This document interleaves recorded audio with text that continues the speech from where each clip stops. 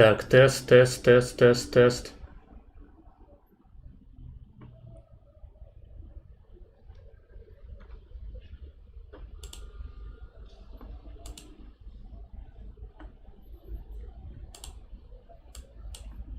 Так, тест, тест, тест, тест, тест.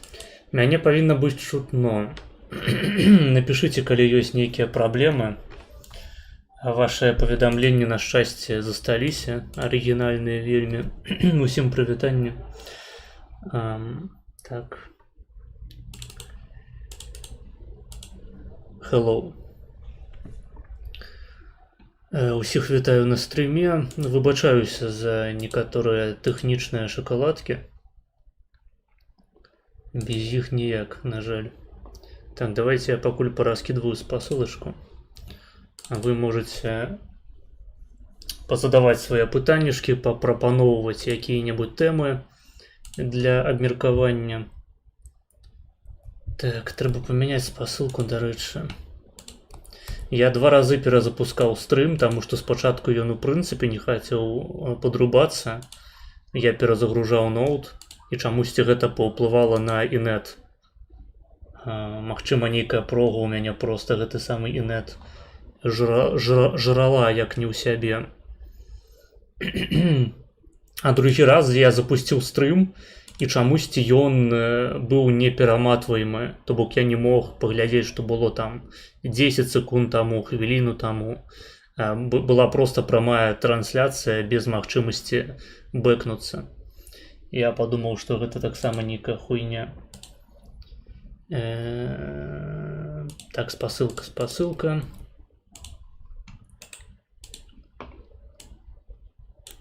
Поменяли спасылку. Так, пачынаем с... Ой, блядь. Пачынаем стрым.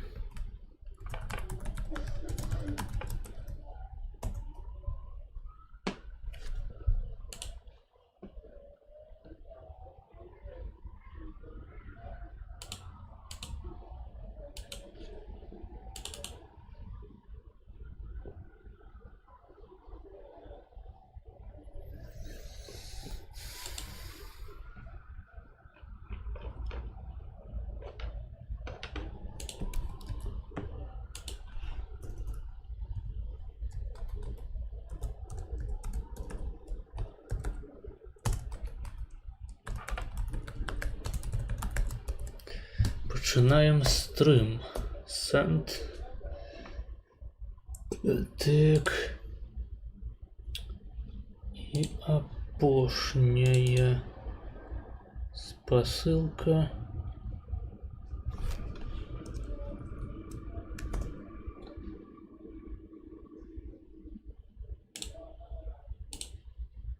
Ідзе у нас сюди.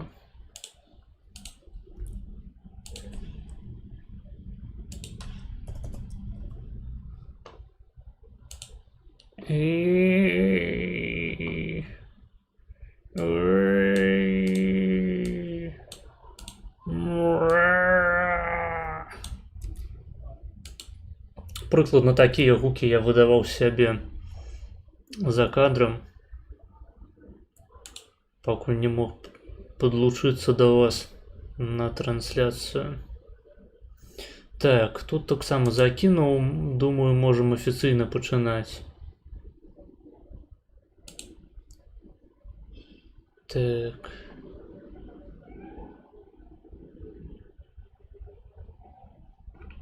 Нехта ў цюцеры просіць грошай 1500 злотых до конца жніўня. Блин, вось бы мне 1500 злотых до конца жніўня зарабіць на стрымах. Вось гэта было пахуительна, сапраўды. Так. Што яшчэ? Нібыта... яшчэ вось што.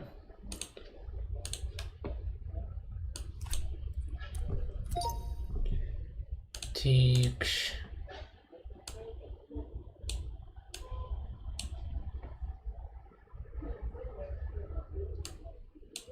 Калі будзе лагаць, пішыце, будзем спрабаваць выпраўляць сітуацыю. Наогул напішыце, наколькі добра мяне чуваць, ці няма пастаронніх нейкіх шумаў лішніх. Гэта заўсёды важна ведаць перад пачаткам трансляцыі. Так, ну усім ужо афіцыйна прывітанне. Вітаю вас на нашым традыцыйным пятнічным стрыме.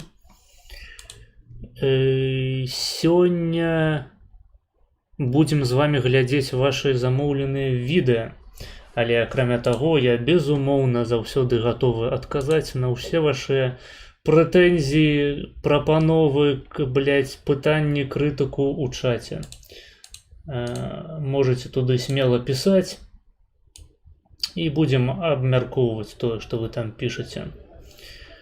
Так, давайте я спачатку зачытаю першае паведамленне. Як смахуе хуй Мэнсона? Не ведаю, пра гэта варта было б запытацца ў твоей маці. Эсрэнчык мой любенькі. Узяў за шчаку правацкую каўбаску Мэнтзена. Менавіта. Вітаю, прывітанне. Ажыў. Так. Раскажы пра правацкую імпрэзу, як твае ўражанні і ці задаволіў цябе адказ на твоё пытанне. Раскажу зараз. Ажыў, так. Гэта новае паведамленне, акурат я іх і зачытаў. Так. Для тых, хто не ў курсе, стрыму у сераду не было па прычыне таго, што мяне сябры запрасілі на імпрэзу, якую арганізоўваў Мэнсон у Кракаве. Хто не ў курсе, зноў ж такі Мэнсон гэта такі правакансерватыўны палітык польскі. Па сутнасці, адзін з самых правых палітыкаў на польскай палітычнай сцэне. Ён ладзіць перыядычна усялякія івэнты масавыя па тыпу піво з Мэнсонам. І вось Мэнсон грылюе. Але Мэнсон грылюе гэта не было ніколі, наколькі я ведаю, масавым мерапрыемствам. Гэта так ягоная рубрыка называлася на канале, дзе ён кагосьці прасмажваў, там карацей агляд навінаў такі караценькі, на паўгадзінкі ці гадзіну, выходзіць з больш-менш рэгулярнымі такімі адступамі часу. І на сотны, на юбілейны свой выпуск Мэнсон грылюе, ён вырашыў зладзіць імпрэзу, тусоўку у Кракаве з рэальным грыляваннем, то бок рэальна там стаяў грыль, і сапраўды можна было прыйсці і пакушаць каўбаскі Мэнсона, узяць яе, так бы мовіць, за сваю беларускую шчаку эмігранцкую, прытуліць яе там і яшчэ больш сагрэць, чым яна ёсць сагрэтая. Ну і, уласна кажучы, прыйшоў я на гэтую імпрэзу. Там вельмі забаўная была абстаноўка, то бок, па-першае, што мяне ўразіла, людзей было няшмат. Мне потым казалі, што, паходу, яны абасраліся з рэклямай гэтага мерапрыемства. То бок, было там 3 палаткі, 3 намёты канфедэратаў, ну, то бок Мэнсона. І адна, дарэчы, адзін намёт быў партыі разам. Не ведаю, што яны там, забылі, і чаму менавіта ў гэты дзень яны вырашылі зладзіць сваю кукіч-акцыю, таксама са зборам нейкіх подпісаў у такім мікрафармаце. То бок там сабраліся людзі ўсе на мерапрыемства Мэнсона, і тут збоку проста на маргінезе, як у пеўневым кутку, сядзелі прадстаўнікі партыі разам і валанцёры. Ось, але там усе, што канфедэраты, што разэмчыкі, яны збіралі подпісы за сваіх кандыдатаў, таму што, хто не ведае, апошнім часам у Кракаве адбыўся рэферэндум, і тут мясцовага мэра паслалі нахуй, і будуць новыя выбары мэра ў верасні, там недзе ў 20-х лічбах, здаецца. І збіралі, карацей, подпісы за сваіх кандыдатаў, ну і за некаторыя яшчэ там мясцовыя ініцыятывы рознага кшталту. Напрыклад, там збіраліся подпісы на тое, каб папрасіць у мясцовага ўраду ў Кракаве пабудаваць больш студняў, такія студні стаяць па ўсім горадзе, не ведаю, ці гэта распаўсюджана ў прынцыпе ў Польшчы, але ў нас па Кракаве стаяць такія гідранты як бы зялёныя, якія не функцыянуюць, але яны павінны функцыянаваць на выпадак экстрэмальных умоваў, вайны, катастрофаў, усялякіх прыродагенных ці тэхнагенных і гэтак далей. І ў Кракаве проста гэтых самых гідрантаў недастаткова, і збіралі подпісы за тое, каб іх яшчэ паставіць. Ну, я, на жаль, не маю правоў падпісвацца як не грамадзянін, таму я проста з гэтымі людзьмі піздзеў. Мне было цікава пабачыць у першую чаргу іхнюю рэакцыю на тое, што я, як беларус, як мігрант, прыйшоў на іхнюю правацкую тусу. І я быў здзіўлены тым, што асабліва ніякай адмоўнай рэакцыі я не пабачыў, як сярод людзей, якія там прысутнічалі, так і сярод арганізатараў і валанцёраў і самога Мэнсана. Хто бачыў відос, той, у прынцыпе, бачыў, што ён абсалютна адэкватна адказаў на маё пытанне. Па кантынгенце яшчэ заўвага невялічкая. Там было просто дохуя школьнікаў. Там, ну, прыкладна палова аўдыторыі, не ведаю, магчыма, гэта залежала ад часу, то бок я прыйшоў туды адразу на пачатак мерапрыемства, але тады гэта таксама памылка арганізатараў, што яны о 5 гадзіне вырашылі ўсё пачаць. Я прыйшоў, і там тупа, блядь, палова людзей гэта былі школьнікі, якія прыйшлі на халяву паесці каўбасы. А там сапраўды каўбаса такая нармальная, раздаваліся талеркі, сталовыя прыборы, то бок можна было ўзяць відэлец, ножычак, давалі яшчэ парушку скрынак хлеба, соуса, там, кетчуп і гарчыца. І каўбаса сапраўды была смачная. Ой, блядь, пачынаецца гэтая хуйня за вакном. Вы гэта чуеце? Вось, дарэчы, такой атмасферы не было на мерапрыемстве Мэнсана. Там ніхто асабліва ніякіх крычалак не прагалошваў. Там проста стаяў натоўп людзей, якія хацелі на халяву паесці. Або проста патусавацца, вось, школьнічкі прыехалі. І можна было б, канешне, пажартаваць наконт таго, што выбарцы Мэнсана гэта школьнікі. І сапраўды я за тое, каб пра гэта жартаваць, гэта вельмі забаўная сітуацыя.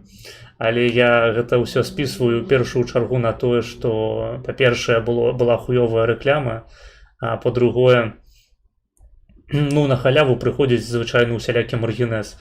Гэта школьнікі, гэта бамжы там таксама былі, нейкая алкатня. Ну, не ў вялікай колькасці, але таксама, як бы яна прысутнічала.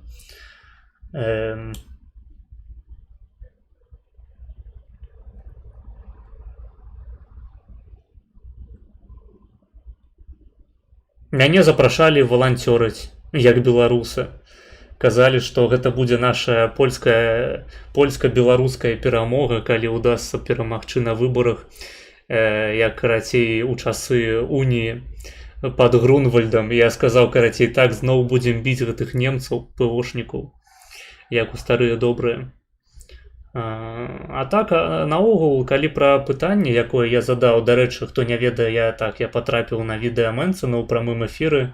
Я прыйшоў, задаў пытанне пра тое, як Мэнсан ставіцца да ідэі, якую я, дарэчы, неаднаразова ўжо выказваў на сваіх трансляцыях, наконт таго, што Польшча павінна прадаваць сваю свабоду на экспарт, заклікаючы ў сваю краіну ў першую чаргу белую міграцыю з цывілізаваных калісьці краінаў, такіх як Нямецчына, Францыя, Італія, ну, Італія ў меншай ступені, Великабрытанія ў асноўным, каб яны прыязджалі ў Польшчу і тут асядалі, калі ў іх ёсць нейкія праблемы з палітычным пераследам у заходняй Еўропе.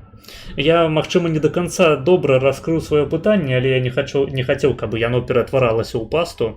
То бок, відавочна, я меў на ўвазе у тым ліку пераслед за каментары ў соцсетках, пераслед за хейт-спіч, пераслед за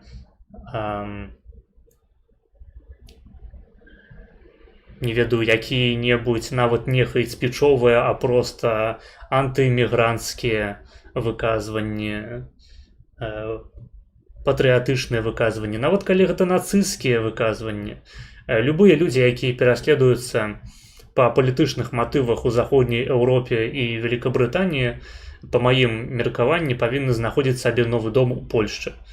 Ну і ў прынцыпе Мэнсон там нешта ў такім духу адказаў, што ён агулам не супраць.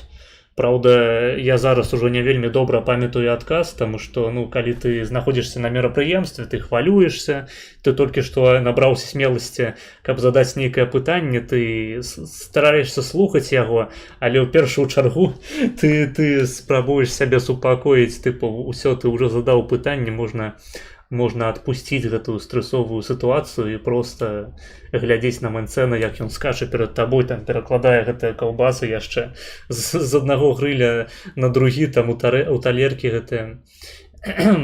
Хуёва было арганізаванае мерапрыемства насамрэч. Нават вось з пункту гледжання таго, чым займаліся Мэнсон, вось гэты кандыдат на мэра Кракова Бахенчак, яны адначасова і гатавалі гэтыя каўбаскі, смажылі іх, грылявалі і адказвалі на пытанне. І там яшчэ быў хуёвы гук. Яны самі ніхуя не чулі, натоўп ніхуя не чуў, усё пайшло па піздзе. Яны адзінае, з чым добра справіліся, гэта музыку добрую паставіць, не нейкі ебаны польскі рэп, а нешта там грала з клясыкі метолу. Ці то ангельскага, ці то амерыканскага, ўжо не памятаю, што там канкрэтна стаяла.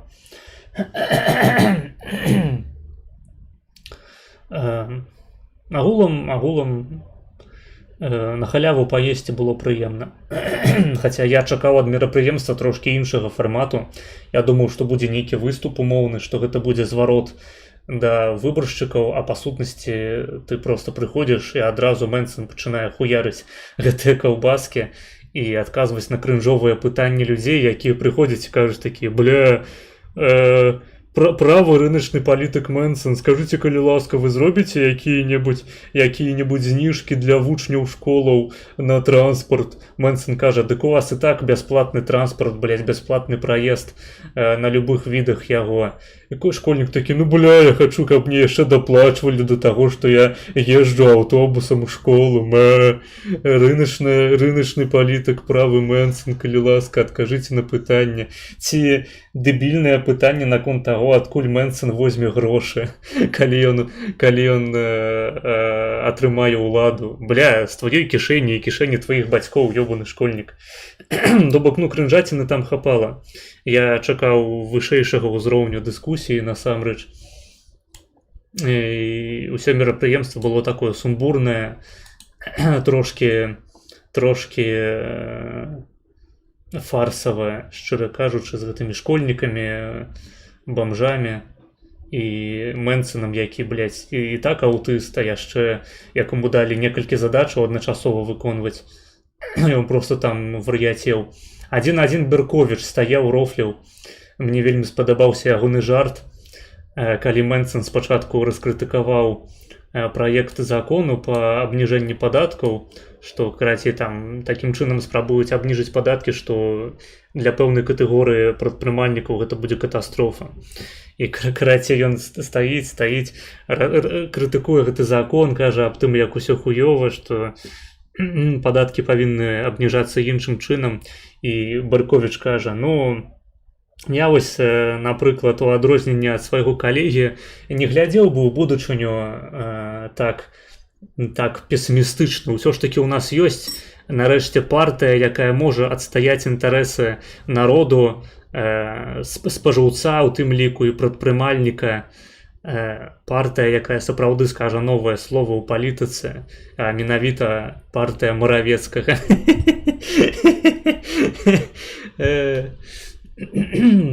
Берковіч ён з гумарам шаў.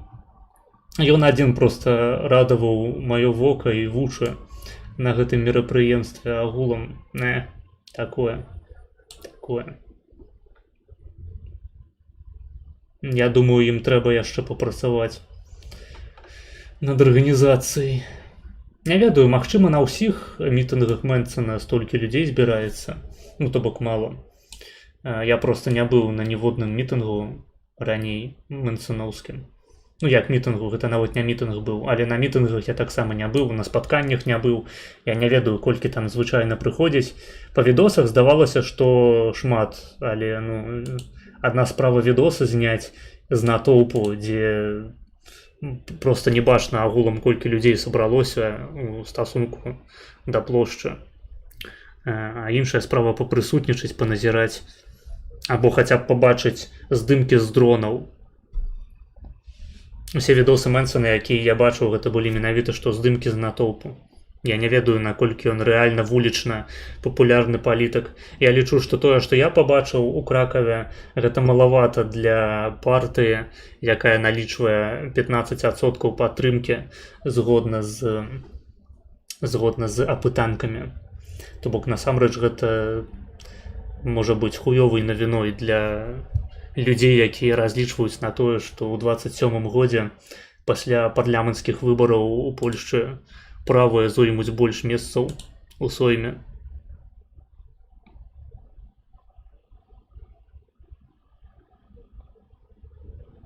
Можаце, дарэчы, замовіць гэты відос з фрагментам, дзе я выступаю. Толькі лепей даць тайм-код канкрэтна са мной і з адказам на маё пытанне. Ён, канешне, там невялічкі фрагментик, але я не бачу сэнсу глядзець увесь відос. Досыць нудная хуйня. Мы потым з'ебаліся вельмі хутка і пайшлі проста шпацырыць па Кракаве, таму што там больш не было чым займацца. Папіздзелі з валанцёрамі, паслухалі Мэнсона, паелі каўбасу, выпілі ліманад, разбаўлены вадой. Затое на халяву, ну і ўсё, і попиздохали далей. Добрый день, привитание усім. Добрый вечер, Маргинес, как у тебя дела? Справа добра. Можно спросить, я очень хотел узнать, у Лизы Прокопчук есть парень? Ну, з таго, што я ведаю, няма, калі не лічыць Олега Фрэна. І я б цябе, хацеў папярэдзіць, калі ты хочаш прыударыць за Лізай Пракопчык, то будзь асцярожны, таму што ніколі не ведаеш, у які цудоўны польскі вечар да цябе са спіны прыляціць Олег Фрэн і зарэжа цябе проста ножом у спіну. Просто пад лапатку табе засодзіць у сэрца, і ты упадзеш і здохнеш. Не ставайце на шляху Олега Дабрыднева. Гэта рызыкоўна заўсёды. Ён сябе не кантралюе. Як сказаў Олег Дабрыднеў, у меня ПТСР, и я на этом останавливаться не собираюсь. Здзіўлены, але мне яго замовілі аккурат по другой чарзе. Если я живу в Беларуси, работаю на режим и являюсь его апологетом, Лиза будет со мной общаться как с парнем. Мабыць, ты Лизу спытаешь про гэта. Не ведаю, я не ейны асабісты сакратар. Я б с тобой не стал сустракацца на месцы Лизы. Потому что любы беларусік, які застаўся жыць у РБ, гэта лох па жыцці. Лузер, няўдачнік, амешка, жабрак, мамінкін сынок. Так, поздравям сардэчна з Гданьска, здароў.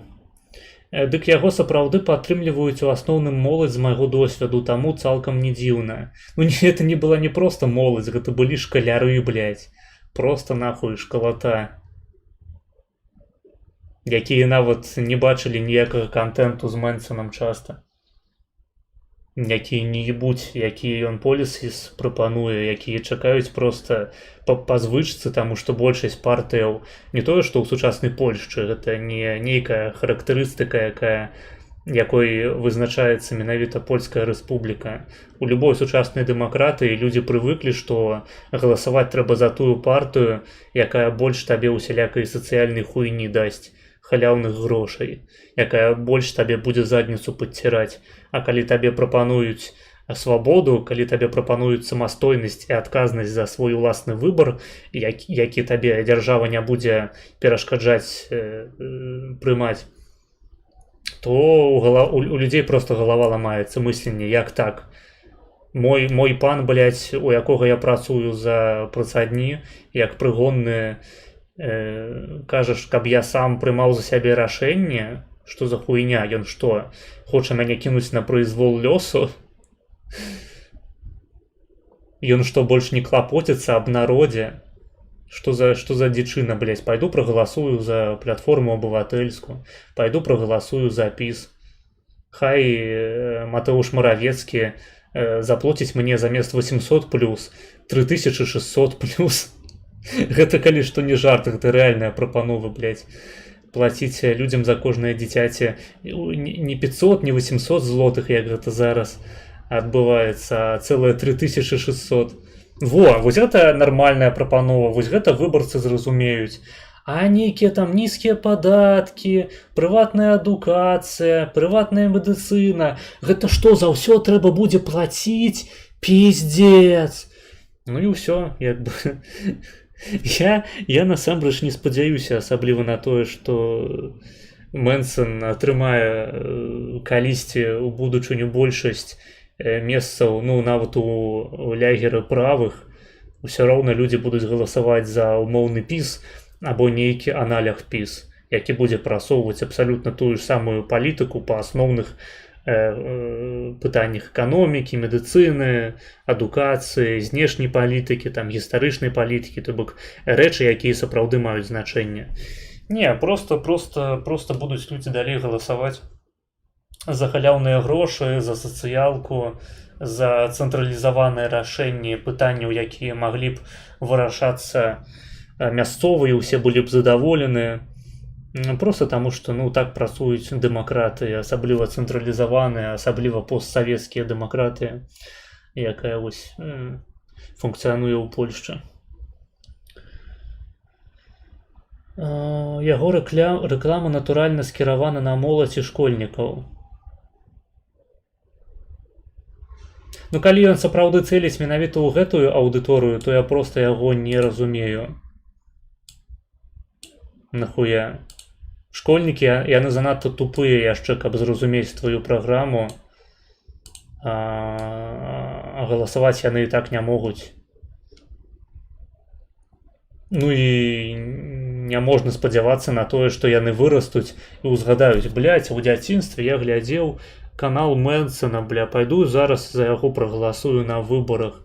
Ён круты, ён мяне каўбасой пакарміў. Не, гэта не так успрымаецца. То бок Мэнсон, ён, канешне, спрабуе гуляцца таксама ў сацыялачку ў выглядзе гэтых каўбасаў, якія ён раздае за шчокі выбаршчыкам сваім будучым. Але гэта так не спрацуе проста. То бок без фундаментальных зменаў Канстытуцыі ў Польшчы сапраўды правая партыя ніколі не прыйдзе да ўлады. Гэта проста закладзена ў сістэму, якая зараз функцыянуе. Максімум, што мы можам пабачыць, гэта вось ПІС, які будзе на словах еўраскептычны, які будзе на словах супраць міграцыі, супраць, не ведаю, зарэгуляванай эканомікі. І ўсё гэта ён будзе казаць толькі для таго, каб рэгуляваць эканоміку самастойна.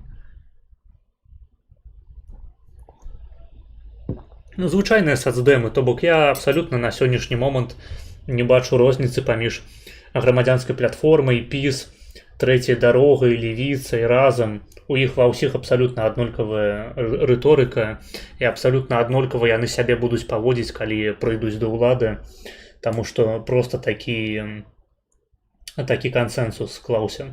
То бок, ну, любая дэмакратычная дзяржава, любая дзяржава, у якой адбываюцца электаральныя кампаніі, яна функцыянуе за кошт кансэнсусу, які існуе ў грамадстве. То бок, наколькі добрая не была б твоя праграма, наколькі ахуенна ты ўсё не прадумаў у сваёй палітыцы, заўсёды пераможа тая палітыка, незалежнасці ад таго, якая канкрэтна партыя будзе выбраная, заўсёды пераможа тая палітыка, з якой пагаджаецца большасць маёмых людзей у тваёй дзяржаве. Ну, умоўны сярэдні кляс плюс эліта.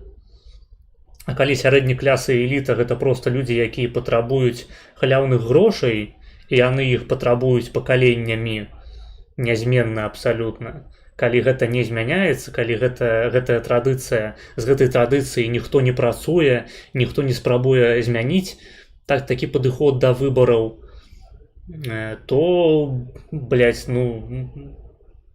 заўсёды ва ўрадзе будуць умоўныя сацыял-дэмакраты, якія ані вашым, ані нашым. То бок ані цалкам сацыяльная дзяржава з камуністычнай эканомікай, ані цалкам які-небудзь умоўны анкап.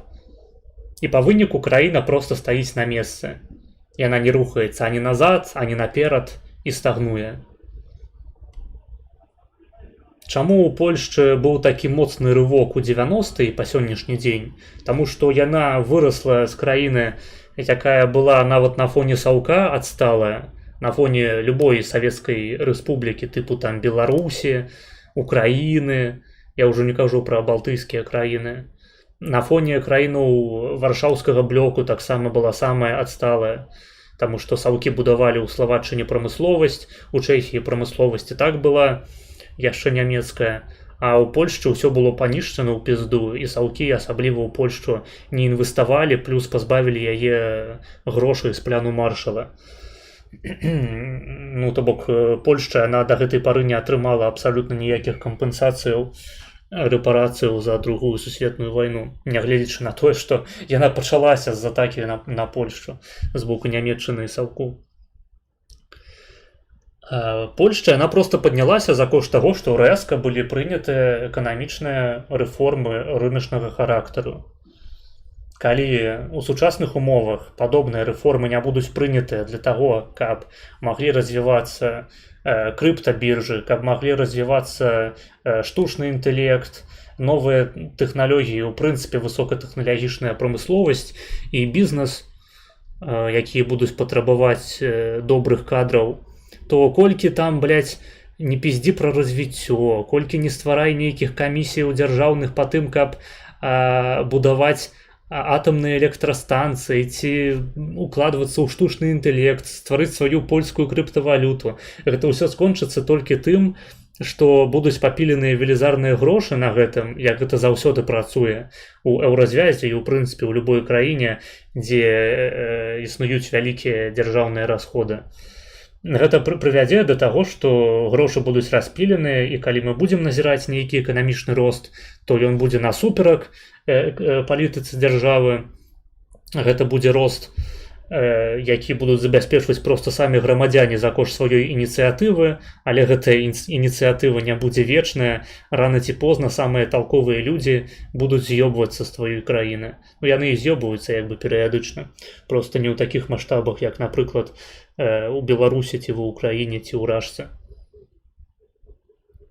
Менавіта таму я падтрымліваю прэзідэнта Наўроцкага ў ягонай ідэі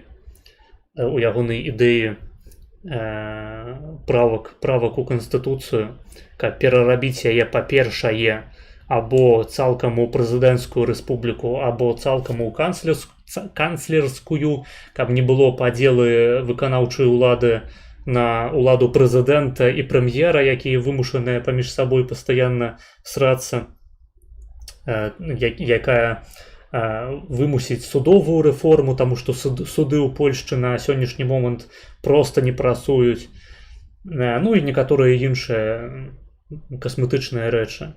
Нават, скажем, не касметычныя, асабіста для мяне, проста для палякаў яны могуць быць агулам не настолькі важныя у кароткай перспектыве, але ў далёкай перспектыве так, то бок трэба ў Канстытуцыю абавязкова дадаць праўку пра свабоду слова, прычым гэтая свабода слова павінна выглядаць не як праўка аб тым, што дзяржава дазваляе выказваць сваё меркаванне грамадзянам, а так, што дзяржаве забараняецца пасягаць на веравызнанне, на палітычныя погляды і выказванне грамадзянаў. А другі асноўны момант – гэта доступ да зброі, як асноўнае грамадзянскае права, грамадзянскай зброі.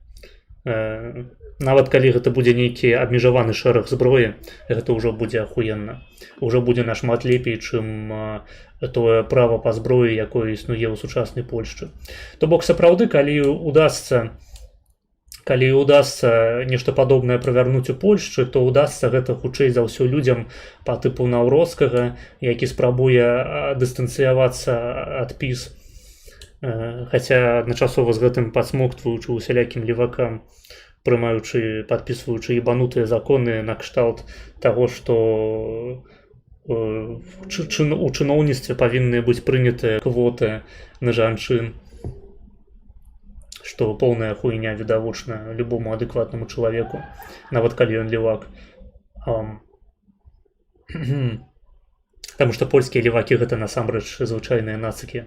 Яны проста не любяць у гэтым прызнавацца.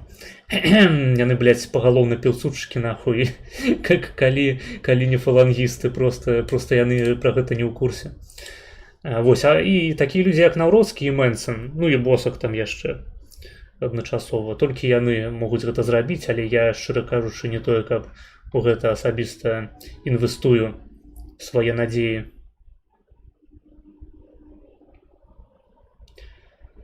Ты аж пісаў ім тэксты пясэнак. Я рады за вас, Бажэна.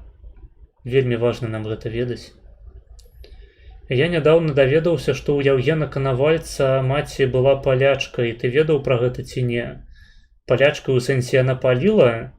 Но я не здзіўлены, чаму яе сын вырас такім даўбаёбам. Гэта ўсё тлумачыць. Вітаю, прывітанне, рэалітэ. Гэта закладзенае у дэмакратыю як такавую. Дэмакратыя заўсёды вядзе да сацыялізму і пазней тыраніі. Або проста да сацыялізму, так у найлепшым выпадку, або сапраўды да тыраніі. Да тыраніі можа не дайсці банальна праз тое, што краіна разваліцца ў пізду. Яе захопіць якая-небудзь суседняя. Але так, сапраўды гэта агульная тэндэнцыя. То бок людзі некампетэнтныя наогул. Любому, ведаеце, любому праваму трэба праходзіць нейкі курс асноваў неўрабіялогіі і біялогіі наогул. Па-першае, каб перастаць верыць у хуйню пра тое, што свет стварыў Езус, таму мы можам таксама стварыць эканоміку зверху ўніз, проста выдумляючы нейкія ахуіцельныя праекты, заснаваныя на салідарызме, блядь, камунітарызме, на чым заўгодна, толькі не на вольным рынку, які сам сабой паўстане і сам сабой будзе функцыянаваць. То бок трэба, па-першае, вучыць правых эволюцыянізму па-нармальнаму, таму што без эволюцыянізму проста фундаментальнага разумення таго, як працуе прырода, чалавек ніколі не зробіцца вольнарынкоўцам сапраўдным. То бок ён заўсёды будзе піздзець нешта пра нейкія рэгуляцыі ахуіцельныя, вельмі важныя з ягонага пункту гледжання, таму што ён проста хрус. А другое, чаму трэба вучыцца, блядь, правым, гэта уяўленню пра чалавечую прыроду, то бок пра інтэлект што-небудзь вывучыць, пра тое, як ён раскладзены ў грамадстве, чым адрозніваюцца па інтэлекце мужчыны і жанчыны, чым адрозніваецца праца мазгоў мужчыны і жанчыны. Чаму жанчыны, блядь, на левакоў пастаянна галасуюць, а мужыкі на правакоў? Вось такія асноўныя базавыя рэчы трэба вывучаць. Таму што нават правыя палітыкі, усцяж лібералы, яны рэальна веруць у тое, што яны могуць дэмакратычна прыйсці да ўлады. Адзіны, хто разумее, што дэмакратычна да ўлады немагчыма прыйсці, гэта Корвін. Але Корвін, ён блазан ёбаны і руснявы спікер.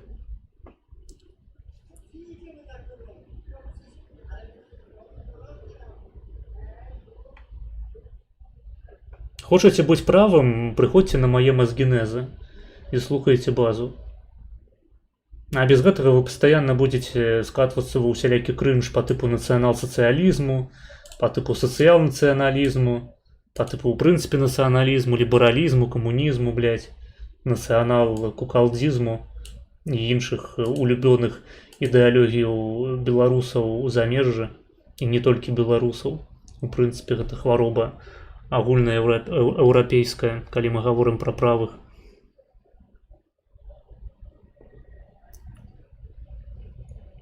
Зянон Станіславович таксама намагаўся данесці да людзей пра свабоду, а разам з ёй асабістую адказнасць кожнага ў эканамічным плане, але пайшлі за сваім крэпкім хазяйственнікам. Так, гэта проста,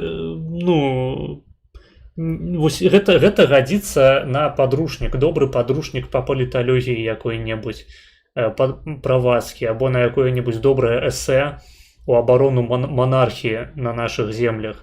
Таму што я заўсёды прыводжу Лукашэнку менавіта як прыклад таго, як дэмакратыя спрацавала ў рэальнасці, вось на прыкладзе Беларусі.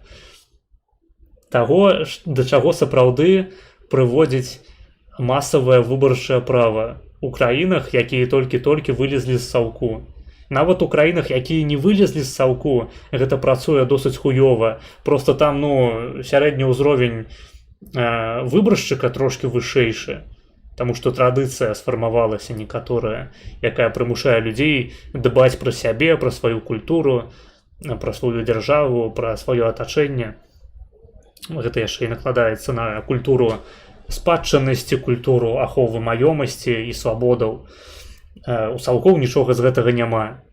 То бок так, дэмакратыя яна сапраўды можа функцыянаваць у такіх краінах, як, не ведаю, заходняя Еўропа, там да канца 20-го стагоддзя, Злучаныя Штаты, хаця там насамрэч не дэмакратычная сістэма працуе, а рэспубліканская, бо я не ведаю, наколькі гэта трэба тлумачыць, гэта, думаю, усім відавочна.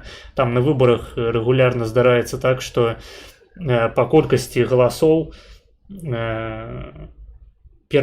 перамагае, карацей, прэзідэнт не па колькасці галасоў, а па колькасці выбаршчыкаў, якія аддалі свае галасы. То бок там галасуюць насамрэч не людзі, якія прыходзяць закінуць бюлетні на выбарчых участках, а выбаршчыкі, якія потым глядзяць на вынікі выбараў па сваёй мясцовасці і закідваюць усе галасы ў кандыдата, які набраў большасць. Такім чынам перамагчы можа кандыдат, які не набраў большасці сярод проста насельніцтва звычайнага. Таму гэта назваць дэмакратыяй у поўным сэнсе слова немагчыма, але так ці іначай плебісцыт адбываецца і выбарчым правам валодае любы грамадзянін ЗША. То бок так, вось на ўзроўні Амерыкі гэта можа працаваць, хаця і амерыканская дэмакратыя дэградуе. Я ўжо не кажу, пра Беларусь, пра Польшчу, пра Украіну, сур'ёзна. І так, сёння, я думаю, мы будзем слухаць Зянона Станіславовича, магчыма, знойдзецца нагода, каб пра гэта дадаткова яшчэ ўзгадаць. Таму, пазняк ён зрабіў як бы што мог, таму што заняць уладу у савецкай Беларусі было немагчыма. Проста нават здзейсніць нейкі пераварот вайсковы патрэбная была сіла, а ўсе сілавікі былі за савок. Таму што яны ёсць гэты савок.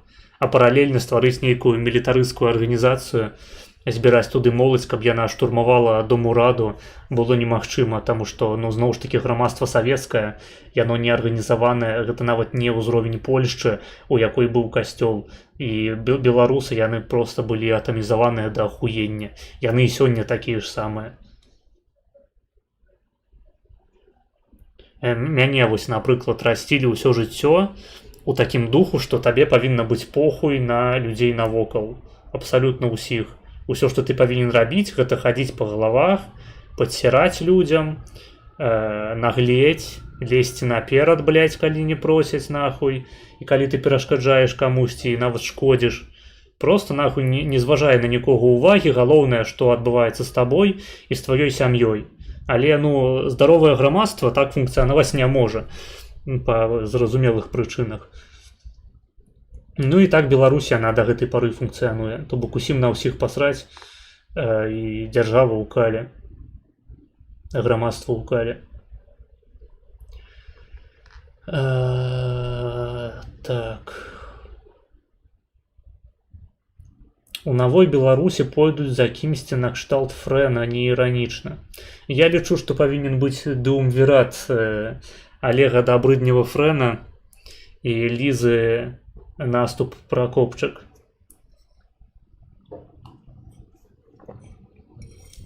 Яны будуць як Кейстут і Альгерт.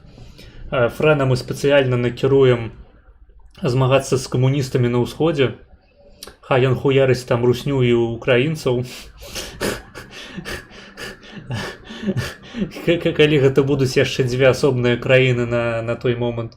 А на захад мы накіруем Лізу Пракопчык, каб яна змагалася там з літувісамі, палякамі, немцамі і гэтак далей. Хаця насамрэч не, з палякамі змагацца нельга, мы паставім Лізу кіраваць Польшчай, і яна будзе біцца з немцамі, будучы прэм'ерам Польскай Рэспублікі. Я бачу гэта так. Неіранічна Фрэн наш правадыр за камавікамі. Я не разумею, ці гэта жарт быў, але я меў на ўвазе, у яго маці была польскага паходжання, таму ён напалову паляк. Так. Ну, людзям гэта не перашкаджала у валынскай разні забіваць сваіх жонак, сваіх дзяцей, сваіх бацькоў, братоў, сёстраў. Ты мне вочы зараз не адкрываеш, ніхуя. Гэта масавая была з'ява таго, што людзі не проста там былі са змешаным паходжаннем. Яны праз гэтае змешанае паходжанне прыходзілі да высновы, што яны карацей вымушаныя забіць нахуй усю сваю сям'ю, перабіць нахуй, перарэзаць, блядь, сваіх дзяцей, успароць ім жываты за тое, што, блядь, яны карацей неправільна моляцца. Або на неправільнай мове размаўляюць, пры тым, што яны, блядь, не проста выглядаюць як ты, не проста іх на вуліцы было б складана ад цябе адрозніць як белага чалавека, а яны літаральна твая радня. Усім было паебаць. Ну як усім, то бок здараліся выпадкі, калі людзі спрабавалі хаваць сваіх сваякоў і не выконвалі загадаў УПА, але з'ява наконт забіцця сваіх найбліжэйшых людзей была распаўсюджаная проста да ахуення шырока. А тое, што быў нейкі ідэолог, педарок, які ствараў антыпольскую украінскую нацыянальную ідэнтычнасць, мяне акурат абсалютна не здзіўляе. Паглядзіце хаця б на нашага Янку Купалу. Таксама паляк, які вырашыў быць беларусам, прычым беларусам менавіта што антыпановскім, і прысвяціў гэтаму ўсю сваю творчасць па выніку. Напішыце, дарэчы, мяне добра ўсё яшчэ чуваць, таму што я досыць далёка ад мікрафону сяджу зараз. Гэта можа перашкаджаць. Так, бля, Пясецкі з фашыкаў камуняку перарабіўся на лета, чаго ты чакаў, на ляту. Ён не перарабіўся на камуняку, ён проста пайшоў на супрацу з камуністамі. Гэта праўда. Ён нават прасіў, блядь, нейкага каталіцкага дзеяча польскага, каб і епіскапаў, па-мойму, прызначалі кандыдатаў, якія будуць вызначаныя польскай камуністычнай партыяй, вось гэтай ПЗПР. Але, ну, калі ён гэта паспрабаваў зрабіць, яго наадварот накуканілі. Яго перасталі падтрымліваць каталікі, яму прыйшлося зачыніць сваю газету і пачаць там новую хуйню нейкую выпускаць. Па-мойму, ён выпускаў па выніку газету «Кірункі».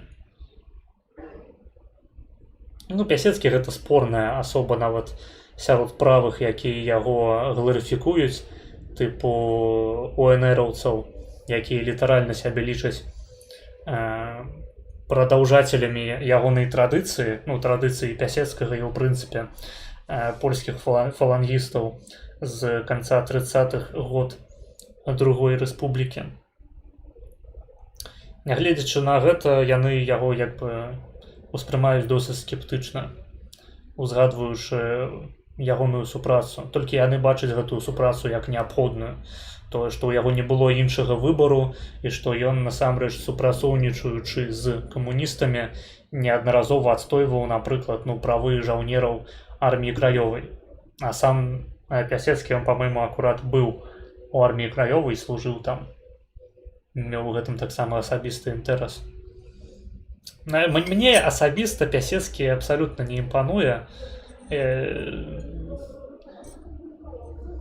Магчыма, ён сваю нейкую пазітыўную ролю адыграў чыста як функцыянер Польскай Народнай Рэспублікі, якая ўсё ж такі, нягледзячы на тое, што была камуністычная, была адначасова і польская, асабліва ў часы гамулкі. Але так ці іначай ягоныя погляды мне абсалютна не імпануюць, мне не імпануюць фалангісты, мне не імпануюць любыя так званыя правыя, якія выступаюць супраць свабоднага рынку, свабоды слова, свабоды ідэяў. Яны для мяне ад камуністаў адрозніваюцца прыкладна ніяк. То бок калі б фалангісты сапраўды дайшлі да ўлады ў Польшчы у 20 стагоддзі, калі замест Польскай Народнай Рэспублікі існавала б якая-небудзь рэспубліка фалангістаў, як у Хойцы, карацей, калі там ідзеш па шляху фалангістаў і абіраеш Пясецкага кіраўніком дзяржавы, то гэтая дзяржава яна выглядала б дакладна так жа сама, як выглядала Польская Народная Рэспубліка пры Гамулцы. 1 у 1 было б.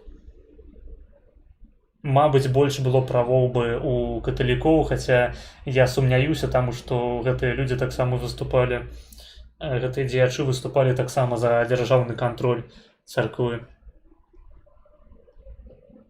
За дзяржаўны кантроль усяго, насамрэч. Таму што яны левакі былі. Odrodziła się wiedźma, Rosja. Прывітанне, Регулиедон. Ты вось усё патрабаваў ад мяне зрабіць мазгінез, лекцыю прачытаць. А вось на самой лекцыі па біхевіарызме я цябе так і не пабачыў. То бок ты мне павінен грошы заплаціць за гэта, я лічу. Кампенсацыю за тое, што цябе не было на тым стрыме. А стрым-то быў ахуительны. Скажыце, хлопцы. Скажыце, родненькія. Стрым-то быў круты. Чал напісаў і выдаліў нешта. Смелая думка, відаць, была нейкая. Згодзін з Мазычам. Так са мной усе згодныя. Ніхто не хоча бан атрымаць. Так, блядь, сёння чытаў навіну пра тое, што ў парламент Гішпаніі абралі жанчыну з сіндромам Дауна. У мяне часам узнікае... Слухай, гэта не тая самая жанчына з сіндромам Дауна, якая першая атрымала гэты тытул юрыста, будучы, ну як бы маючы пры гэтым сіндром Дауна.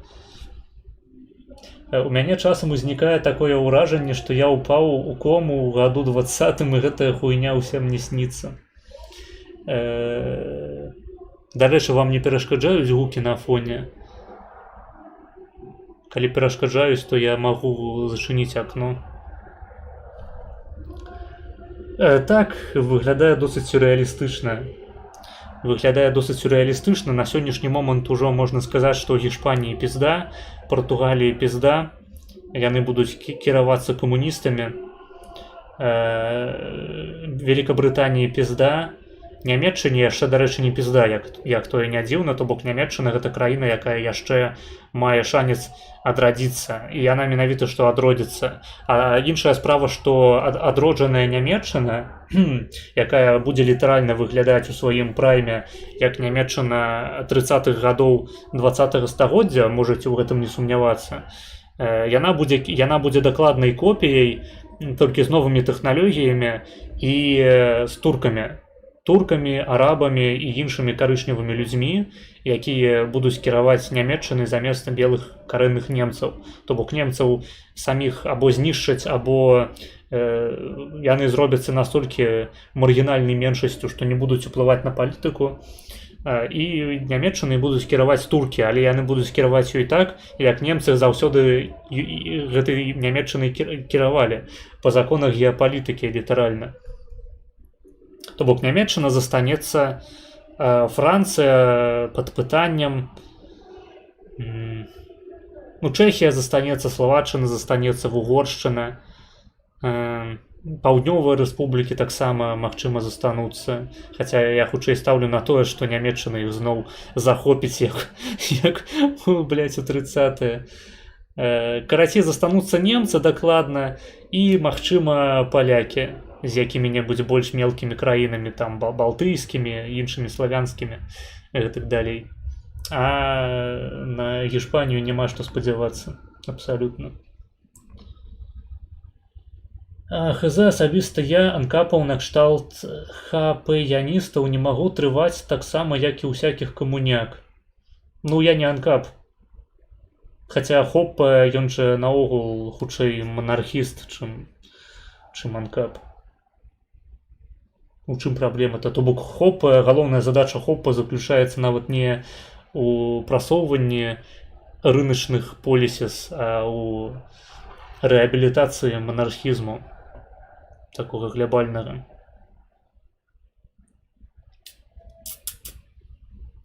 Мы паставім Лізу ракам. Асуджаю. Норм чуты. Добра, дзякую. Прывітанне, дарэчы, дазайн.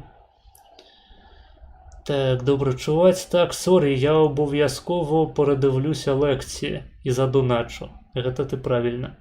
Гэта ты правільна. Лепей адразу задонаць авансам. Каб очистить свое сумленне. И каб можно было... Ой, блядь, каб можно было спать спокойно. Не, тая была з Мексики. Мабыць, яна пераехала. Не, ну некаторыя дауны насамрэч, яны могуць галасаваць нават лепей за звычайных еўрапейскіх бюракратаў.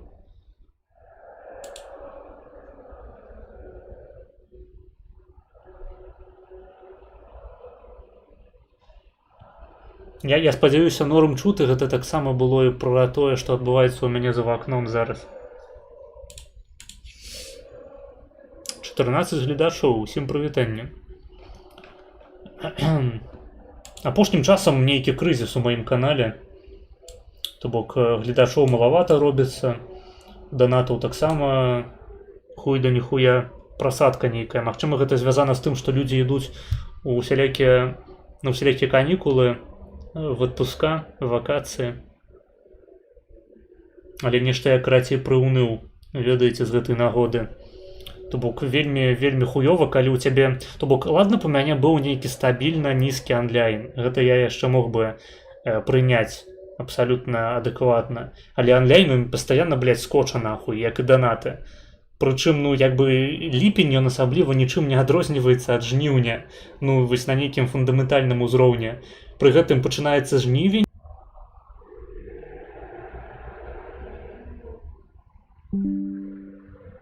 Так, жывем. Жывем. У мяне ОБС перападлучыўся. Жывем ці не?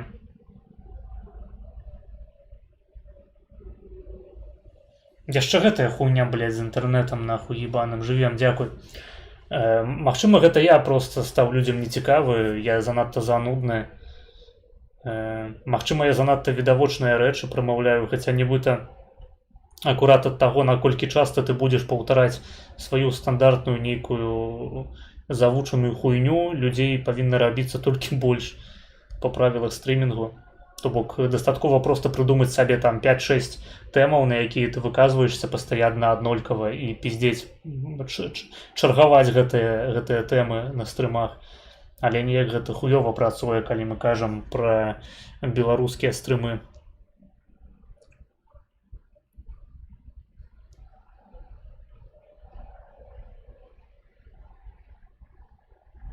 Мо трэба гасцёў запрашаць на этэр замест канфы, гак ведае. Да трэба, гэта праўда. Іншая справа, што калі ты запрашаеш гасцёў на канал, яны заўсёды маюць рызыку прынесці на твой канал аўдыторыю, якой быў цікавы выключна госць, а на цябе самога ім похуй. І такія людзі, яны падпішуцца спачатку, таму што пабачыць, о, гэты чал запрасіў майго любімага дзеяча, майго любімага медыйшчыка, стрымера, відэаблогера, аглядчыка, гульняў, фільмаў і гэтак далей. А потым, блядь, апыняецца, што ім насамрэч абсалютна паебаць на твой контент, ім не падабаешся ты як чалавек, ім не падабаешся ты як стрымер, як прамоўца, як проста спікер, як гаворачая галава.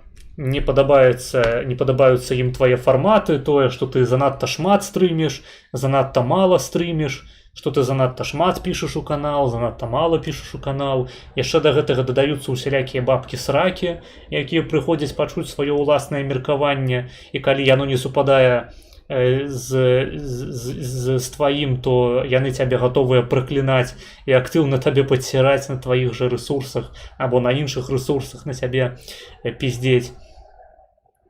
Просто нейкія левыя людзі, якія спачатку падпісваюцца, потым масава адпісваюцца, YouTube гэта бачыць, YouTube распазнае гэта як тое, што людзям не цікавы твой контент і менш выдае потым твае відосы ў рэкамендацыі. Ужо колькі разоў былі сітуацыі, калі я думаў, вось зараз я запрашу Чала на эфір і ён мне прынясе дахуя падпісоты. Так было з вертасексуалам, так было з Усавым, так было блин, там нейкі просто вар'яцтва адбываецца на вуліцы. Так было з шматлікімі іншымі дзеячамі, на якіх я думаў пахайпіць. Па выніку пасля іх падпісвалася там чалавек 10 максімум, і большая частка з іх адыходзіла. То бок, вы скажыце мне ў чаце, хто з вас прыйшоў на мае стрымы праз госця, якога я запрасіў, або праз тое, што я да кагосьці прыйшоў. Вось хто з вас даведаўся пра мяне за кошт госця?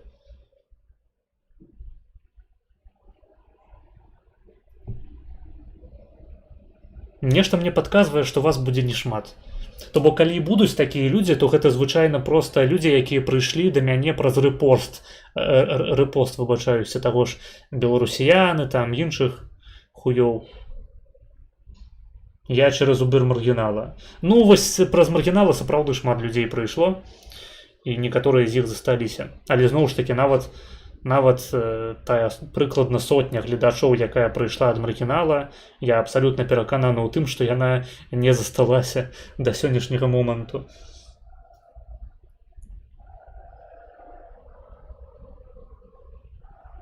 Я вось асабіста больш зрубіў нейкага хайпу і аўдыторыі на стрымах з Олегам Фрэнам і Пракопчык, то бок з абсалютнымі ноунеймамі. Магчыма, мне сапраўды трэба, ведаеце, запрасіць таго ж Франкотыка, які ніхуя не стрыміць, у якога аўдыторыя 2 асобы, менавіта на стрымах, у якога ўвесь контент трымаецца на Discord серваку і канале з песнямі украінскімі. Магчыма, сапраўды трэба запрашаць усялякіх ноунеймаў, рабіць з імі... Стыдно и больно. Стыдно и больно. Рабіць з імі забаўляльны контент і потым кідаць іх у конфы. Так, прыйшоў донат.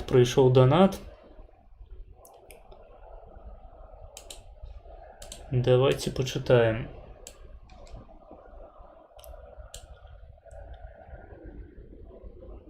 Идон Ригул заданаціў $5 аванс за Мазгінес. Дякую за аванс за Мазгінес. Ты неверагодны. Просто наш украінскі козак. Дарэчы, нагадваю, што ў нас есть Discord таксама, таму што неяк малавата туды людзей заходзіць, больш людзей чамусьці далучаецца да Тэлеграму, а па-мойму у Дыскордзе патэнцыйна можа быць нашмат весялей. Ён не такі публічны, і там ёсць галасавыя чаты, галасавыя каналы.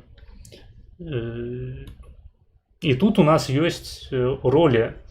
Калі вы украінец, то вам можа дастацца роля козак ці козак. Козак, напэўна, гэта чытаецца правільна. Абсалютна за бясплатна, дастаткова проста папрасіць.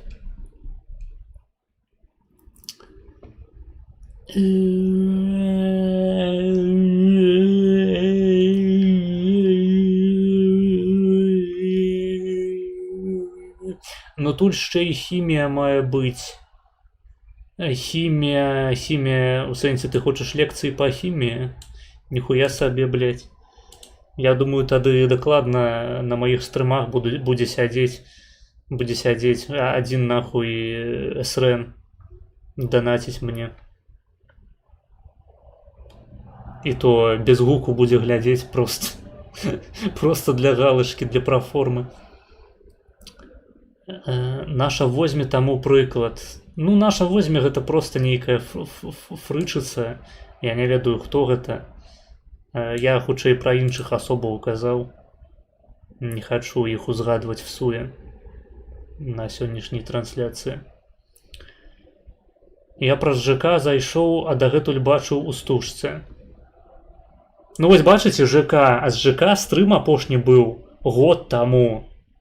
І сапраўды першы год стрымінгу ён прынес мне больш аўдыторыі, чым вось зараз другі год. То бок я нібыта вычэрпваю нейкі ліміт аўдыторыі, якую можна натуральна прыдбаць, калі ты стрыміш па-беларуску.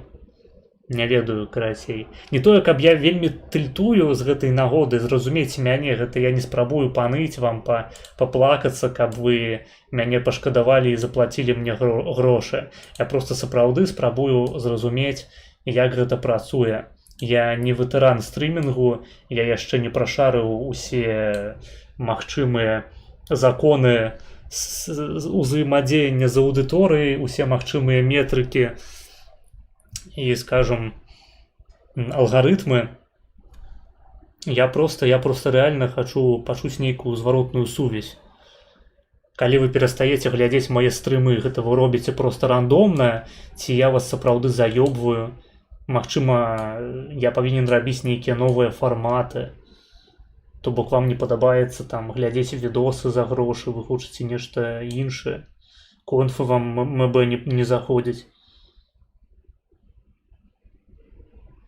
Таму што, бывае перыядычна, што я проста сяджу і ў чаце піша адна вось Бажэна Птак, якая распавядае пра тое, што яна пісала вершы пра хуй Лукашэнкі.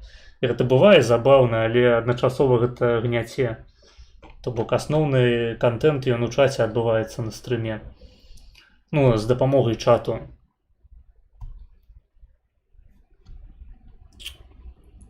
Так, я після маргінала став активніше слідкувати, хоча й до цього мені тебе показували. Блін, а мені здається, ти зовсім недавній глядач. Ці ти кажеш про те, що ти бачив хайлайт маргінала з оглядом на мой спіч про Польщу? Бо у мяне з маргіналам так-то стрым быў больш за год таму. Вось большая частка людзей, якіх я бачу ў чаце, гэта новенькія. Моя старая аўдыторыя або сама адвалілася, або я яе перабаніў, таму што гэта былі мудакі. То бок вось іду, Рыгуль, карацей, Тимофей, вось новенькі, Реалітэ ён даўненька з намі. Піля нядаўне, Блу Мэріо Гангста нядаўне. Дызайн ён не зусім аўдыторыя. Ён хутчэй калега. Вось Александра, што піша ў чаце, яна даўненька з намі сапраўды таксама. А так збольшага Мефісту таксама. Усе вы новенькія, усе вы пачалі мяне глядзець або пасля хайлайтаў маргінала, або пасля стрымоў там з Базілевічам і дызайнам. Вы нядаўна на канале. Вось зноў ж такі таксама досыць цікавая рэч, што я часамі просто уражваюся таму, што я калі заходжу ў тэлегу, а ў тэлезе можна паглядзець, хто калі падпісваўся на твой канал. Просто па асобах я бачу, вось кожны, хто з вас падпісаны на тэлегу, я бачу канкрэтна, калі вы далучыліся. І я гляджу просто на сваіх самых старых падпісчыкаў і разумею, што людзі, для якіх я рабіў кантэнт на самым пачатку, яшчэ год таму, нават больш, там 1,5 гады таму, з іх засталося літаральна пара чалавек.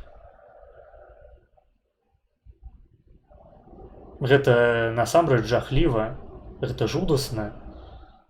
Асэнсоўваць, што аўдыторыя яна пастаянна новая. Ты не маеш амаль што ніякай лаяльнай публікі, або прынамсі ты яе не мог адразу знайсці. І гэта насамрэч вялікая праблема для любога беларускага творцы. Таму што першыя людзі, якія будуць прыходзіць на любы твой канал, калі ты стрыміш па-беларуску, гэта будуць усялякія вар'яты-бумеры, якія проста ненавідзяць усё жывое, глядзяць нейкія, навінныя відосы палітычныя па тыпу там «Рэальная Беларусь», ці не ведаю, які ёсць аналях ва ўкраіне, які-небудзь тэлемарафон. І гэта будуць людзі, якія табе засруць чат, канал, праз якіх ты будзеш рабіць кантэнт, які табе не падабаецца, проста праз тое, што ты робіш яго на нацыянальнай мове сваёй, а гэта, на тваёй нацыянальнай мове большасць кантэнту гэта крынжовая палітата. І табе трэба прадзірацца просто праз гэтае мяса нахуй ебанае, праз гэты бессэнсоўны біяматэрыял. Будь ты украінец, будь ты беларус, каб рэальна знайсці сваю аўдыторыю, трэба прадрацца, блядь, праз нейкія горы нахуй просто трупаў людзей, якія жывуць, але яны як бы не асабліва гэта ведаеце, як філязофскія зомбі. І ты просто асэнсоўваеш у пэўны момант, калі канал пачынае трошкі расці, ты асэнсоўваеш, што ты цэлы год стрыміў для людзей, з якімі насамрэч ты б не хацеў нават у адным пакоі апынуцца. Вось гэта страшна, блядь. Гэта як, блядь, жыць сярод рыба людзей ебаных лаўкраўтаўскіх.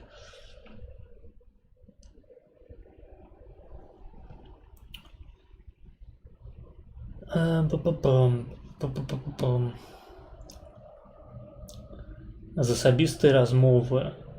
Ну так, з табой мы перасякаліся і асабіста, так.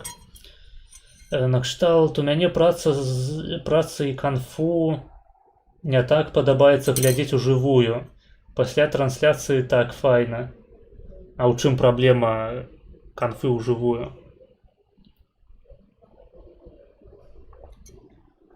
Па-мойму, наадварот, глядзець нашыя конфы, асабліва тую канфу, якая мела месца, калі гэта ў панядзелак было, так, гэта ж ахуительна. То бок гэта топавы контент. Я выпускаю топавы контент на беларускім медыйным рынку, вы разумееце? Такога, як я, больш не робіць абсалютна ніхто. Унікальная магчымасць для вас у тым ліку ў гэтым паўдзельнічаць як у гістарычнай падзеі. Па-мойму, гэта акурат і сэнс прамых эфіраў. Не хвалюйся, мяне выпусцілі са склепу, дзе я тыдзень сядзеў, таму буду табе ў чат сраць. Я даўні проста раней не пісаў. Ну, віншую цябе з выхадам у свет. Вітаю, Маргінес. Ці плануюцца яшчэ стрымы са спадаром Мадзіжанам? Ведаеш, я насамрэч не супраць стрымоў са спадаром Мадзіжанам. Маглі б з ім абмеркаваць ягоную дрожку на фімбояў і інтэграцыйны традыцыяналізм. Проста праблема ў тым, што Мадзіжан, ён не разумее беларускай мовы. Гэта першае. Другое, у яго, наколькі я разумею, няма сваёй медыйкі, на якую я мог бы прыйсці і папіздзець па-расейску. Таму што, гледачы пастаянныя ведаюць, што ў мяне такая палітыка па мовах. Я на сваіх рэсурсах піжу выключна па-беларуску. Проста таму, што мне так хочацца. Гэта фішка майго каналу. А на іншыя рэсурсы я магу прыйсці і папіздзець на расейскай мове, на польскай мове. Мне паебаць. І ў тым ліку ў чаце я вітаю любую з моваў, якія я асабіста разумею. Проста сам я піжу заўсёды па-беларуску, нягледзячы на тое, на якой мове размаўляе мой суразмоўца. Вось, добры прыклад гэта стрым з дзедам Дазайнам, які проста сказаў, што ён на слых беларускую мову разумее, вось і я з ім застрыміў. Гэта было крута. І да гэтай пары яго запрашаю. Ён жа беларус, ёпта, то бок мы яго можам запісаць у нашыя бульбікі. Вось калі ён дасць дабро, у чаце вось напіша зараз, калі ён глядзіць, я буду проста Дазайна называць такім беларусам з Казахстану, то бок літаральна рэпатрыянтам. А паколькі беларускай дзяржавы на сённяшні момант не існуе, ён вымушаны рэпатрыявацца у іншую беларускую дзяржаву, а менавіта ў Чэхію. Можна яшчэ ў Польшчу. А так, я не супраць стрыму з Мадзіжанам. Ён вясёлы, па-мойму. Так, я не то чтобы новенький, я просто не пишу ничего никогда, поэтому я больше года после стрима с Марго Ридонли. Чтобы было понятно, я даже с друзьями не каждый месяц списываюсь, что уж о стримере. Я разумею, што значная частка з вас, вось на стріме зараз сядзіць 14 чалавек, толькі што сядзела 16, я глядзеў. Значная частка з вас, яна заўсёды выключна чытае, выключна глядзіць, ніколі не рэагуе ў пісьмовым выглядзе, часта праз тое, што вам гэта небяспечна. Я ведаю, што ўсё ж такі некаторая частка аўдыторыі глядзіць мяне з Беларусі. Не ведаю, што вы тут забылі, як бы, але чаму б і не. Я не супраць. Гэта вашая небяспека, а не моя. І так, я цалкам разумею, чаму такія людзі не пішуць каментары. З іншага боку, нават глядзець мае трансляцыі для іх небяспечна. Але гэта ўжо іхняя справа.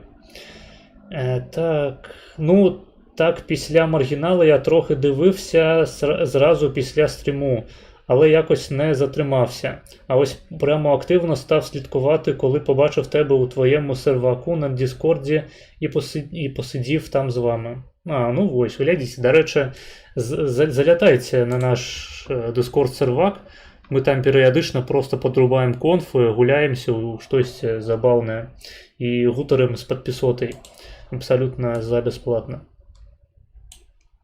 Ну, па-за стрымом відавочна, таму што калі вы звычайныя падпісоты і хочаце патрапіць на стрым, вам трэба заплаціць кругленькую суму, а там ёсць магчымасць бясплатна не толькі са мной паўзаемадзейнічаць, а ў прынцыпе з усім асноўным беларускім ніжнім інтэрнэтам і украінскім нават, і беларуска-казахскім. У мяне вось з жаўнерам сітуацыя такая, што ў мяне ратацыі аўдыторыі доўгі час не было. Я проста зайшоў на плато, і пасля прагляды былі толькі ад адных і тых жа людзёў, як і каментары.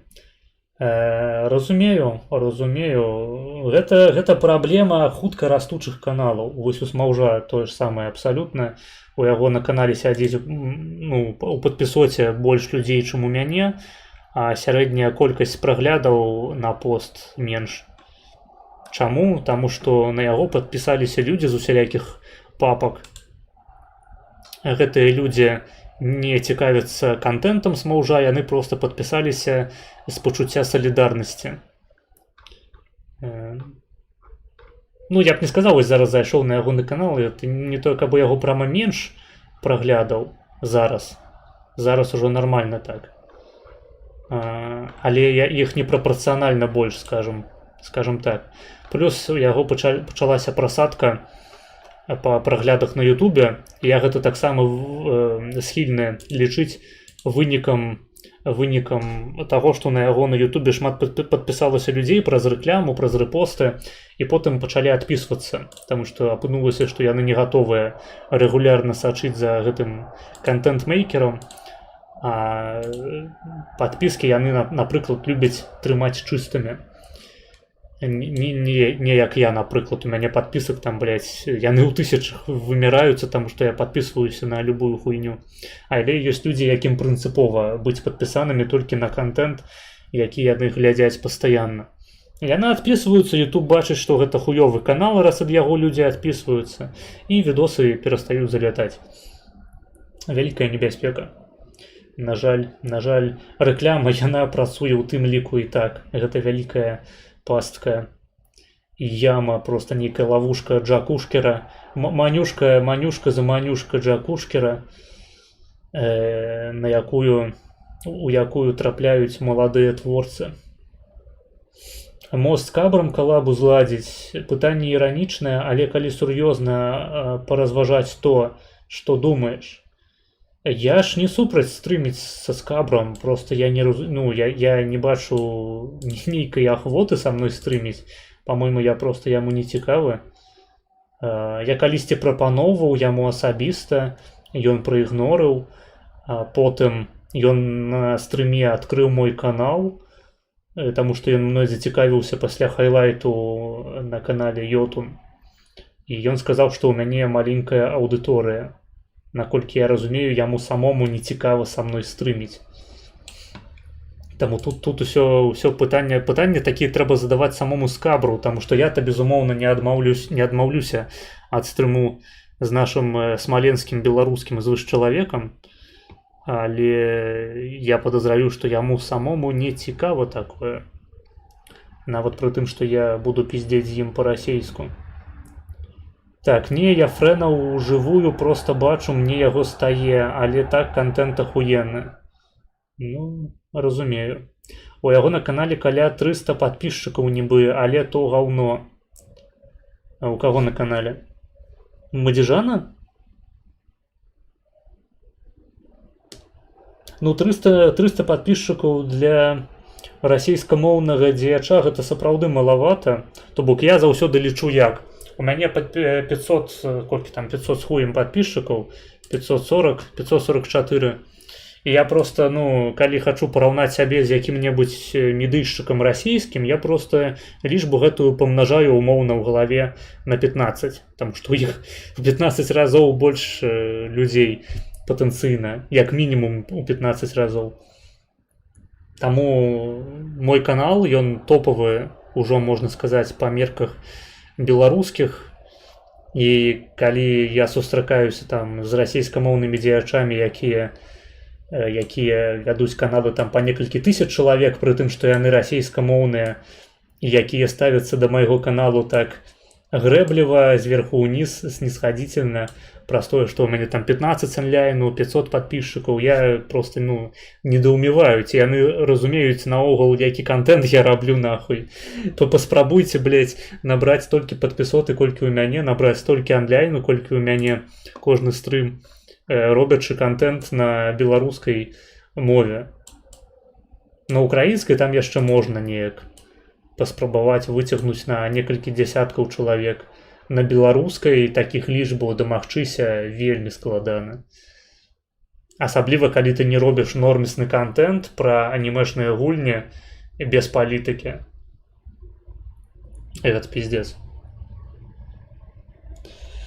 Ну і пайшоў ён нахуй, Літва не сілля. Да ладно, не, я без негатыву да Скабра.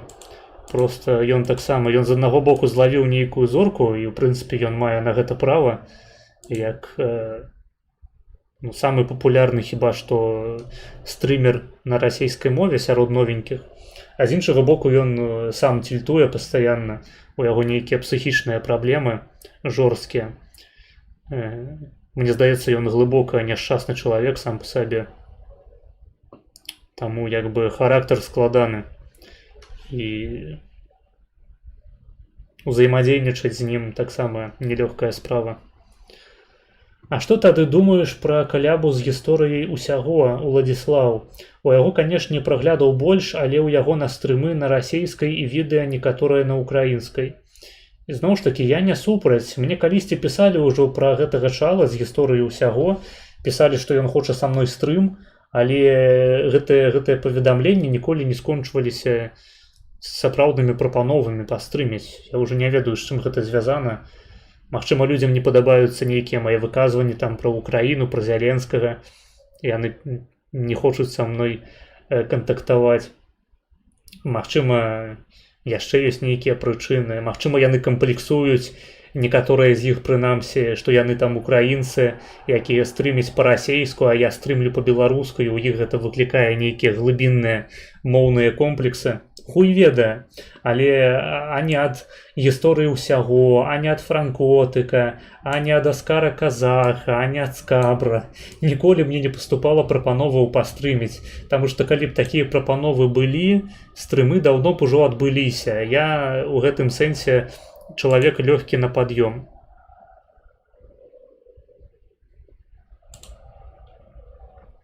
Мяне не складана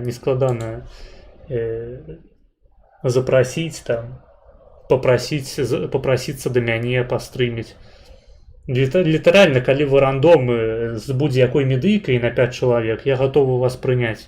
Просто галоўнае, каб вы былі цікавым чалавекам. Каб з вамі можна было пиздзець як мінімум 3 гадзіны. І да вас былі б пытанні ў чаце.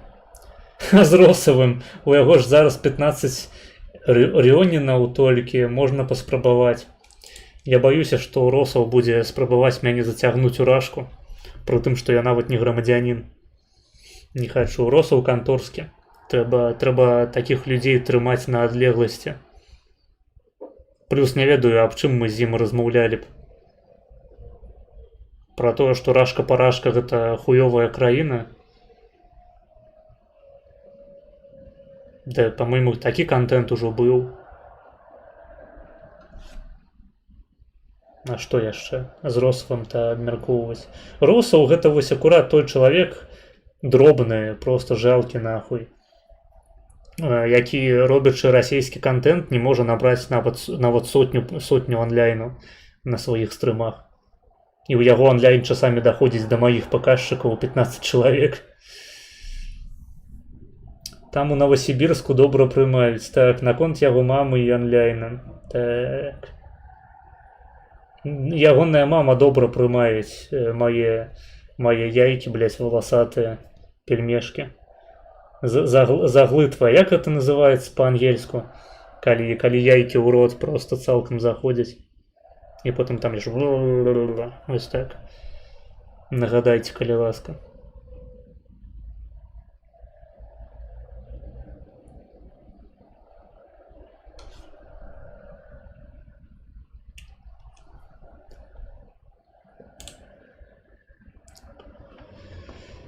Так, слухайте, давайте, мабыць, пачнем ужо глядзець відэа, якое было сёння замоўлена. Гэта у нас другая чарга. Але гэта адзінае відэа, якое у нас наогул ёсць па платных чэргах. Таму калі у вас ёсць нейкія ідэі, закідваеце данаты, будзем глядзець.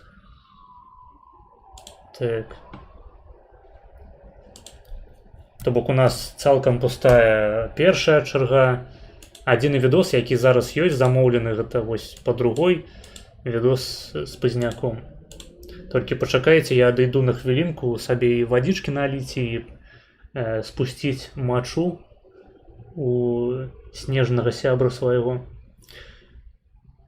Так, падпіска на Маргінез. Бля, запрасі нейкую беларускамоўную феміністку з тыктоку і размаўляй з ёй пра аборты. Я запрашаў Насту Базар. Калісьці яшчэ больш за год таму яна адмовілася ісці. Я ж, блядь, запрашаў Лізу Пракопчык, ёпта. Вам мала яшчэ феміністак? Па-мойму, Ліза Пракопчык гэта ўжо як бы... Гэта ўжо элемент, які дадае плюралізму да нашых конфаў, прычым да кожнай. І яна ідэальна ўпісалася. Вы можаце... Некаторыя з вас могуць хейціць Лізу Пракопчык. Некаторыя з вас могуць недоумеваць, што яна забыла на маіх трансляцыях. Але паказчыкі, просто чыста паказчыкі лічбы праглядаў на стрымах, онлайн, данаты і потым мемы, якія кліпаюцца пасля гэтых стрымоў, яны паказваюць, што вам падабаецца контент з Лізы Пракопчык. Мне таксама падабаецца контент з Лізы Пракопчык, асабліва калі адбываецца гэты ахуйцельны мікс Ліза плюс жоўты кут, жоўта-блакытны, плюс Олег, плюс яшчэ там дадай свайго персонажа. Гэта, ведаеце, як гульні такія былі па тыпу герояў, здаецца, розныя іншыя, дзе можна было сабе... Ось як Fallout, здаецца, быў Tactics, там таксама такі прынцып працаваў, калі можна сабе ў ціму набраць каманду, ну, ціму каманду, гэта таўталогія, калі можна сабе ў ціму набраць рознага кшталту юнітаў, спецыялістаў, якія будуць па-рознаму дапаўняць твою каманду. І у нашай канфе кожны чалавек, ён унікальным чынам спрычыняецца да контенту на стрыме. Кожны выконвае сваю асобную ролю. І яны працуюць менавіта ў міксе. Менавіта таму самыя лепшыя стрымы гэта калі прыходзіць дахуя людзей і ўзаемадзейнічаюць паміж сабой. Памятаю відэа з такой хуйнёй пра рэцэпт безе. З якой хуйнёй? Абортамі? Ніхуя сабе. Ну, безе з абортышамі, канешне, гэта цікавая рэч. Так, альбо ЖК, вядомая феміністка. Ну, ЖК у нас амаль у кожнай канфе ўдзельнічае. Пракопчыка ж лібертарыянская хвэмка, а гэта іншая. Да ладно. Лібертарыянства гэта не прыгавор. Заўсёды можна пераабуцца, калі ты лібертарыянец. Так. Таму што гэта не прынцыпова.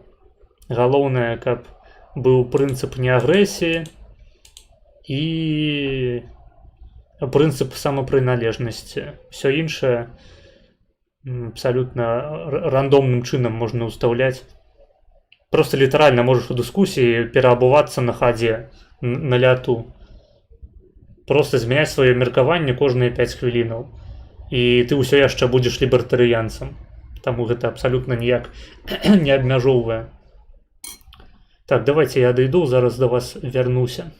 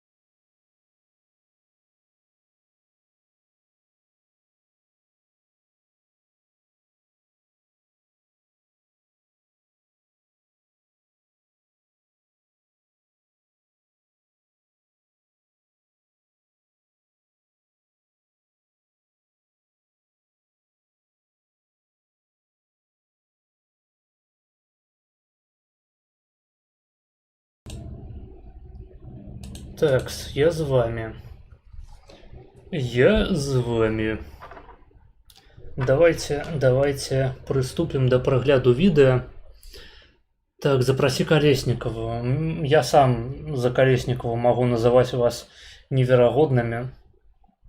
Навошта вам Марыя Колесникова, калі у вас ёсць Марыя Колесникова дома?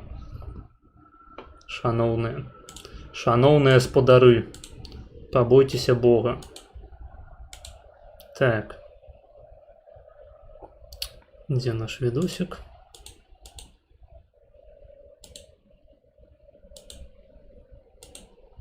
О.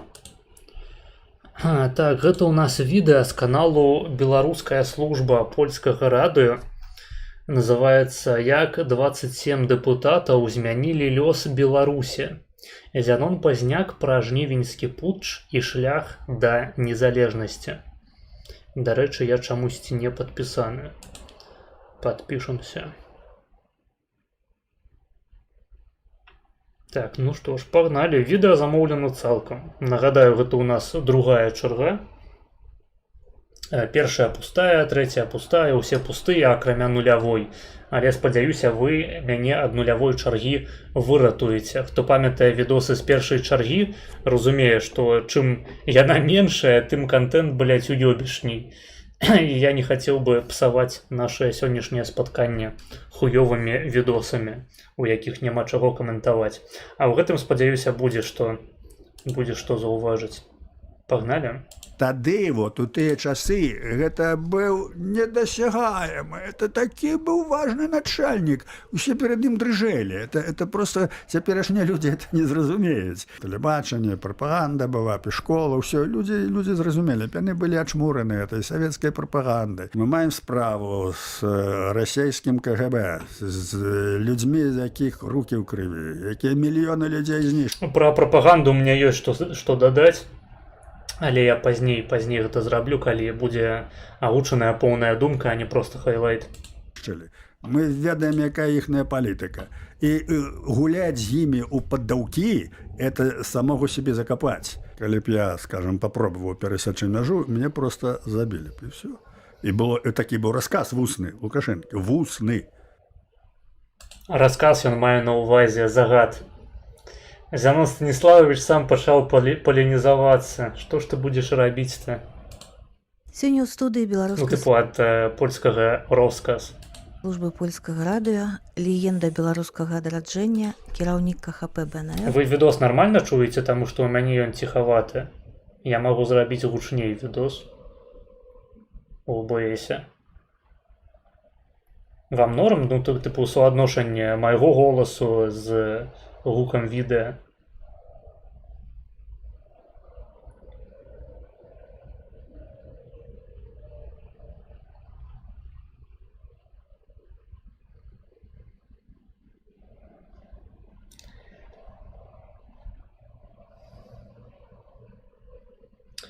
Пили водку спадары, салом заядали. Аб чым Мэнцэнг гаварыў, яны не кумалі. Норм. Окей, добра. Зянон Станіславович Пазняк. Добрый день. Добрый день. Спадар Зянон, мы з вами сустракаемся. Зянон засумаваў нешта, вось паглядзіце на гэты позірк. Кіраўнік КХП БНФ Зянон Станіславович Пазняк. То бок, ну, у Лізы канал называецца «Злы погляд», а у Зянона Пазняка павінен быць просто самотны, сумны погляд. Добрый день. Добрый день. Погляд, вось гэта трэба рабіць мемы, карацей, Еўропа дайт, нешта такога кшталту. Рабіць выразку, карацей, фотку і ставіць музыку по тыпу Death in June, Current 93, гэта Радэзія, ці як там той гурт называўся, неафолкавы. Спадар Зянон. Блядь, кавун 80 злотых каштуе. Ну гэта сапраўды нагода для дэпрэсіі. Мы... Ну, але толькі не для Зянона Станіславовича. З вами сустракаемся якраз напярэдадні 35-й гадавіны надання дэкларацыі пра дзяржаўны суверэнітэт канстытуцыйнага статусу. Так, дарэчы, давайте праверым, у нас стрым будзе ў гэты дзень? Не. Хутчэй за ўсё не. Але павінен быць у панядзелак, таму ў панядзелак будзем святкаваць. Вы былі не проста... Дарэчы, святочныя стрымы таксама больш збіраюць аўдыторыі, я заўважыў. Ну, гэта як бы і натуральна, нібыта. Хаця з іншага боку, вы павінны займацца сваімі справамі, святкаваць са сваімі блізкімі. Тым не менш, паходу, у маёй аўдыторыі няма блізкіх. І, у прынцыпе, асабістага жыцця, таму гэта не актуальна для вас і для мяне, у прынцыпе, таксама. Чаго ж тут хаваць? Сведкам, вы былі актыўным удзельнікам гэтых падзей. І раскажыце, калі ласка, што адбывалася, як гэта праходзіла, як на фоне путчу ў Маскве і такой няпэўнасці камуністычнай большасці ў Верхоўным Савеце 12-го склікання, як удалося ўсё ж такі зрабіць тое, што вы зрабілі? Удалося зрабіць тое, што зрабілі, таму што мы былі гатовы да этого. А надарыўся час, і калі б у нас не было гатовасці, не было б арганізацыі, не было б плана, не было б людзей, ну то разгубіліся б. Але мы ад самого пачатку, як толькі ўтварылі фронт, пра гэта думалі, і таксама ў Верхоўны Савет, калі трапілі, мы думалі, як вярнуць незалежнасць.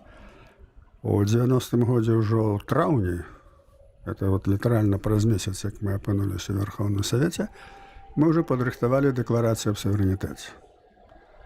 Я яе зачытываў з трыбуны, камуністы сядзелі ў мёртвай цішыні. Для іх это было настолькі дзіўна, што яны не ведалі, што гаварыць. Ну, конечно, галасавалі. Камуністы сядзелі ў мёртвай цішыні, гэта пра мой чат 1,5 гады таму. Прыкладна такая была сітуацыя. Але яно не прайшло, это зразумела. Але ўпершыню яны пачулі, што, панове, Беларусь павінна быць незалежнай. Не, да гэтых трэба было звяртацца з падаровя. У гэтым наша. Дзве розныя рэчы абсалютна. Хто не разумее, падпісвайцеся на канал Роман Кунігас. Будучыня наша існавання. Інакш нічога не будзе. Но тады ніхто гэтага не спадзяваўся, але падзеі пачалі развівацца такім чынам, што яны вымушаны былі гэтым таксама зацікавіцца. І гэта было звязана з тым, што у Маскве пачаўся канфлікт паміж рознымі камуністычнымі групоўкамі. Адна была на чале з Ельцыным, а другая на чале з Гарбачовым. Фактычна, это быў канфлікт за ўладу, але справа вялася аб дэмакратыі. Ну, што якія з камуністаў дэмакраты, это мы добра ведаем. Але вось гэты... Ну, камуністы это акурат радыкальныя дэмакраты па сваёй сутнасці, ну, прынамсі, па сваёй ідэалогіі. Паспрыяў там. Да рэчы, Лукашенко таксама дэмакрат, не іранічна. Ну, што... Калі б не дэмакратыя, Лукашенко ніколі не зрабіўся б прэзідэнтам Беларусі. Удалося выкарыстаць час і дасягнуць незалежнасці. Прытым пытанне стаяла так. Калі б на дзень спазніліся, то магло быць зусім па-другому. Вельмі важна было тое, пра што я сказаў адразу, што была арганізацыя, была ідэя, былі дакументы падрыхтаваныя, і мы ведалі, што трэба рабіць. А раскажыце, як у прынцыпе гэта ўсё адбывалася? Ну, проста я памятаю таксама тыя падзеі, я памятаю путч, я памятаю тое адчуванне, ну, трывогі, што раптам, да, ўсё павернецца ў іншы бок. І як гэта было ў Верховным Савеце на той момант? Ну, это адбывалася такім чынам, што крызіс надыходзіў, эта перабудова нічога не давала. Вось і Гарбачоў адчуваў, што можа згубіць уладу канчаткова, тым больш, што Ельцын быў дастаткова сур'ёзны палітык. Не то, што сур'ёзны палітык, а сур'ёзны апанент. Палітык так сабе. І вось Гарбачоў вырашыў зрабіць такі ход канём. Ён вырашыў заключыць новы саюзны дагавор. Як бы абнавіць Савецкі Саюз. Ну, гэта сакавіцкі рэферэндум, так. Для так. таго, каб гэта зрабіць, трэба было, ну, суб'екты суверэнітэту. А іх трэба было неяк, ну, некую ілюзію зрабіць. І таму ў 90-м годзе, ну, вось, дарэчы, неўзабаве пасля таго, як мы аб'явілі аб незалежнасці, зачыталі сваю дэкларацыю, што трэба незалежнасць, Гарбачоў рашыў, што план будзе такі. Усе рэспублікі Савецкага Саюза павінны аб'явіць аб сваім суверэнітэце. Блін, вось бы мне масаж спіны, ведаеце, масаж плечаў. Заплаціце мне за масаж, або знайдзіце якога-небудзь добраахвотніка ў чаце, які будзе мне масаваць, блядь, маю шыю. Таму што я па 6 гадзінаў проста заебаўся сядзець. У межах Савецкага Саюза, ну, таму так, гэта так. ўсё умоўна Так. было. Але тым не менш была аб'ява аб суверэнітэце. І вось пасля гэтага усе гэтыя суверэнныя рэспублікі заключаюць... суверэнныя Так. павінны заключыць дагавор аб новым Савецкім Саюзе. Гэты план, ну, ён быў дастаткова вядомы, хаця і не агучваўся. І паявілася дырэктыва з боку Масквы ва ўсе саюзныя рэспублікі прыняць дэкларацыю аб суверэнітэце. І вот уявіце сабе, літаральна праз месяц пасля таго, калі мы аб'явілі, што трэба суверэнітэт, і што у нас дэкларацыя падрыхтавана, і давайте в этом сэнсе працаваць. Россия Дарэчы, палякі вельмі не любяць слова літаральна. Ну, то бок па-іхняму літаральне. Яны лічаць гэта ахуенным англіцызмам. Пры тым, што ў нас гэта проста звычайнае слово, якое выкарыстоўваецца. Хаця ў нас таксама можна сказаць даслоўна, але большасць кажа літаральна пастаянна. Вось палякі яны хейцяць літаральна, кажуць дословне. Такая асаблівасць. прямая... Хаця, магчыма, нашыя якія-небудзь турбамовазнаўцы, грамарнацы гатовыя таксама з пенай у рта даказваць, што правільна па-беларуску казаць не літаральна, а даслоўна. Там з Масквы да іх прыходзіць такая дырэктыва. Яны разгубіліся, таму што яны абсалютна нават слова суверэнітэт не маглі выгаварыць, яны не ведалі, што это такое. І у іх поўная разгубленасць. Што рабіць? Значыць, усё это на камісію па дзяржаўнаму будаўніцтву быў там такі Леонід Козік, дэпутат, ён ужо не жыве, здаецца. Вот, на яго ўсё скінулі, ну ты давай там што-небудзь сделай. Вот. Ты Козік не знае, з якого боку до этого подойти. Козік, ты баран, блядь, Козік нахуй ёбаны. Мыслячонок. Приходит до меня и кажет, что Зенон Станиславович, как что делать? Может, оппозиция нам помогла как бы в этом вопросе? Я кажу, с задовольнением поможем. Мы таки з задовольненням дапаможам вам стварыць суверэнітэт. І наша агульная справа, давайте. И вот мы практычна ўся апозіцыя. Бля, БНФ гэта карацей тупо масонская ложа. Тупо база. Пайшла працаваць. Хто быў на стрыме, калі мы глядзелі відос пра масонскую ложу ў гісторыі Польшчы, той разумее, што уся палітыка Рэчы Паспалітай і польскай другой рэспублікі, яна складалася, блядь, з масонаў. Вось так жа, спадзяюся, і Зянон Пазняк з'яўляецца адным з іх. Пытанне, ці хочам хахла-кантэнт на стрыме? Не ведаю, напішыце ў чаце. Козік, Козік, хто цябе ж так назваў? Ты ж баранчык. Баранчык. Пухнаты. Мы мягенькі. Давалі тэкст, падрыхтавалі дэкларацыю, ну і было доўгае змаганне. Это было прямо як лысіна Олега Фрэна. Ліпені 90-го года. Фактычна нам удалося на... Лукашенко гэта план Пазняка па тым, каб знішчыць любоў беларусаў да маскалёў. Я не сумняюся. А Пазняк гэта план Лукашэнкі па тым, каб знішчыць любоў маскалёў да беларусаў. Усё сыходзіцца. Усё сыходзіцца. 90%. Яны абодва працуюць на нашу незалежнасць. Быць той тэкст, які мы хацелі. Ну, ён нас не задавальняў, але ў цэлым гэта была добрая аснова для дэкларацыі.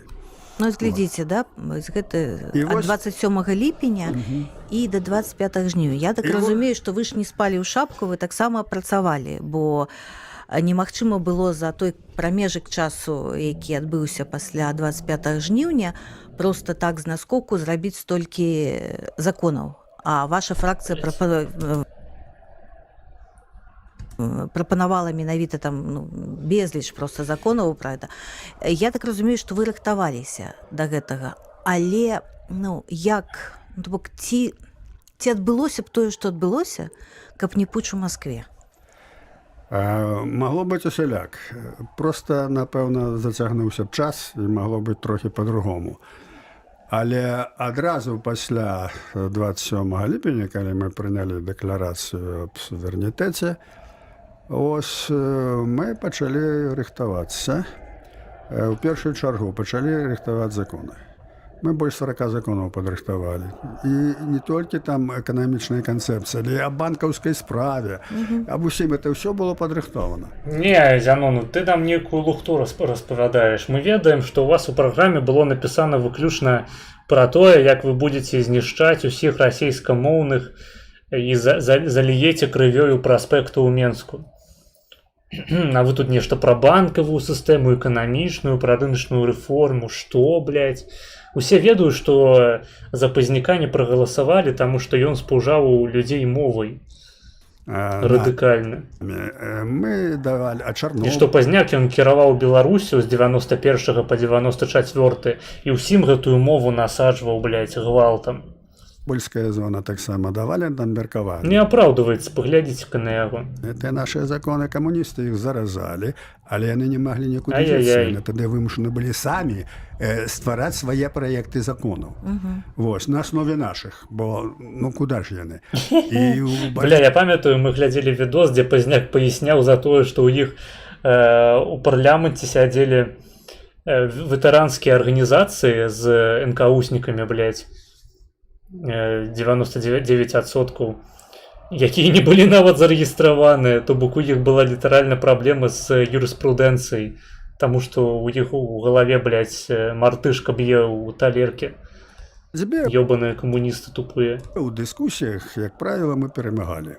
Вот, і там... Без адукацыі, нахуй, ёбаныя абасраўшись, сядзелі там, блядь, абцякалі. Таму законы... Як нам напісаць дакумент, як подпіс правільна паставіць, а?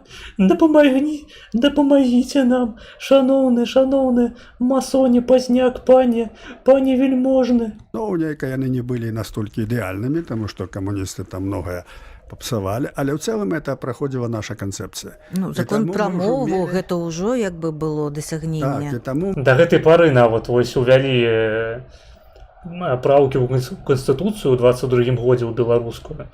І спіздзілі там проста некаторыя рэчы літаральна з польскай. Вось, напрыклад, пра шлюб як саюз паміж мужчынай і жанчынай.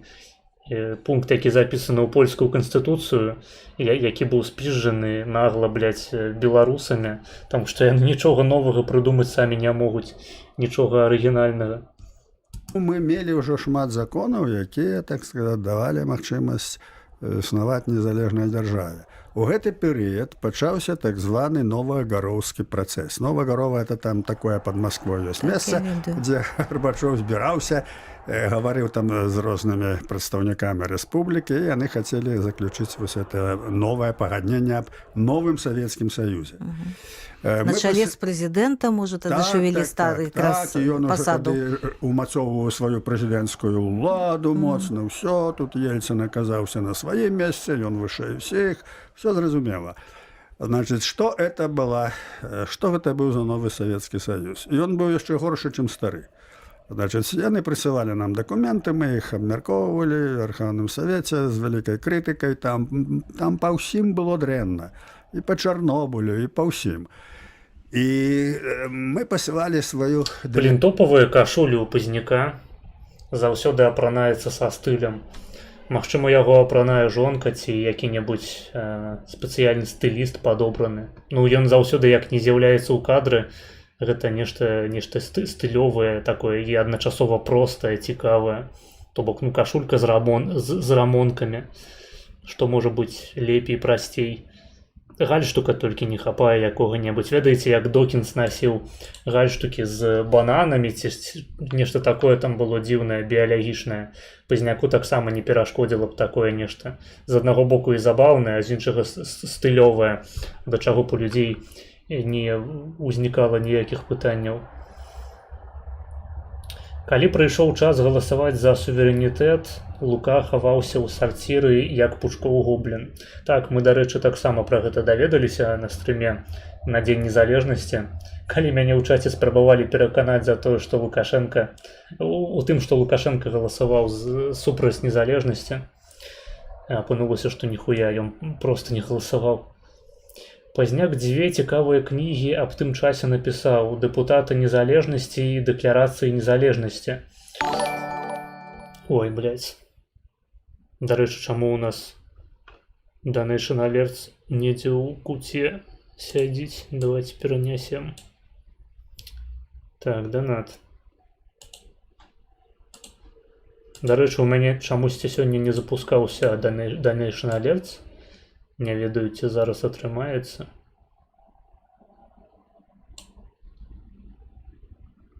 Атрымалася. Так, Піля адправіў 1 USD. Ну, а яны цяпер, блядь, зноў паўтараюцца па 2 разы. Ахуительно. Карацей, ладно, будзем цярпець, я не ведаю, як гэта вырашыць. Калісьці яно само па сабе павінна выправіцца. Так, піша, добра, будзем глядзець хахла-контент па другой пасля пазняка. Прадлі, калі ласка, з маёй кубышкі. Так, гэта у нас называюцца рахункі. Тикс.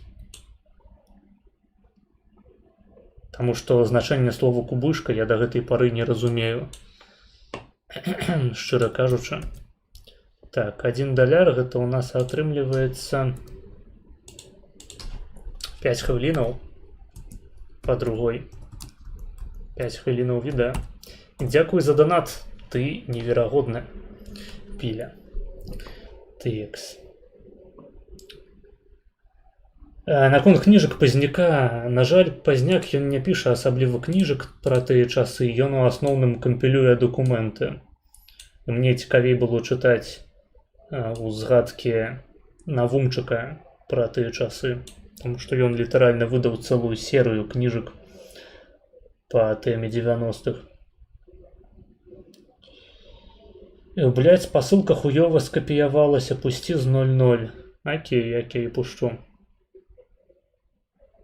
Кубышка гэта пакоі ў арміі.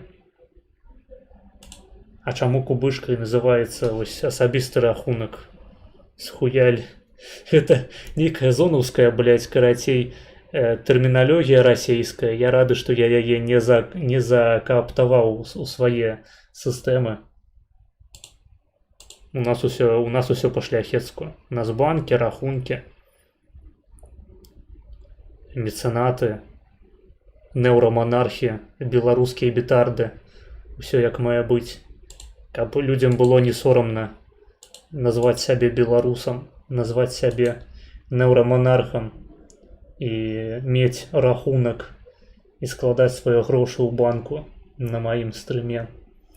Так, ёсць такое. Ну вось, нахуй, блядь, гэтых расейцаў ебаных. Пайшлі яны нахуй.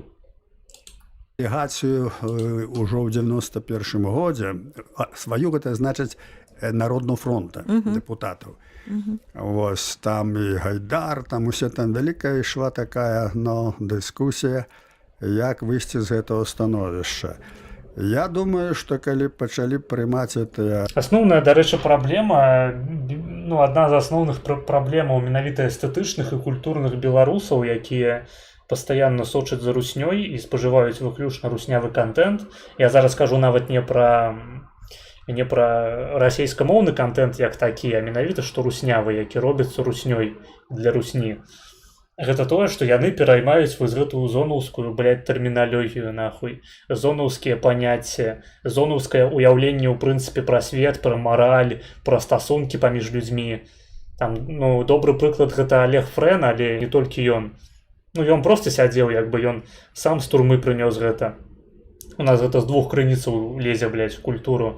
З аднаго боку зражкі проста праз расейскую культуру, з іншага боку праз тое, што ў нас большая частка беларусаў сядзела ў турме. І гэта хуёва, таму што гэта проста ламае людзям мозг. Яны не разумеюць, як выглядаюць нармальныя чалавечыя стасункі і сапраўды бачаць свет у катэгорыях паняццяў, катэгорыях там мужыцкай нейкай праўды і гэтак далей. Пагадненне ў Верховным Каб не зашкварыцца, не запетушыцца. Не ўдалося б з першого разу. Вельмі шмат. Тому літаральна вы можаце слухаць прамову якога-небудзь палітычнага спікера беларускага, і ён будзе крытыкаваць сваіх апанентаў, выкарыстоўваючы там пеўняў, чарцей, блядь, паняцці,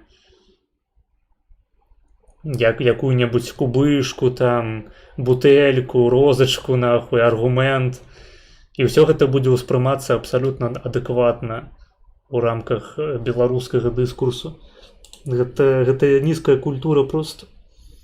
Такога быць не павінна. Павінны быць мацюкі, павінны быць абразы, павінна быць непавага да свайго суразмоўцы, таму што ну некаторых людзей чыста базава немагчыма паважаць, яны гэтага не вартыя. Але зонаўскіх паняццяў быць не павінна. І па гэтых самых зонаўскіх паняццях людзей не павінны судзіць. Пярэчнасці, у тым ліку і з нашага боку нават афіцыйна. Вот. Некаторыя людзі нават аперуючы такімі тэрмінамі як паняцці, катэгорыямі паняццяў, яны не ведаюць, што гэта зонаўскія тэрміны. Яны думаюць, што гэта нейкае пытанне гонару, там, пасанскага кодексу, калі па справе гэта проста хуйня, якая прыйшла ў нашу культуру праз савок, блядь, рашку і сучасную Беларусь, якая пабудаваная ўся на зоне, на людзях, якія сядзяць на зоне і пільнуюць. Но яны чэрці на абшчак не скідываліся на стрымах маргінеза. Так, вось так бы выглядала крытыка маіх хейтараў, калі б я сядзеў як Олег Френ усю сваю маладосць. Там Дарэчы, вось там пшыпінка ў Пазняка ёсць з БЧБшку, і мяне таксама вось там ляжыць на стале таксама, у сэнсе тая ж самая прышпілька, толькі я яе не нашу, бо яна хуёва крэпіцца да адзежы, вылятае. Я не ведаю, яе трэба або направіць нейкім чынам, або новую купіць. Я б купіў яе проста на польскім сайце звычайным пшыпінкі.pl. Каўказ і ўсё, так што Гарбачоў это 19 чалавек глядзіць, як маргінез раскідвае за людское і вараўское. Бля, лепей пиздуйте на канал Олега Френа, што вы тут забылі. Пра зону лепей за яго ніхто не распавядзе. А яго ніхто не пытае, разумееце, то бок трагедыя людзей, якія адсядзелі ў турме, заключаецца ў тым, што насамрэч усім навокал паебаць. Глыбока паебаць. Фундаментальна похуй. Просто пакласці хуяку. Вялікую каўбаску Мэнсона пакласці можна на хуй людзям, якія адсядзелі ў турме. Таму што ну яны, ну там палова з іх успрымае гэтае сядзенне як гераічны ўчынак, якім ён не ёсць.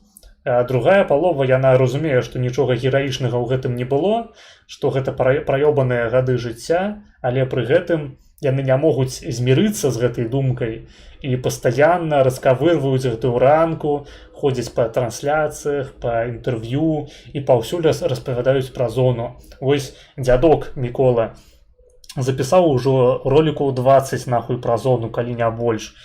Пра нейкую крытую нахуй, усім паебаць, ніхто не глядзіць гэтыя ролікі пра зону. Там прагляды, ну сотня чалавек глядзіць кожны відос. А ён усё пиздзіць і пиздзіць, блядь, гаварыць і гаварыць. І ён або не разумее, што людзям насраць, або разумее, і яму трэба проста выгаварыцца. І магчыма, Олегу Френу таксама трэба зняць серыю ролікаў пра ягоны досвед на зоне, каб супакоіцца, блядь, попусціцца і пачаць новае жыццё нейкае, не зацыклівацца пастаянна на гэтым досведзе. Ясна, што гэта траўматуючы досвед, і яны не заслугоўвалі таго, каб сядзець. Але людзі, якія не сядзелі, не цікавяцца зонай і ім паебаць, заканамерна паебаць. І людзі, ў прынцыпе, не любяць такі контент пра зону. Пра зону любяць толькі контент, калі чал заводзіць канал і распавядае пра тое, як ось ці ёсць на зоне рэальна газанюхі, ці можна там з пола падабраць какаху сваю, блядь, якую ты выпадкова выраніў, ці можна зэка ў задніцу ебаць, ці гэта лічыцца гействам і гэтак далей. То бок такі контент заходзіць, а аповед пра тое, як цябе самога ебалі ў задніцу, людзі звычайна міма вушэй прапускаюць. Гэта проста законы медыйкі. А людзей, ну, шкада сапраўды, таму што яны не разумеюць, што ўсім похуй, а нават калі разумеюць, ну, што яны з гэтым зробяць, яны ўсё роўна жадаюць камусьці паплакацца, камусьці паскардзіцца на несправядлівасць жыцця, і з імі жыццё сапраўды абышлося несправядліва, толькі чаму гэта павінна ебаць кагосьці акрамя іх і іхніх блізкіх, калі такавыя маюцца. Покажи, што паказаць. Каўбаску Мэнсона? Я, дарэчы, забыў зрабіць здымак, на жаль. Але можаце загугліць, паспрабаваць. Мабыць, хтосьці і фоткаў. Я тое ж самае Олегу намагаўся давесці, але ён пачувае. Ён не пачувае, ён вырашае. Трэба ведаць розніцу. Так турэмныя байкі Хаваныча, та як зайшлі, Я і кажу, турэмныя байкі, яны павінны быць вясёлыя, а калі людзі проста распавядаюць пра чарнуху, і гэта ніхто глядзець не будзе. Маргілях зайздросціць проста, што ў Тарпітка была маладзенькая маладуха лібертарыянская. Сіндром, па-мойму, правільна ж? Заблытаўся, не памятаю. Сіндром адмовы, карацей. Нарык, якому дозу не далі, гэта Олег Френ.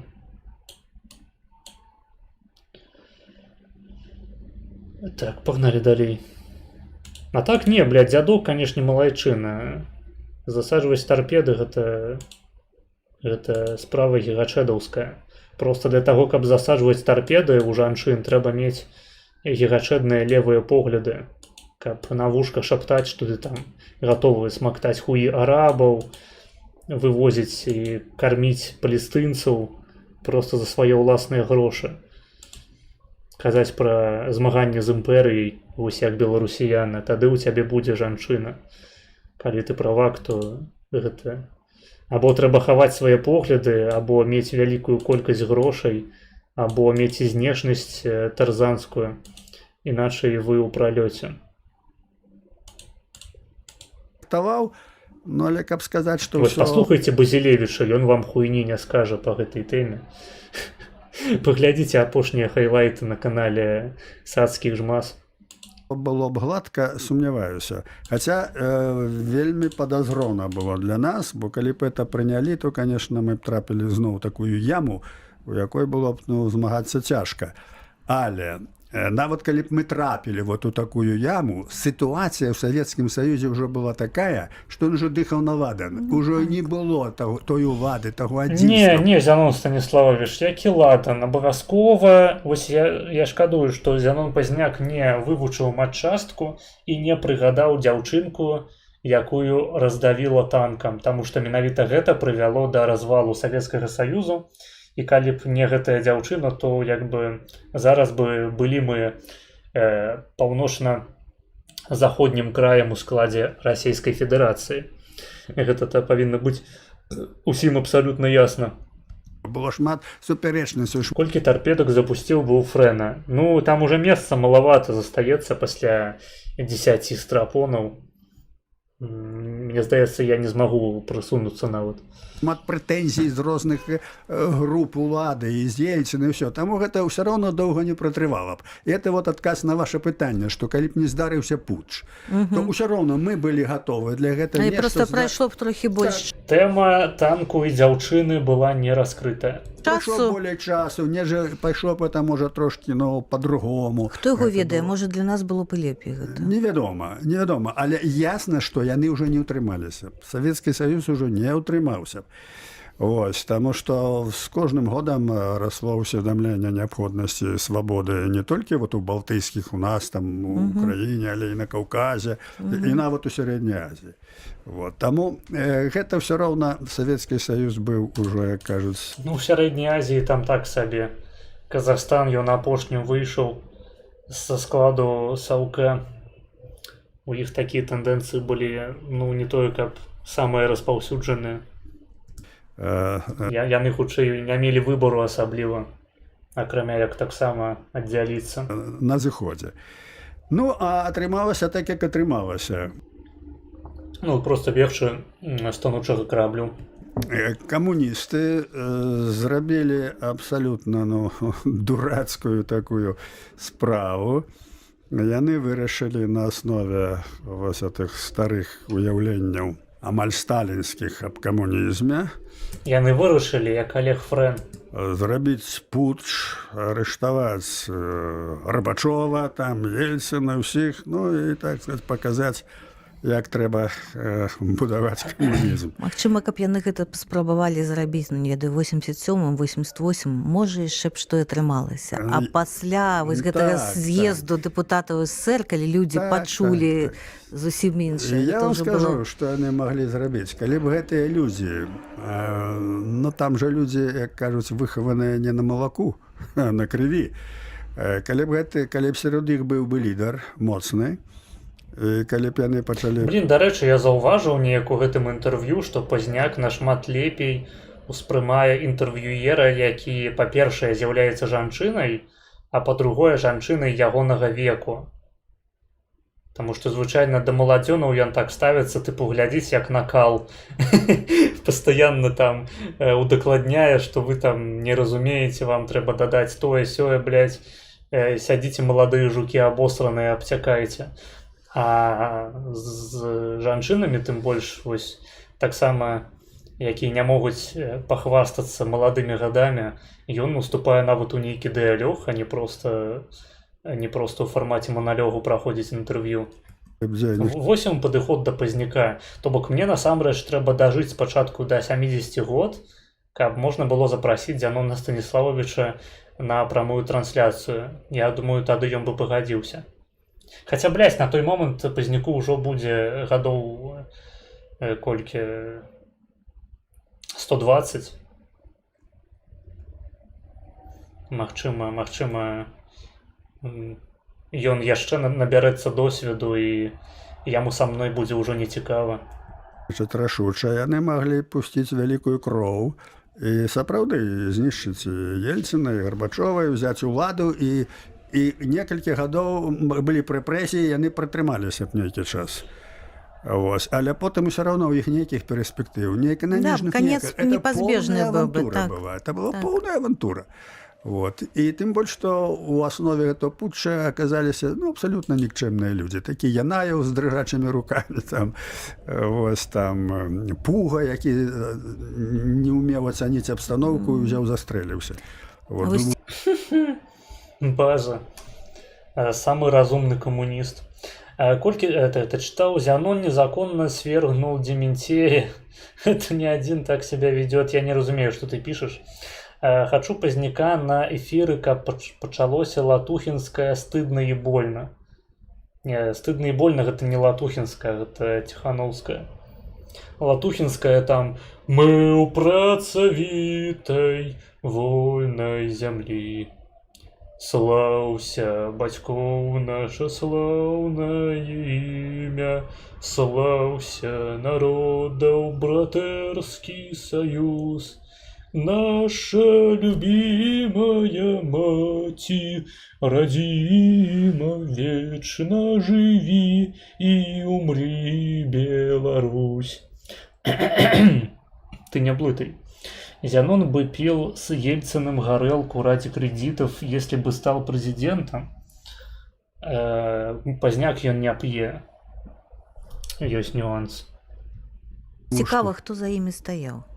КГБ. Не, безумоўна КГБ, а хто менавіта? Просто тут такое ёсць рознае меркаванне, хутчэй за ўсё Прымакоў, так. Это ўсё такія, у сэнсе яны для КГБ это такія, моцныя палітыкі, КГБістскія былі. Яны праводзілі сваю палітыку і Кручкоў, і Прымакоў по поводу дезинтеграции Советского Союза. КГБ поставил задачу прийти до улады. Потому что улада была у коммунистов, а КГБ выканаўцы были. И вот они обкружили Ельцина, за демократию почали говорить. И генерал Коржаков книгу написал, как они там за демократию змагались. Это все ГБ окружило Ельцина, потакало ему, заняла ключавыя пазіцыі, прапіхнула свайго нікому невядомага чалавека пад назвай Путін. ГБшная шестерка. Запустила плян Путин, так. Ён не лидер никто. Эта корпорация вырашила, что этого парня надо поставить, а потом посмотрим. И потом у выніку оказалось, что зрабілі яго прэм'ер-міністрам, А по закону, по Конституции, когда заходит президент, премьер-министр робится президентом. И Ельцина отправили, кажуть, аккуратненько его наполохали, отправили в отставку. Ну, б он не пошел бы, они б его знищили просто. Ельцин это разумел. Просто забили б. И сказали, сам умер от передозировки алкоголя. Там, Ну, ці что-нибудь еще, так. Вот. Тому яны зрабілі вось такую справу, привели Путина, ну и по сегодняшний день этот товарищ действует. Так вот, наконт того, какие силы там стояли, вот гэтые силы там и стояли. И яны фактично КГБ привели до улады. 2000 год Камітэт дзяржбяспекі ФСБ стала абсалютнай уладай у Расіі. І, дарэчы, такімі ж спосабамі, якімі звычайна. Так. Памятаеце, да, вось гэтыя ўзрывы дамоў, Так, якія... так. Мне, дарэчы, ў гэтым кантэксце больш цікава, таму што я згодны з Пазняком, што вярхоўная абсалютная ўлада ў Рашцы належыць менавіта што КДБшнікам і наогул сілавікам, але перадусім КДБшнікам, ФСБшнікам. Мне цікава ў гэтым кантэксце, як выглядае канфігурацыя ў Беларусі, то бок хто над кім стаіць, там Лукашенко над КДБ, ці КДБ над Лукашенко, ці ФСБ над КДБ над Лукашенко, ці КДБ над ФСБ над Лукашенкай, ці там просто нейкі бутерброд, блядь, слаёны торт іерархічны, хуй ведае. Мне пра гэта было б цікавей паслухаць, таму што я па сённяшні дзень сам не вызначыўся з гэтым пытаннем.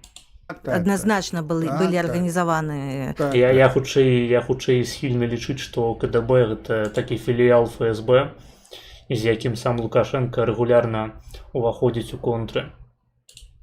Это страшная арганізацыя. Выкарыстоўваючы супраць КДБшнікаў іншыя сілавыя структуры, там МУС, БАЗік, ну, вайскоўцаў у меншай ступені, сваю адміністрацыю, ахову прэзідэнта.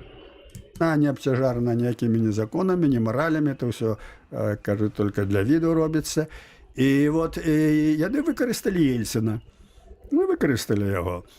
І вось тут, у жніўні, калі это янаю, путчаты маскоўскі пачаўся, тут трошки у іх адбылося разбалансаванне пэўнае, таму што... Мефісто, напішы, калі ласка, колькі табе годзікаў. Вельмі цікава. Мне просто цікава, ты просто бумер, як бы, крынжовы, ці у цябе праблемы з галавой?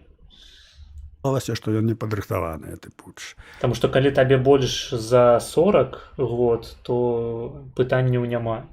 Ні з войскам, нічым, не было адзінства там і ў КГБ, яны таксама рассваіліся. І ўсё это выглядала настолькі брыдка і нікчэмна, што нават камуністы на месцах не спяшаліся выявіцца. Вот толькі Малафеяў там у нас у Беларусі выказаўся так, а так яны чакалі, ну, калі ж тут нам ужо... А яны былі гатовы, но яны чакалі, бо бачылі, што там... Ну так, як яно павернецца, да, раптам. Ну і вот тут яны і прайгралі, павярнулася так, што было не сус. Не аскарбляй меня, значыць больш за 40. Все супраць іх. Ясно. Вот, таму... Просто по вас адразу бачна, вось по вашай манеры пісьма, што вы пішаце просто набор словаў, укладаеце ў яго нейкі свой асаблівы сэнс і спадзяецеся на тое, што людзі, якія будуць чытаць гэты тэкст, яны зразумеюць, што вы мелі на ўвазе.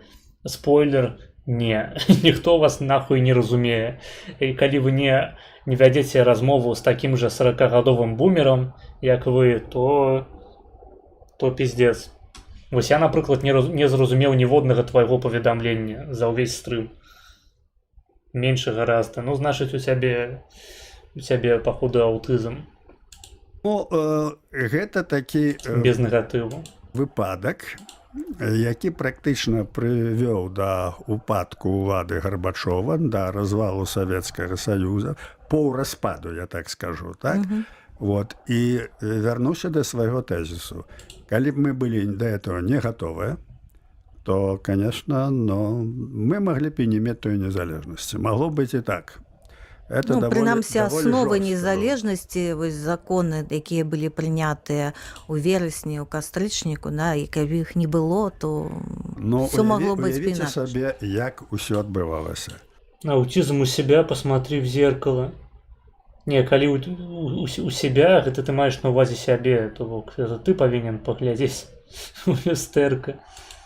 Значит, в 6 гадзін раніцы 19 Навошта мужчыне глядзець у прынцыпе ў люстэрка?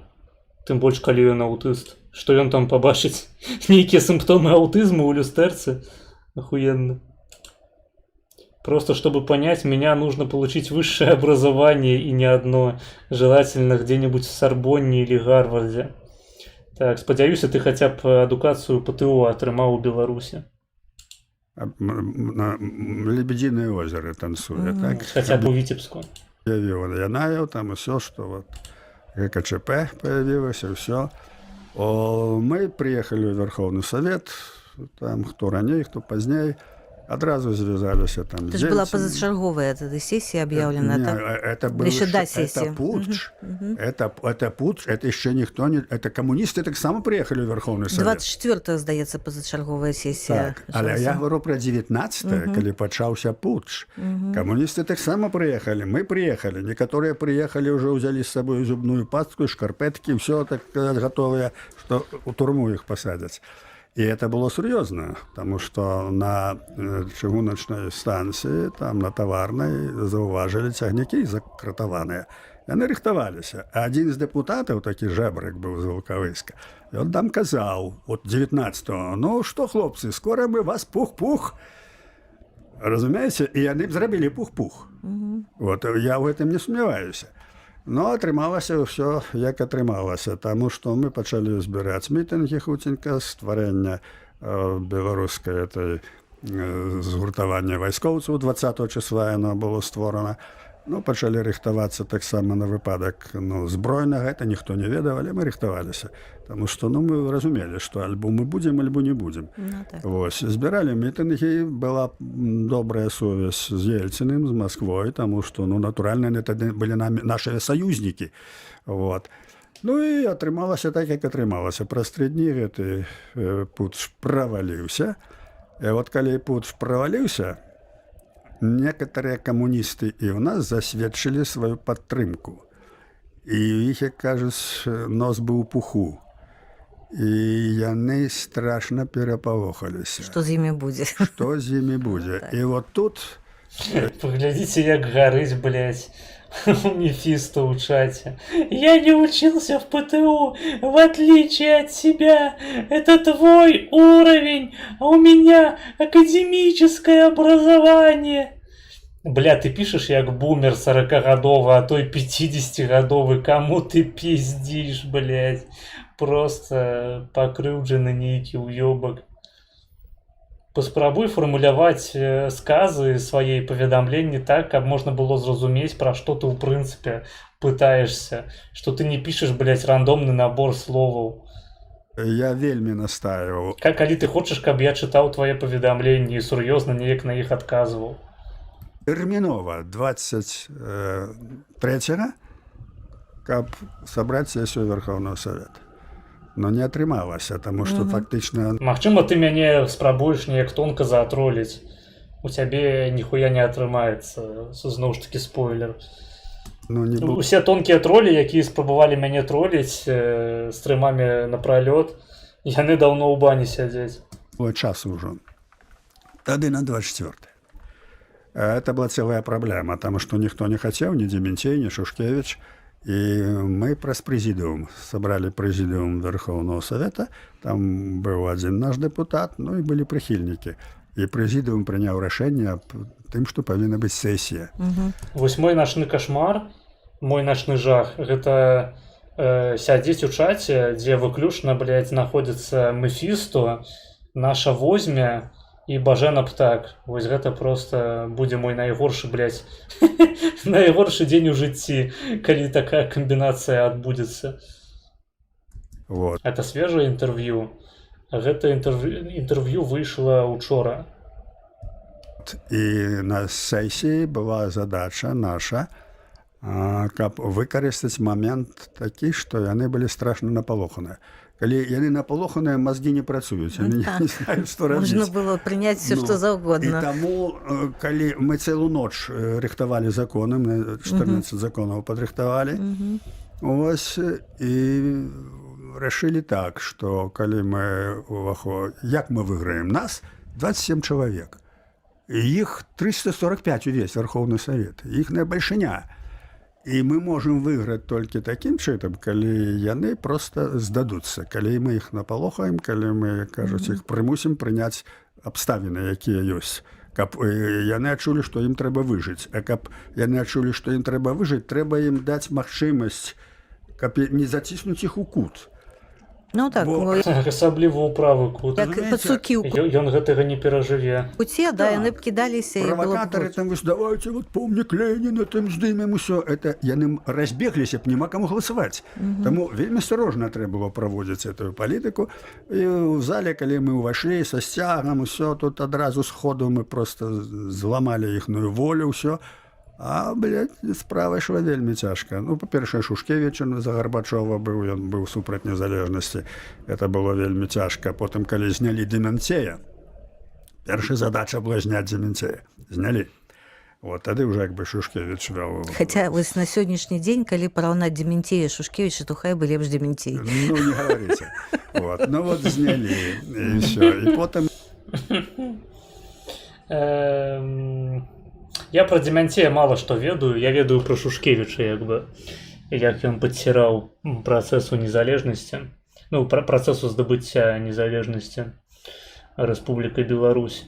А Маргинес, я считаю, что если бы путчисты продержались чуть дольше и не потеряли бы силовой инструмент в лице КГБ и армии, Зянон и его шайка первыми бы звонили в Москву, в ЦК и кричали «Не трогайте нас», как это делали в Грузии звиадисты. Так а у чым праблема-то? Ну, патэлефанавалі. Галоўнае это уладу захаваць. Галоўнае Беларусь незалежнай зрабіць. Похуй там, каму прыйдзецца дзеля гэтага тэлефанаваць. Гэта ж не дзіцяці, зарэзаць нахуй, не прынесці малую дзяўчынку ахвяру свайму нейкаму будучаму праекту, а просто попусціцца і дапусціць нейкія дыпламатычныя кантакты. Тым больш, што Пазняк адкрыта кажа у гэтым інтэрв'ю, што ельцыністы былі іхнымі натуральнымі хаўруснікамі, ну, прынамсі, часовымі. Ты думаешь, ты так ахуительно разоблачыў Пазняка, што ён насамрэч не настолькі прынцыповы у сэнсе, што ён не настолькі недаступны для палітычнай супрацы, як пра яго звычайна любяць казаць. Ну так, сапраўды, ну як бы я не адзін з людзей, які, па Пазняку судзяць па артыкулах, пра Пазняка судзяць па артыкулах на нашай ніве. Я трошки больш, ведаю, я архіварыус, ёпта, усяго контенту Пазняка. Я памятаю ўсю хуйню, што ён рабіў, ну амаль што. Усё, што ён казаў, таму што ў мяне быў перыяд пазнякізму у маім палітычным жыцці, фармаванні майго палітычнага меркавання, маёй палітычнай візіі свету. Я дохуя контенту з Пазняком пераглядзеў. Он бы зассаў. Што ён бы зассаў? Ён, по-твоему, зассаў бы, што нахуй? Чалавек, які удзельнічаў у галадоўцы, якога адпіздзілі менты, а маглі бы забіць нахуй у 95-м. Што ты нясеш,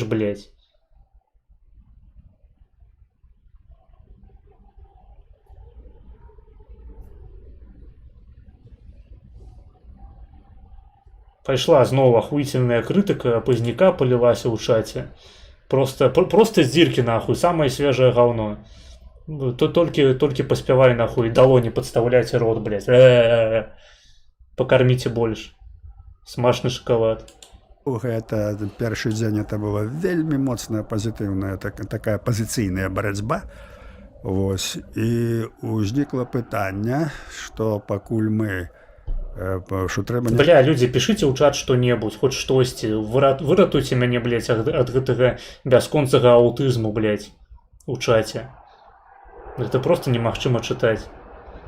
Што з камуністамі рабіць? Адначасна далося пытанне, каб забараніць камуністычную партыю і зацвердзіць незалежнасць.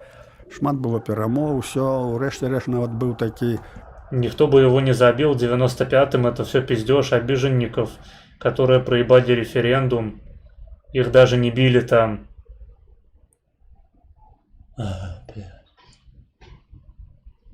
Без комментариев. момент. Я 40-гадовы вучыўся у ПТВ, толькі не трэба міленіялаў абзываць бумерамі. Ну, 40 гэта, по-моему, не міленіял ужо.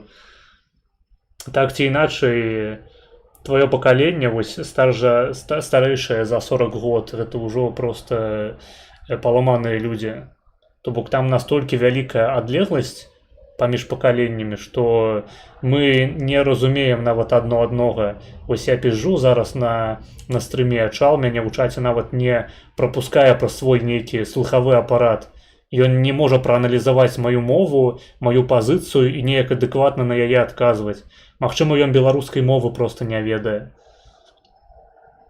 У той жа час я не разумею, што ён спрабуе да мяне давесці, таму што ён, блядь, не таму, што ён піша па-расейску, а таму, што ў яго тыповы вось гэты бумерскі спосаб пісання. Просто наваліць нейкай крынжы, блядь, рандомнай абсалютна. Каб потым людзі вакол разбіралі. Пры тым, што ніводная думка не была выказаная цалкам. І, блядь, невядома, з чым я спрачаюся. Аказваецца, дэпутата ў 95-м годзе нават не білі. Просто ветліва зайшлі нахуй ОМОНам, попросілі выйсці. Так і было гэта ўсё, безумоўна.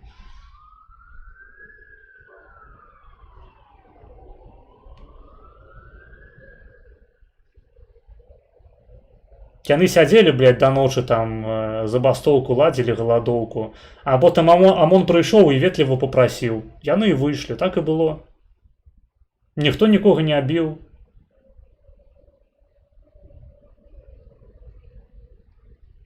Блядь, ты троллишь нахуй, почитай, блядь, што-кольвік пра галадоўку ў парламенце. Гэта, я спадзяюся, ты Мефісту напісаў. Я маму Мефісту ябаў, мне здаецца, мы яе маглі нават адначасова трахаць. Так. Да, не забілі б, просто на твар пасалі б і папрасілі б сказаць Аллах сілля. Так, як не забілі Завадскага, як не забілі Захаранка, як не забілі Ганчара. Нікога, блядь, не забілі б. Мабыць, і гэтых людзей таксама не Лукашенко забіў. Давай, раскрый сваю думку. Патлумач нам, гоям, сапраўдны, глыбінны палітычны, як бы, палітычны сэнс тых падзеяў. Альбо пасядзі ціхенька, пазняка паслухай, можа трошкі мазгоў прыбавіцца. Я не ведаю, або гэта супербумер у чаце, або наадварот, ведаеце, таксама, магчыма, гэта шкаляр нейкі. Шкаляр-аўтыст, які прыйшоў мне, блядь, тлумачыць за палітыку 90-х. Попусціся. Па-першае, ты не ў сябе дома. Можаш маме сваёй, блядь, пісаць пра залаты дождж, нахуй. Можаш яе запрашаць са сваімі сябрамі, каб вы яе абассывалі і трахалі потым па чарзе. Гэта першае. Другое, не пішы хуйні ў чаце. Або калі пішаш, абасноўвай як-небудзь. Таму што ты гучыш смешна. Ты папушчаны. Калі я пабачу, што ты спрабуеш мяне троліць тупасцю, пакуль што я ўспрымаю гэта як проста тупасць. Проста быць тупым нармальна. Як бы, калі ты спрабуеш мяне троліць тупасцю менавіта, то табе пиздец. Я цябе забаню нахуй. То бо калі ты напішаш такую хуйню, па якой я адразу зразумею, што ты мяне спрабуеш вывесці спецыяльна сваімі тупымі, блядь, ебанацкімі тыйкамі, то я цябе забаню. Не гуляй з вагнём. Малькінез гарит. Ты вось на такой адлегласці зараз знаходзішся ад пермачу. Разумееш гэта? Вось на такой. Ты яшчэ адну хуйню напішаш зараз у чаце, я цябе пермачом забаню. Ты ніхто ў маім чаце. Ты ніводнага разу мне не заданаціў. Ты прыйшоў, блядь, выёбваешься на мяне, не можаш нахуй нават думку нармальна давесці, потым пішаш пра тое, што я гару. Любы чалавек, які на стрыме быў бы вымушаны чытаць твою хуйню, ён бы згарэў нашмат раней. Таму што ты, блядь, тупы ідыёт нахуй, блядь.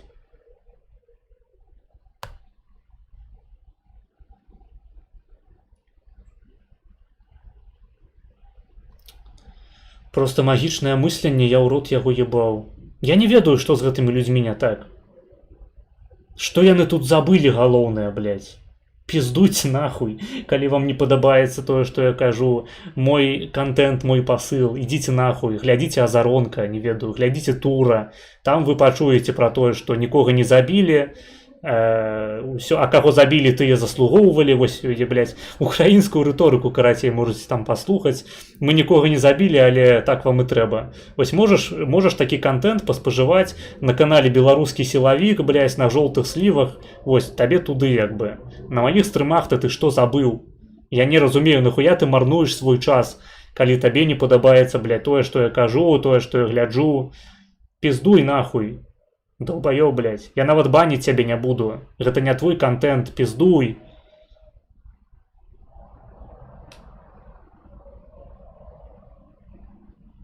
Чарговы дзядок пердзядок нахуй заблукаў. Не на той паверх зайшоў у гэтым бэкрумс ютубным беларускім. Ідзі глядзі канал «Женщины строгого поведения» і там, карацей, пішы сваю хуйню. В 95-м бы не забілі, бо то забойстваў яшчэ 4 гады. А, ну тады так, тады сапраўды не забілі б. А значыць, іх і не білі. А значыць, і не выдаўлівалі вочы ім, не пускалі газ. Дакладна.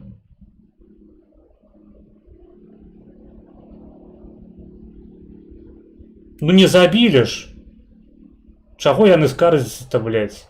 Долбаёбы нахуй. Ну вас же не забілі, блядь, просто отпиздили ногами. Подавили вам вочы. Сапраўды, блядь, гэтыя змагары зусім ужо ахуелі. Пидарасы, блядь, і галадоўка. Хе. Абассаць. Так бы просто по голове понадавали и попросили более так не робить. Так. Просто, блядь, раздавили б нахуй голову ногами. Ну подумаешь, блядь. Перший раз, ці что? Момент, калі Малафеев, а гэта першы сакратар ЦК быў. Як же я хочу, блядь, каб на мой стрым, на мои стримы аголам перестали приходить ебанутые, блядь. Сука, як вы меня заебали, блядь. Просто нахуй, что вы тут забыли? Ну пиздуйте вы на свои каналы, блядь, для ебанутых. Ну специально ж існують целые чаты. Чат Усова, блядь, чат Петрухина. Есть канал Вируса, блядь, беларускі сілавік, Тура, Заронак. Вось на гэтыя каналы пиздуйте. Ну что вы у мяне-то забыли, блядь? Отъебитесь нахуй от моего каналу, блядь. Я вас не хочу бачить тут и читать ваши тупейшие, блядь, якія я в принципе у жыцці бачу ў меркаванні. Ну гэта ж просто нейкі хейт-вотч, навошта вы гэтым займаецеся? Ідзіце нахуй, блядь. Я просто вас не разумею. Вось калі б забілі, тады было б сумна. Так, калі забілі б, трэба было б пісаць заяву ў міліцыю, а так скажите дзякуй. Маглі б папаласнуць. Вирус прекратил свою деятельность. Ну и не ведаю, знайди сабе іншага фрыка якога-небудзь. Я відавочна не твой формат.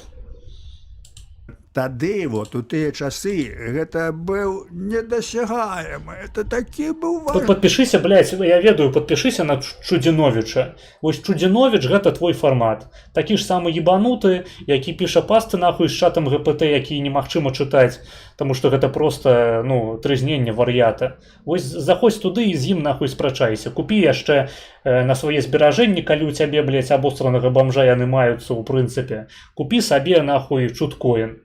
Вось, укладзіся ў беларускую крыптавалюту. На маіх стрымах табе рабіць няма чаго. Пазняк стаў бы першай ахвярай рэжыму ў 96-м. Шмат хто крытыкуе Пазняка, што ён уцёк, але ўявіце сабе, каб Пазняка вальнулі ў 90-е і яго не было б. Дакладна, я менавіта гэта і прасоўваю пастаянна, але магчыма ты не ведаеш, існуе цэлая катэгорыя людзей. Я сустракаў ІРЛ такіх людзей часта, дохуя просто такіх людзей, якія рэальна крытыкуюць Пазняка за тое, што ён не здох у 90-е. За тое, што ён адмовіўся падыхаць за народ. За тое, што ён, блядь, не ўвайшоў у гэты шэраг ахвяраў палітычнага рэжыму Лукашэнкі. Што ён павінен быў здохнуць шчыра на сваёй зямлі, і толькі тады ён бы выйграў нейкую павагу з боку беларусаў. Гэта проста кончаныя саўкі. Гэтыя людзі, яны не заслугоўваюць жыць, яны не заслугоўваюць уплываць на жыццё іншых людзей, таму што яны людажэры, блядь, підарасы, мразі, і пры гэтым яшчэ тупыя нахуй да ахуення. Нізкі IQ, як у негрытосаў. Блять, нізкі нахуй, ніжэй за той IQ, з якім іх маглі б прыняць, напрыклад, у армію. Вось калі б у Беларусі не была прымусовая служба, а прымалі людзей, якія хаця б маглі б там тэст праходзіць на інтэлект базавы, то гэтых людзей бы нават, блять, у беларускую армію не ўзялі б. Таму што гэта і тупыя ебланы. Яны ў прынцыпе не адупляюць. Яны глядзяць трансляцыю, гэта для іх як карцінкі нахуй. Памятаеце гэты жарт Мэдысона пра тое, што школьнікі заходзяць на стрым, яны нават не разумеюць, што перад імі адбываецца. Нейкія, блядь, як эпілептычная нейкая анімацыя. Карцінкі нейкія перад вачыма гуляюць, нейкія наборы словаў, якія яны не могуць спалучыць у сказы ў сваёй галаве. Проста рандомная, вось ведаеце, як пікселізаваная выява нейкая, у якой дохуя інфы, але, ну, агулам яна бессэнсоўная. Вось менавіта нешта такое яны бачаць, калі заходзяць на мае трансляцыі. Што, блядь, што такое, чаму чат на экране, чаму спікер ён у нейкім куце, блядь, знаходзіцца, вось гэта, ніхуя, як у Ларана было. Чаму відосы глядзяць за грошы, а не за бясплатна? Што, блядь? І проста у іх дысананс нейкі ўзнікае, і пачынаецца славесны панос у чаце. Чудзіновіча люблю, вось табе да Чудзіновіча. Я так и думал, что идеальный матч у вас будет. Ладно, Маргинес, прости меня, если я тебя задел. Не блокируй, можно я посижу? Ты, блядь, на волоску от гибели находишься. Скажи дякую, что у меня сегодня лепший настрой, чем звычайно. Я тебя не забанил сходу за слово про голодовку ў 95-м. Так, у Мефісто просто замест головы футбольное поле умята. Таму яму твае словы за разбитую голову не зусім тое, кабы разумеў. Вось цяпер я ўжо цябе не успрымаю, бля, рэалітэ. Ільга, вось усё, што я магу адказаць на твоє паведамленне. Такія людзі нават ёсць сред латушкі, з кім я гаманіў. 70 IQ. Так, ну гэта людзі па тыпу Олега Фрэна, для якіх здохнуць гэта ўжо дасягненне. То бок, ну, Пазняк, ён на шчасце гігачэт інтэлектуал. Чалавек з самым вялікім мозгам сярод беларусаў. Не кожны гатовы зразумець каштоўнасць не тое, што чалавечага жыцця, а проста свайго нахуй жыцця, таму што яны таксама ўсе хочуць здохнуць. І каб дзеці іхныя здохлі, блядь, і ўнукі здохлі, таму што гэта цывілізацыя смерці, гэта савок. Яны так мысляць, яны так успрымаюць свет. Пагналі далей. Начальник, усе перед ім дрыжэлі. Это просто цяперашнія людзі это не зразумеюць. Ну і вот там ён махнуў рукой, там дзе Менсеев, пашоў на трыбуну, там нешта казаць. Тут, кажется, вся наша апозіцыя кінулася, ўсё. І, значит, не дапусцілі, не далі яму выступіць. І гэта для іх страшэнны быў пазор, яны напалохаліся і рашылі зрабіць перапынак і правесці перамовы. І ў гэтых перамовах мы ўжо мелі больш прыхільнікаў, І ў гэтых перамовах фактычна вырашаны быў лёс кампартыі. Яны вырашылі здацца. І от тады, калі... Я не думаю, што цябе шайтан у куб заціснуў. Блядь, ну яны ж літаральна так думаюць хутчэй за ўсё. Я не думаю, што, карацей, я сяджу ў такой каморцы, карацей, вось ведаеце, гэта 2 на 2. Літаральна. І, карацей, я ў такой, ведаеце, коробцы, як бы, то бок у мяне святло ебошыць у твар, але агулам я знаходжуся ў боксе Скіннера. Вось хто глядзеў лекцыю па біхевіарызме, той памятае. І перада мной камера знаходзіцца. А магчыма, яны думаюць, што я транслюю, тыпу, ведаеце, ІРЛ, што я вось у рамцы такой сяджу, коробцы, як бы, ведаеце, гэта як такая папяровая хуйня, як вы хутчэй за ўсё бачылі, на ўсялякія святы ставіцца, такая выява з выразанымі тварамі, куды можна падысці, паставіць свой твар і сфоткацца. Вось гэта, карацей, у мяне такая ж сістэма. Толькі тут квадратик такі, вось, зверху там просто машинкай, блядь, друкуецца спецыяльна. Чалавек у мяне чат перапечатвае ўвесь, каб ён выводзіўся на экран, менавіта таму затрымка ёсць невялічкая. Тут відос, ён на тэлевізары пастаўлены, таксама выразка спецыяльная ёсць. Тэлевізор вялікі, на якім відос паказваецца. І там надпіс замова відэа, гэта таксама цэннік, ён напісаны ўручную. І гэта ўсё транслюецца ІРЛ, мы выходзім на вуліцу або ў студыю, ставім там гэтую выяву. Я просто прыходжу, саджуся на сваё крэсалка і пачынаю хуярыць.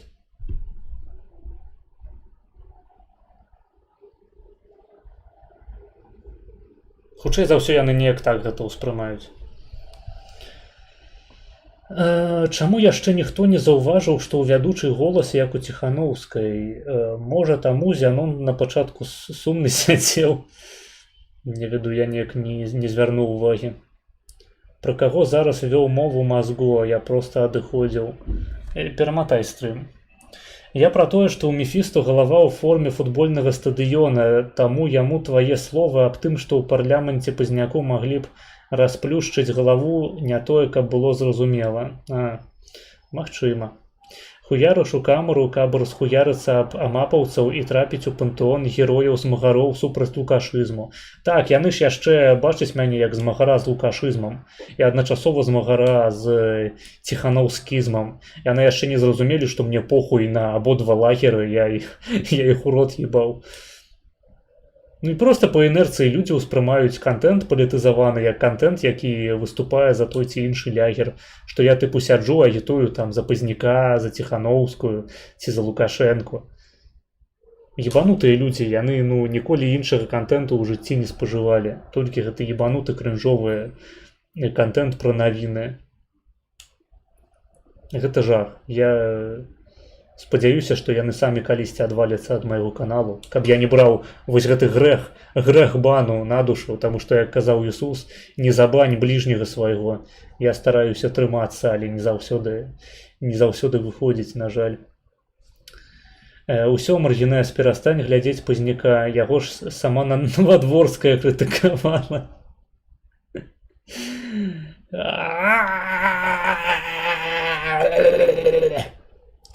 Да, Новопедаровская акурат казала, што Пазняк памыліўся, калі з'ехаў. Малайчына, нахуй. Спадзяюся, яна закусіла потым цэглай, той самай паловачкай цэглы і пайшла кідацца на кулямёты. Перапынку ад паядання цэглы. Так.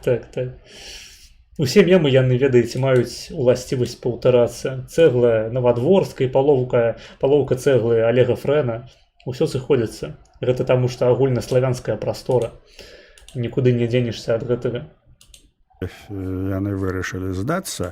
Тады нам прасілі, каб мы нічога не рабілі. Мы все, ребята, мы все договорились. Камуністы казалі нам, давайте. І вот этим Малафею яны выступілі, што яны, значыць, выходзяць з КПСС. Бачыце, якая была дэмакратыя ў Савецкім Саюзе? Нават Малаф'я магла выступіць перад з'ездам, выказаць сваё меркаванне. Маўляў, будзе іх. Арыгінальная сістэма, насамрэч. Свая Незалежная. партия. Да. Нават малаф'ю спыталіся, а беларусаў забылі. Што ж ты будзеш рабіць? І чакушка хлеба, так. Ну, чакушка хлеба гэта для нормісаў. Ну, а мы тут паспелі даведацца, што Сапраўдныя змагары, яны могуць не есці і не спаць. Толькі нешта рабіць увесь час. Вялікія людзі. Але ты мне даў тайм-матч на 30 хвілінаў, ты не халяль. Было такое? Я даваў табе тайм-матч? Ну, прабач, апошнім часам у мяне дохуя на стрымах у чаце людзей, якія выёбваюцца, якія не ведаюць свайго месца, і я ўжо забываю просто, каго я баніў, каму я тайм-матчы даваў. Занадта шмат чыстак апошнім часам. Я ўжо перастаў запамінаць вашыя нікнеймы. оказывается, у камуністычных Нядаўна адзін з алдоў адляцеў, вось Hello World, які сядзеў, выёбваўся на мяне, пісаў нейкую хуйню тупейшую, троліў мяне тупасцю. Ну, прынамсі, я гэта так успрыняў. Адляцеў у бан. То бок нават олд можа адляцець, калі ён не зразумеў сваёй пазіцыі на маёй трансляцыі. Бывае і такое. партыі Беларусі То бок можна як бы дыпламатыю ўключыць, можна мне заданаціць, сказаць прабач, там, не меў рацыі, ты абсалютна ўсё правільна сказаў пра Олега Фрэна, але ну ён жа не заданаціў, ён жа не выбачыўся, ён проста з'ебаўся як пакрыўджанка і ўсё. Спадзяюся, больш не глядзіць мае трансляцыі. То бок я пазбаўляю людзей у першую чаргу ад пакутаў хейт-вотчу. Ідзіце, блядь, глядзіце што-небудзь іншае, што вам падабаецца, а не мой контент. Не здзекуйцеся над сабой у першую чаргу. Дбайце пра сябе, пра свой час. Гэта самае каштоўнае, што ў вас ёсць. яна не зарэгістраваная, нават статут не зарэгістраваны. Так, пра адсутнасць рэгістрацыі мы памятаем. І У камуністычнай партыі нават. іх была ўлада, усім кіравала Масква, яны нават на фармальнасці не глядзелі. А тут выявіліся фармальнасці. Мы паставілі пытанне, што ўвогуле гэтую партыю трэба забараніць. Расфармаваць і забараніць. Была дыскусія. І яны былі ў прастрацыі, што рабіць. Нарэшце ўсё-такі дамовіліся, што часова забараніць. На што часова? То вечна, разумееце? Значит, часова забаранілі. І вот уявіце, настолькі Так, няма нічога больш трывалага, чым часовае. ўсё дакладна было, і настолькі моцны быў націск і правільны, Маргінез падпісацца. таму што ўжо Кебіч на наш бок, Кебіч это прэм'ер-міністр быў. Я ведаю, я ж з тых часоў І всім яны гэтым. Так, вы ж контент зараз для сябе робіце, просто каб папіздзець, не для гледачоў, якія могуць гэтага не ведаць, відавочна. апынуліся, няма куды дзявацца. І вымушаны былі прагаласаваць за забарону часовой компартыі і зрабілі. Значит, мы камуністычнымі галасамі забаранілі камуністычную партыю. Вот што адбылося. І тут ужо, як кажуць, трэба было толькі, як кажуць, іх дабіваць. Ну, але была вялікая небяспека, бо, разумееце, яны не ведалі, куды дзявацца. Яны не разумелі, яны не маглі дагаварыцца, ніколі пра гэта не думалі. І тут такі страх. Ельцин прыходзіць, а Ельцин ужо там забараніў компартыю. І што з імі будзе? Можа, ў турму пасадзяць. І яны былі вот у такім стане, што ім трэба было кінуць нейкі выратавальны круг, каб яны прагаласавалі. Бо нават калі б галасаванне было не аднагалоснае, это было б дрэнна. Незалежнасць павінна была прынята аднагалосна. Ну і тады я выступіў перад імі, звярнуўся да іх як да землякоў, што ўсе мы беларусы. Вось на ўсходзе фармуецца новая расійская імперія ў форме дэмакратыі. Не спадзявайцеся на Ельцина. Усе мы беларусы, акрамя Ліцвіноў і Палішукоў. Вось я б так такую заўвагу зрабіў бы, такі дадатак невялічкі. Мы павінны мець незалежнасць, таму што Дарэчы, магчыма, Мефісту ты проста Паляшук. Вось яшчэ адно тлумачэнне тваім паводзінам. У нас будуць незалежныя дзяржавы, І калі так мы гэтага не зробім, то яны высмыкчуць нашу рабочую сілу, эканомікі, ўсё. Мы проста себе Таму што як бы Полішуку Крывіча не зразумець і наадварот. загонім у Я ўжо не кажу пра ліцвіноў. сілу.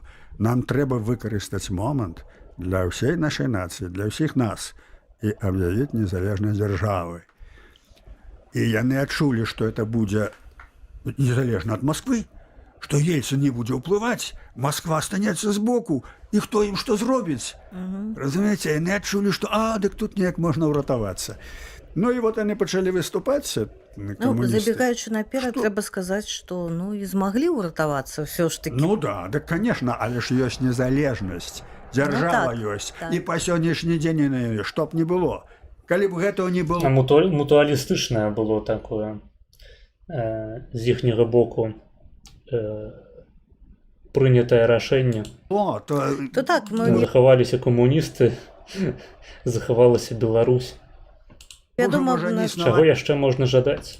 як нацыя. Дакладна. Это вельмі важна, каб аб'явіць незалежнасць, каб была дзяржава. Ну, дарэчы, гэта сапраўды вельмі важна, таму што мне таксама перыядычна прылятаюць такія аргументы наконт таго, што вось яны дамагліся незалежнасці, а нахуя, калі Лукашенко і так падсмоктвае пыня, калі Беларусь зрабілася літаральна адной з вобласцяў Расійскай Федэрацыі і цалкам ад яе залежыць. Ну, в такія моманты я заўсёды людзям просто кажу, блядь, хочаце пайсці ваяваць ва Ўкраіну ці не? Падабаецца вам ідэя таго, што Беларусь як частка рашкі падпала пад мабілізацыю, якая з 22-го па сённяшні дзень усё яшчэ дзейнічае ў рашцы. Калі вам падабаецца, у прынцыпе, гэтая ідэя, то для вас сапраўды незалежнасць не мае аніякай каштоўнасці. Але, па-мойму, той факт, што беларусы масава не гінуць, блядь, у вайне рашкі супраць Украіны, гэта ўсё ж такі нейкі бонус, досыць прыемны, які ратуе нас ад вынішчэння. Не ведаю, як Пазняк будзе гэта аргументаваць, але для мяне гэта галоўная фішка незалежнасці. Не ўдзел у расійскіх авантурах па ўсім свеце, асабліва ва Ўкраіне. Мы былі самастойныя. Вот. І адразу ж, хоць ады ўладу захавалі, але першыя гады, 91-й, другі, трэці школ. Пішуць, што тэмбр падобны на Ціханаўскую, магчыма, гэта таму, што Ціханаўская, яна вучытелькай працавала, то бок яна настаўніца па адукацыі, а настаўніца ангельскай мовы. Фрэн Полішчук ці Крывіч, а я не памятаю, адкуль ён паходзіць-то. Гэта трэба ў Фрэна пытацца і потым на мапу глядзець. Калі ягоны горад знаходзіўся на тэрыторыі Полацкага княства, то Крывіч. Калі не, то або Полішук, або Ліцвін. Беларускія, ўсё, і тэлебачанне Быў такі натхняльны час, это просто здавалася, што ўсё, вось наперадзе. Потым апомнілася, конечно, вось, не хапала сілы, нам просто не хапіла сілы. Вось, ва ўсім грамадстве, у Верховным Савеце нам это ўдалося, а ва ўсім грамадстве не хапіла сілы, часу не хапіла. Ну, грамадства тады думала страўнікам, на жаль. Забыў, што Фрэн з легендарных Касцюковічаў. Не, я не забыў, я просто не ведаю, дзе знаходзяцца Касцюковічы. Радзіма камавікоў, так. Не, гэта простое, што тып картавасці ў іх аднолькавы. Яны картавыя? Ну, грамадства яна картавая? тады думала страўнікам, на жаль. Не, у Ціханаўскай горш сітуацыя. Горш нават за маю. Ну, яно яшчэ было не гатовае. На жаль, такая яшчэ гадоў. Не ведаю, я не чую там Ціханаўскую. 5-7 вот такой незалежнасці, тэлебачанне, прапаганда была, школа, ўсё, людзі зразумелі, яны былі ачмураны этой савецкай прапагандай, а яшчэ цяжкія часы былі, там не хапала тых так, чэргі за ўсім, талоны, купоны, і ўсё гэта так. І ўсё гэта рабілі. Наконт савецкай прапаганды я б тут хутчэй не прапаганду вінаваціў у тым, што беларусы былі такія зачуханыя, а ўсю сістэму савецкую. Гэта не толькі прапаганда там па тэлебачанні, не толькі прапаганда ў школах, гэта ў значнай ступені практыкі, да якіх людзей прымушалі так добраахвотна прымусова іх уключалі ў практыкі там ездзіць на бульбу нахуй, калі ты ніякага дачынення не маеш да сельскай гаспадаркі, ісці ў армію служыць на абразалаўцы, смактаць хуй начальству, смактаць хуй там, чакаючы ў чэргах на жытло, там, на прадукты. Такія практыкі, якія людзей шчухвалі спецыяльна, каб яны не задаваліся, каб яны не праяўлялі ініцыятыву, каб яны не спадзяваліся на сябе і на свае сувязі гарызантальныя, на свае кантакты, на сваю сям'ю. Спецыяльна была практыка савецкай сям'і, якая павінна была выглядаць заўсёды так, што маці цябе пратасківае ой, блядь.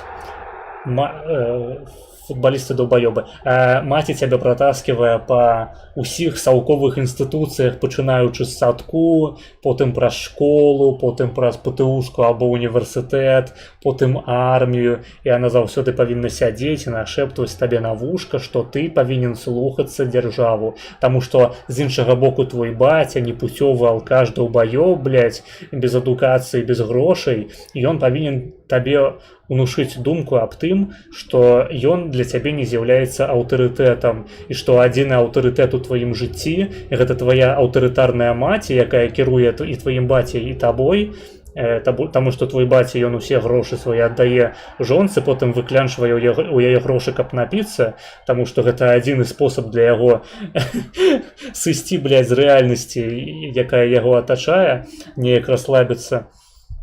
Вось, ён павінен выконваць такую ролю смаўжа, поўнага, прыніжанага, адпізжанага ебаната без волі. І адзіным аўтарытэтам павінна быць твая маці ебанутая, якая гатовая цябе прадаць дзяржаве. Нават не прадаць, а аддаць задарма, таму што яна таксама была ў такой сям'і выхаваная, як дзяўчына. Гэта не толькі хлопцы такому выхаванню паддаюцца. І дзяржава з іншага боку. Два аўтарытэту ў тваім жыцці. Нават адзін у выніку, таму што маці савецкая, яна цябе спецыяльна рыхтуе да таго, каб ты прывучыўся да вось гэтага ланцугу дзяржавы, да гэтага нашыйніку і павадку, на якім яна цябе трымае. То бок маці гэта проста такі пераходны этап, калі ты павінен зразумець, што ты як мужик, хуйло, якое павінна стаць устояла, піць водку і хадзіць на завод, вось, і ў армію, і там адукацыю атрымліваць якую-небудзь педараскую, інжынерскую, каб зноў ж такі працаваць на заводзе. А калі ты дзяўчына, ты павінна рыхтавацца да таго, што ў цябе будзе мужик-алкаш, у якога ты будзеш забіраць усе грошы і карміць, карацей, усю сям'ю. Сама таксама будзеш ябошыць на заводзе, але пры гэтым яшчэ і дома ебошыць так же сама, таму што ніхто табе па гаспадарцы дапамагаць не будзе. Зноў ж такі, таму што ты не выхавала сваіх дзяцей належным чынам. І твае дзеці пазней цябе ўзненавідзяць за такое выхаванне. Але так ці іначай, нягледзячы на тое, што ў гэтай сістэме ўсе адзін аднога ненавідзяць, яны працягваюць яе рэплікаваць у наступныя пакаленні. І гэта аснова савецкай дзяржавы, якая ў значнай ступені сёння на беларусах праяўляецца, таму што беларуская сям'я сучасная выглядае дакладна так же сама. Гэта такія ж самыя саўковыя мамкі і саўковыя айцы, якія ў 20-м годзе гатовыя былі сваіх дзяцей нахуй пааддаваць па турмах, таму што па іхняму меркаванню, калі іх пасадзілі, то яны гэтага заслугоўвалі, таму што яны, блядь, высунуліся нахуй, а высоўвацца нельга, праяўляць ініцыятыву нельга, выказваць сваё меркаванне нельга. Стаць устоіла, блядь, і цярпець, як цярпелі мы, як цярпелі нашыя, блядь, мамкі і таткі, як цярпелі нашыя бабулі, дзядулі і ўсе пакаленні, якія жылі ў саўку. Вось што такое беларускі крызіс, беларуская трагедыя. Гэта не проста прапаганда, гэта цэлыя практыкі, якія перадаваліся з пакалення ў пакаленне, ў сям'і і ў дзяржаве. І гэта азначае, што немагчыма гэтае насельніцтва перарабіць выключна прапагандай з медыа. Яно застанецца такім, таму што яно далей будзе перадаваць гэтую традыцыю сямейную, гэтую саўковую сям'ю. Яна будзе захоўвацца і проста як натуральным чынам, як літаральна па законах натуральнага адбору. Сістэма, якая здольная сябе рэплікаваць у наступнае пакаленне, захоўваецца у незалежнасці ад таго, падабаецца яна асабіста нам ці не падабаецца. Яна застанецца, таму што яна эфектыўная, яна паказала сваю эфектыўнасць у захоўванні сябе, а гэта самае важнае.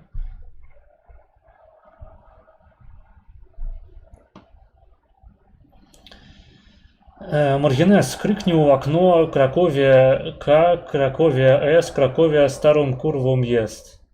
Не, прабач, я не хачу быць адпізжаным. Хаця гэта далекавата, магчыма, мяне б не пачулі.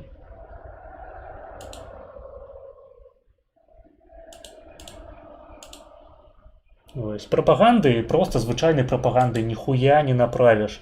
Трэба людзей прымушаць мэтанакіравана, вучыць, нават не то, што прымушаць, гэта праз прымус таксама ніхуя не атрымаецца. Яны будуць успрымаць гэта як пасягальніцтва на іхнія межы і далей выконваць свой рытуал з салковым выхаваннем дзяцей. Трэба менавіта, што даваць свабоду, даваць магчымасці, навучаць, прывучаць людзей да адказнасці за свае ўчынкі. І гэтая ўлада павінна быць аўтарытарная, таму што ў любой дэмакратычнай краіне людзі проста, вось гэтыя саўкі, яны абяруць сабе людзей, якія не будуць іх прывучаць да чагосьці новага, якія будуць талерантна ставіцца да іхняга саўковага тыпу жыцця. А каб з каранём вырваць гэтую хуйню з іхніх галоваў і з іхніх генаў літаральна, трэба, каб гэта была аўтарытарная адносна ўлада з якой-небудзь абмежаванай элітарнай дэмакратычнай працэдурай, у якой галасавала б, скажем, умоўна, хаця б 50% насельніцтва, не 100. І у которой бы ішла паступовая праца над тым, каб людзей вучыць адказнасці. Каб не было ніякай дзяржавы-нянькі, каб людзі сапраўды з набіраннем гадоў дараслелі, а не заставаліся інфантыламі, якія нават свой бюджэт не могуць распланаваць так, каб не выходзіць у мінус. Адсюль вось усе гэтыя ебанутыя, просто хто ў Беларусі жыў, вы ведаеце пра гэтую халву ебаную, пра спецыяльныя карты, якія ствараліся для таго, каб людзі маглі закупацца ў мінус сабе, каб плаціць у наступным месяцы, каб зноў выходзіць у мінус. Людзі не ведаюць элементарнай фінансавай граматнасці. Якая нахуй прапаганда, якая нахуй дэмакратыя. Людзей трэба прывучаць жыць нахуй, іхняе жыццё. Сярэдні беларус нават не ведае, колькі ён падаткаў плоціць, таму што ён іх не плоціць, за яго іх плоціць працадаўца. А працадаўца часта гэта дзяржаўная фірма, то бок за яго літаральна плоціць дзяржава-нянька, якая яго корміць ціцкі. Не будзе, ніякая прапаганда не спрацуе, калі не прыняць фундаментальна важныя рэформы па рынкавай рэформе грамадства, судовай рэформе там. Асноўнае, што трэба зрабіць, гэта забраць у людзей гэтае, сацыяльнае апякунства і абмежаванне у выглядзе, бясконцасці нормаў, кіруючых структураў гэтага камітэту дзяржаўнага контроля і іншых підарасаў, якія будуць устаўляць людзям палкі ў калёсы, як устаўляліся палкі ў калёсы таго ж самага парку высокіх тэхналогіяў. Тая ж самая хуйня, а зараз яго наогул знішчылі ў пізду. Менавіта тыя ж самыя людзі, якія калісьці проста спрабавалі перашкодзіць ягонаму стварэнню. Яны дамагліся свайго. Парку высокіх тэхналогіяў фактычна на сённяшні дзень ужо не існуе у звычайным, звыклым нам разуменні таго, што такое ПВТ. Ніхто ўжо не будзе інвеставаць у ПВТ, ніхто не будзе ўспрымаць гэта як перспектыўнае нейкае асяроддзе. Усім похуй на ПВТ, там ужо нават і падаткі не настолькі нізкія, каб сапраўды мела сэнс уключацца ў працу там. Чыста практыка. Трэба змяняць практыкі. Не пиздёж по тэлебачанні трэба змяняць, а практыкі. І не змяняць іх зверху ўніз, а прымушаць людзей самім, дастасоўвацца да рэальнасці, дадзенай ім у пачуццях. Іначай яны застануцца дзецьмі. этой номенклатуры, яны не ўводзілі нацыянальную валюту. Москва вывозіла эти грошы пустыя, скидывали як паперу сюды, забирали задарма наши товары. Это было жахліва, а ім хоць кувалдай па галаве, нічого не разумеюць. Зянон Станіславович, давайте вы неяк поаккуратней с такой риторикой. Просто нічого не разумеюць. Кувалда по голове гэта не наш стыль. Вот. І таму было вельмі цяжка з імі. І мы больш за камнем по голове, калі вы разумееце, пра што я. Рэшту ўсё ж такі неяк там увялі эти грошы зайчыкі, яны сыгралі сваю ролю паступова, так, крок хаця за адначасова крокам. тады А хадзілі войска, расійскія. уяўляеце, што яны не хацелі ствараць нацыянальнае войска. Ужо 92 год. 140 тысяч чужого войска у нас находится. Вы что, панове, вы подумайте, что вы робите, кого вы кормите? Да ладно чужого, гэта ж наши браты славяне. Это не наше войско, нам трэба мець нацыянальное войско. Усе русские люди. Им хоть молотом по голове. И тогда мы что зрабілі? Мы зрабілі. Да. Человек Базюк просто раскрывае свае фантазіі наконт таго, што ён хацеў бы зрабіць з гэтымі людзьмі, калі б у яго была сапраўдная ўлада. І ён меў бы абсалютную рацыю насамрэч. Публічную прысягу офіцераў на плошчы Незалежнасці, на коленях там стаялі все, прысягнулі. Дасюль ходзяць І кадры. яны вымушаны былі даць заднені бачыць, таму што і вялікая колькасць афіцераў беларускіх, потым мы сцягвалі афіцераў з усяго Савецкага Саюза, былі магчымасці, я помню, з многім званіў і ў Мурманск, і ўсё, генералаў, каб прыязджалі. Вот. Ну і вот такая была барацьба, крок за крокам. Ну, не хапіла часу, не хапіла. Вось, але паўтараю, незалежнасць была у 91 годзе ўзята таму, што была падгатоўленая палітычная група, дэпутаты Народнага фронта, якія мелі і сваю ідэалогію, падрыхтаваныя законапраекты і падрыхтаваныя адпаведную, кажуць, канцэпцыю і сілу, вот, і апору на людзей. Таму што, ў прынцыпе, калі ты путч пачаўся, то народ пасіўна альбо актыўна падтрымліваў нас. Пасіўна, калі... Блядь, гэта просто ахуй нейкі. Я і акно не магу зачыніць таму, што духата стаіць у пакоі. Ён як бы нічога не казаў, баючыся, але ён не быў не на іхным баку, не на камуністычным. Ён быў на нашым баку. Рэчы, Гарбачоў шмат для гэтага сам зарабіў, калі вось адкрыў фактычна архівы, калі людзі пачалі даведвацца праўду пра тое, што адбывалася, і нешта мянялася ў свядомасці. Так. Начамі сядзелі, чыталі газеты. Так, чэргі да шапікаў. Так, я все гэта памятаю.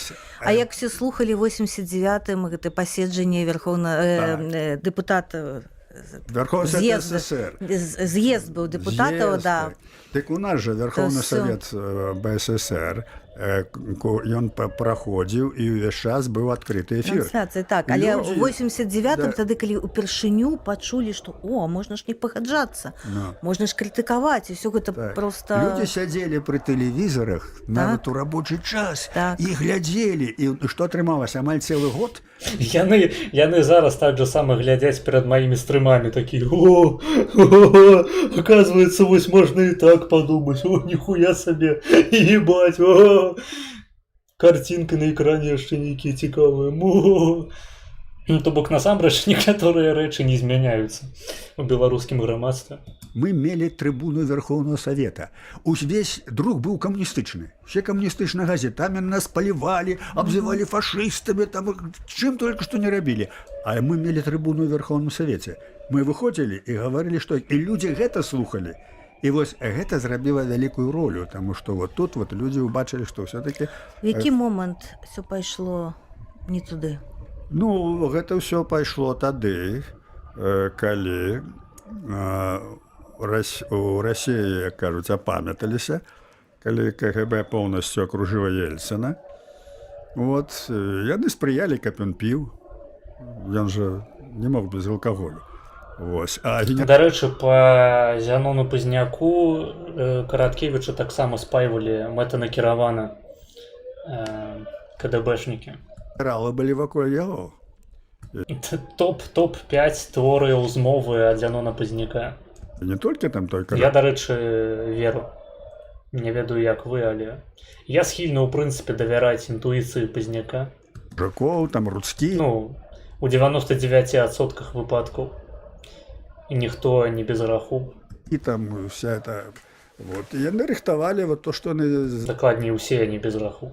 правярнулі потым у 2000 годзе. Ну, у іх так, а у нас? Вот. Потым яны адразу КГБ засталося.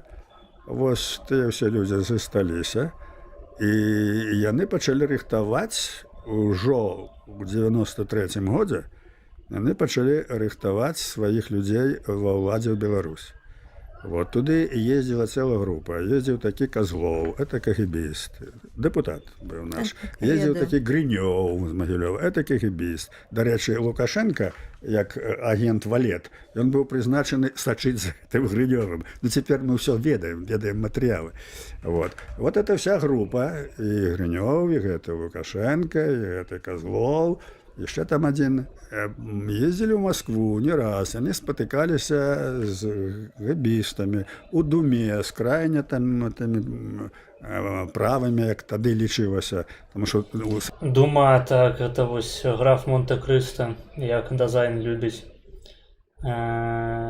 Так. Привет, мой НС.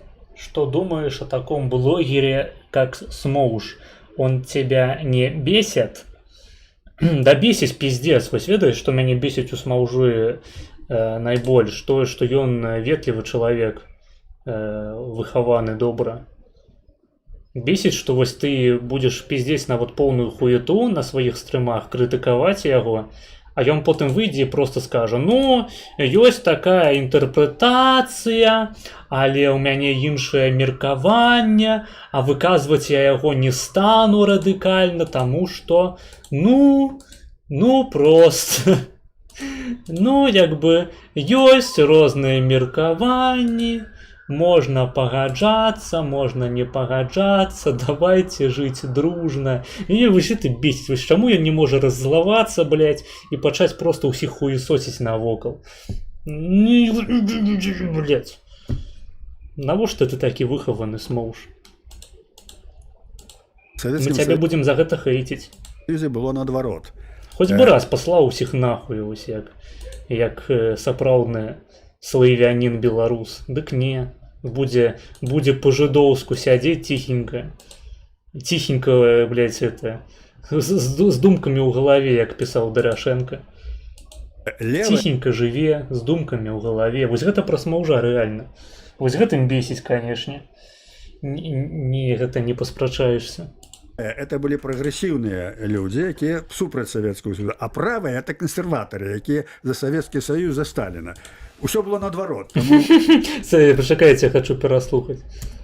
Правымі, як тады лічылася. Ездзілі ў Маскву не раз, яны спатыкаліся з гэбістамі у Думе, з крайне там правымі, як тады лічылася. Таму што ў Савецкім Саюзе было наадварот. Левыя — это былі прагрэсіўныя людзі, якія супраць Савецкага Саюза, а правыя — это кансерватары, якія за Савецкі Саюз, за Сталіна. Мінусы. Усё было наадварот, таму многія не разумелі, у чым справа. Так вот, яны ездзілі не адзін раз, давалі ім выступ у Думе. Выступаў Лукашенко, прытым выступаў так з антыбеларускім. Ну, гэта, дарэчы, да гэтай пары такая мулька захоўваецца ў беларускіх СМІ. То бок літаральна выходзілі інфаграфікі пра розныя групы насельніцтва сярод моладзі беларускай, і там кансерватарамі назвалі прыхільнікаў Лукашэнкі, якія супраць змагарызму, карацей, выступаюць.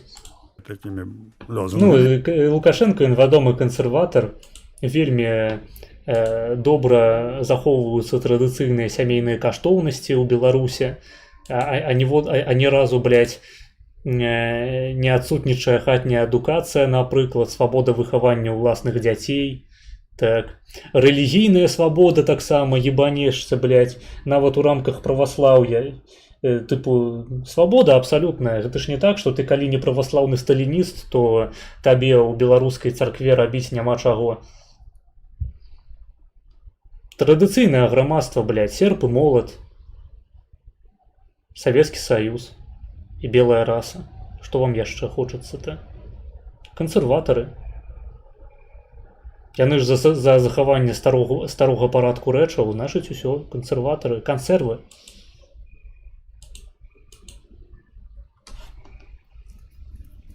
Такія людзі, яны, дарэчы, звычайна не іранічна не разумеюць, што кансерватарам і правым наогул не падабаецца ў Лукашэнку. Таму што ён жа забараніў ЛГБТ. А што вам яшчэ трэба? Ну падумаеш, аборты дазволеныя. Ну падумаеш, няма ніякай свабоды выхавання дзяцей сваіх. Ну падумаеш, ты не можаш вызнаваць сваю рэлігію традыцыйную. Падумаеш, ты не можаш размаўляць на мове сваіх продкаў.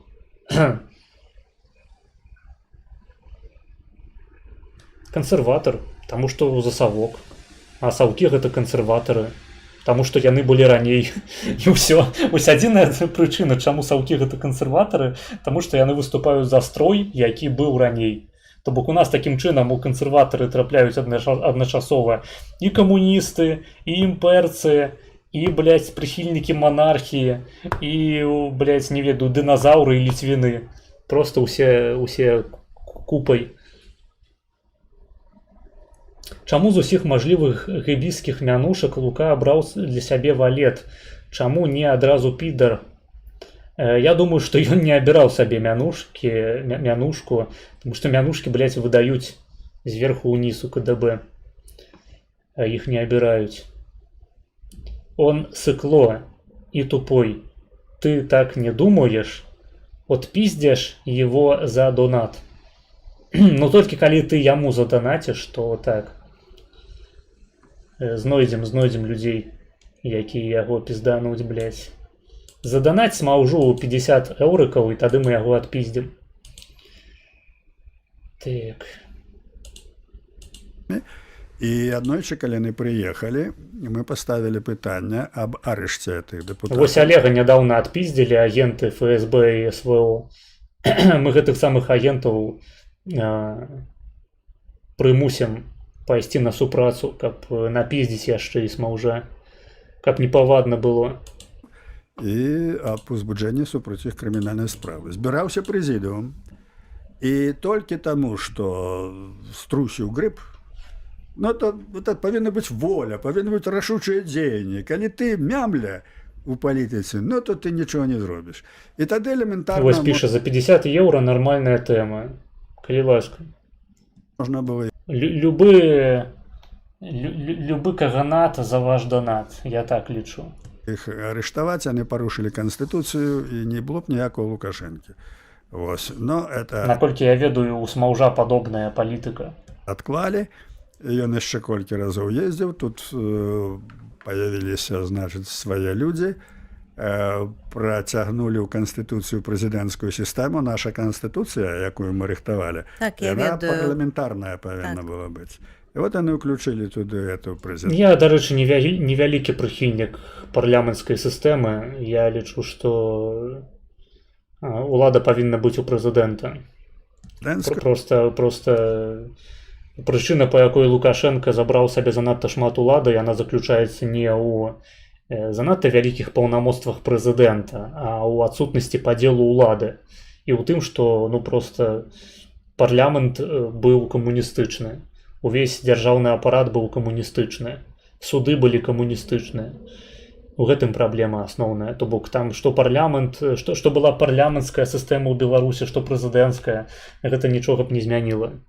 Гісторыя пайшла б тым же самым шляхом праз чыста сістэмныя чыннікі. Лукашенко, ён сам па сабе як асоба ніхуя не вырашыў у гісторыі Беларусі. Так ці іначай гэта была б цалковая залупа. Таму што на той момант беларусы былі саўкамі ебанымі. Па-іншаму, грамадства проста не можа функцыянаваць. Якую б ты дыктатуру не ўсталёўваў, грамадства дасць пра сябе ведаць.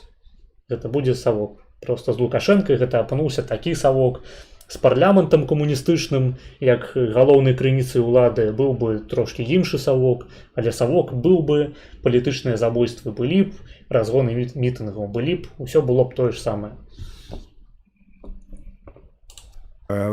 Потым Гэта не быў бы сцэнар Украіны, таму што украінскія камуністы гэта была абсалютна іншая гісторыя. Гэтыя камуністы ну, не зусім як балтыйскія камуністы, але бліжэй значна да іх, чым беларускія камуністы, таму што большых антыбеларусістаў, чым беларускіх камуністаў яшчэ трэба было пашукаць нават у Маскве. Ва ўкраіне ўсё ж такі гэта па-іншаму працавала. стварылі там новую групу ў Верховным Савеце. Там хаця б гэты Краўчук мог нешта піздануць, пару словаў звязаць па-украінску, адрозненне ад Лукашэнкі. Бобур курва спердаляй мордо. Гэта яшчэ не беларуская мова. Трэба старацца больш. Узначаліў Кебіч, прэм'ер-міністр Акебіч, высшы афіцер КГБ. Мы ўсё ведалі пра эту групу, а мы нічого не ведалі пра Кебіча. Вот это наша трошки была такая недосведчанасць. Толькі тады, калі ён напісаў мемуары, што ён Тады высветлілася. кагебістам, тады мы ўсё зразумелі. Вот. І таму, паколькі ён быў у гэтай сістэме, ГБН поўнасцю выконваў заданне Масквы. Блин, по-мойму, пазняк раней казаў, што гэта Шушкевіч не разумеў Кебіча, што БНФ-то акурат бачыла ў ім савецкага номенклатуршчыка, КДБшніка. Поўнасцю выконваў. Прынамсі, у мяне ёсць такі некаторы дысананс. Мне здаецца, раней пазняк іншай пазіцыі прытрымліваўся. І от яны пачалі рыхтаваць вот гэты свой путч такі цераз Смоў ж пішуць у чаце, што ты не шарыш за Генона. Апраўдвайся. чалавека, якого нашлі.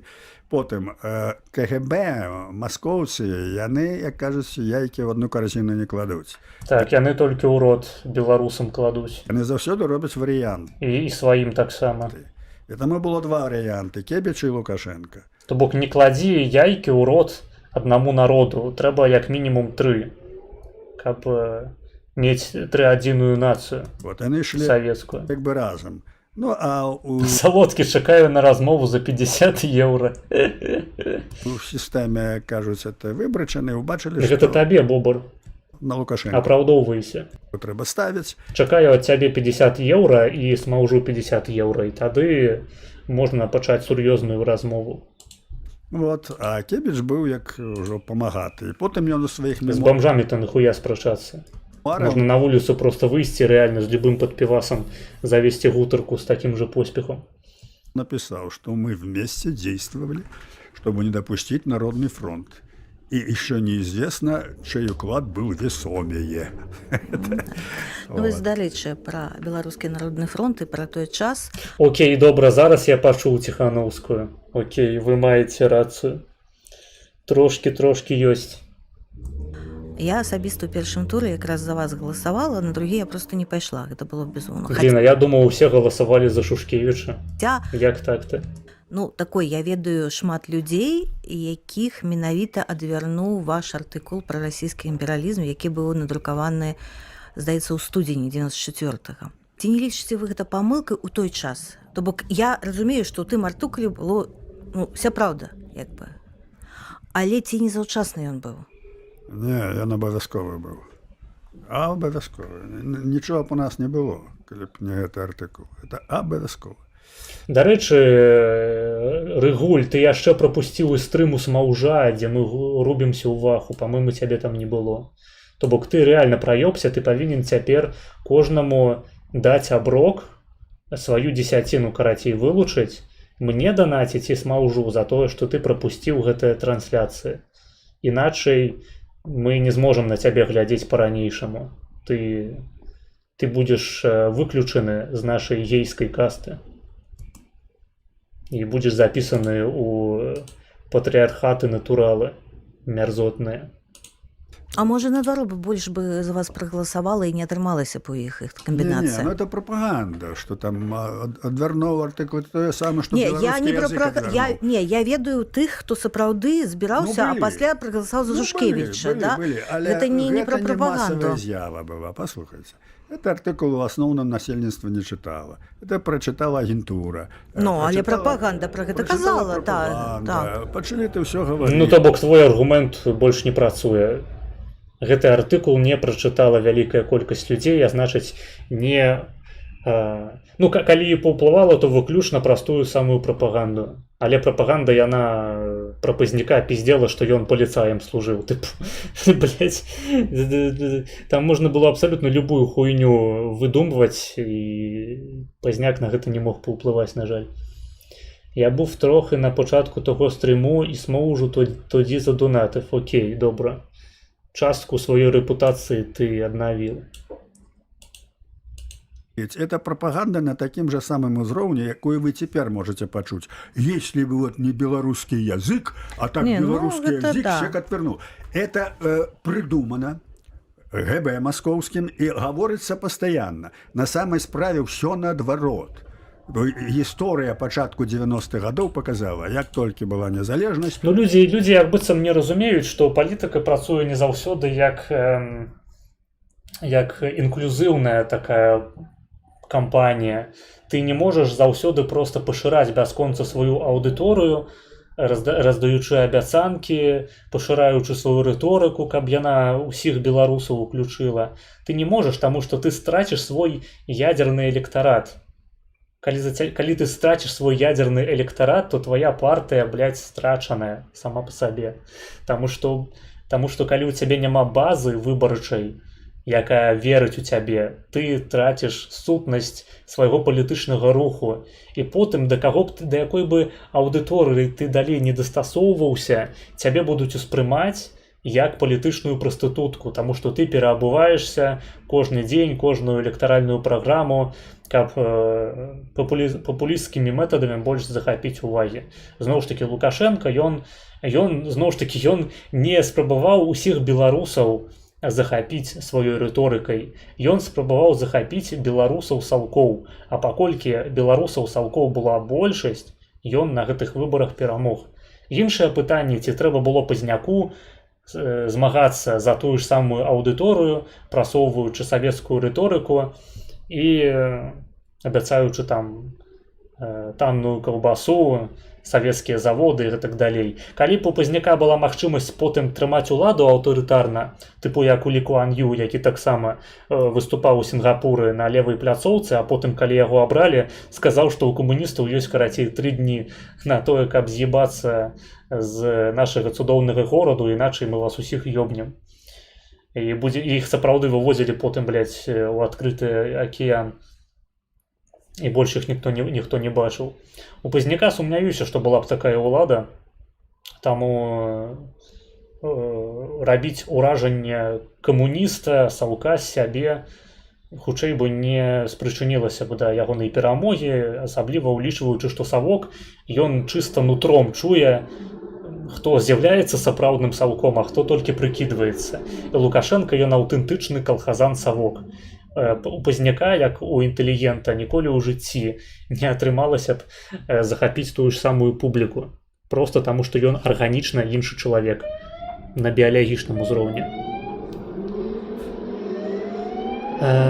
Хто донаціць смаўжу, Пезер і Отр, это твоя мама, затлушчавая, і вообще смоўж ты сіняе чмо і глупай удулі канал. Нейкі тоўсты тролінг. Смоўж, скажы, мне яго баніць ці не баніць? У нас жа ёсць правіла пра распаўсюд паклёпу на сяброў каналу. Таму, з'явілася легітымная прычына забаніць чалавека.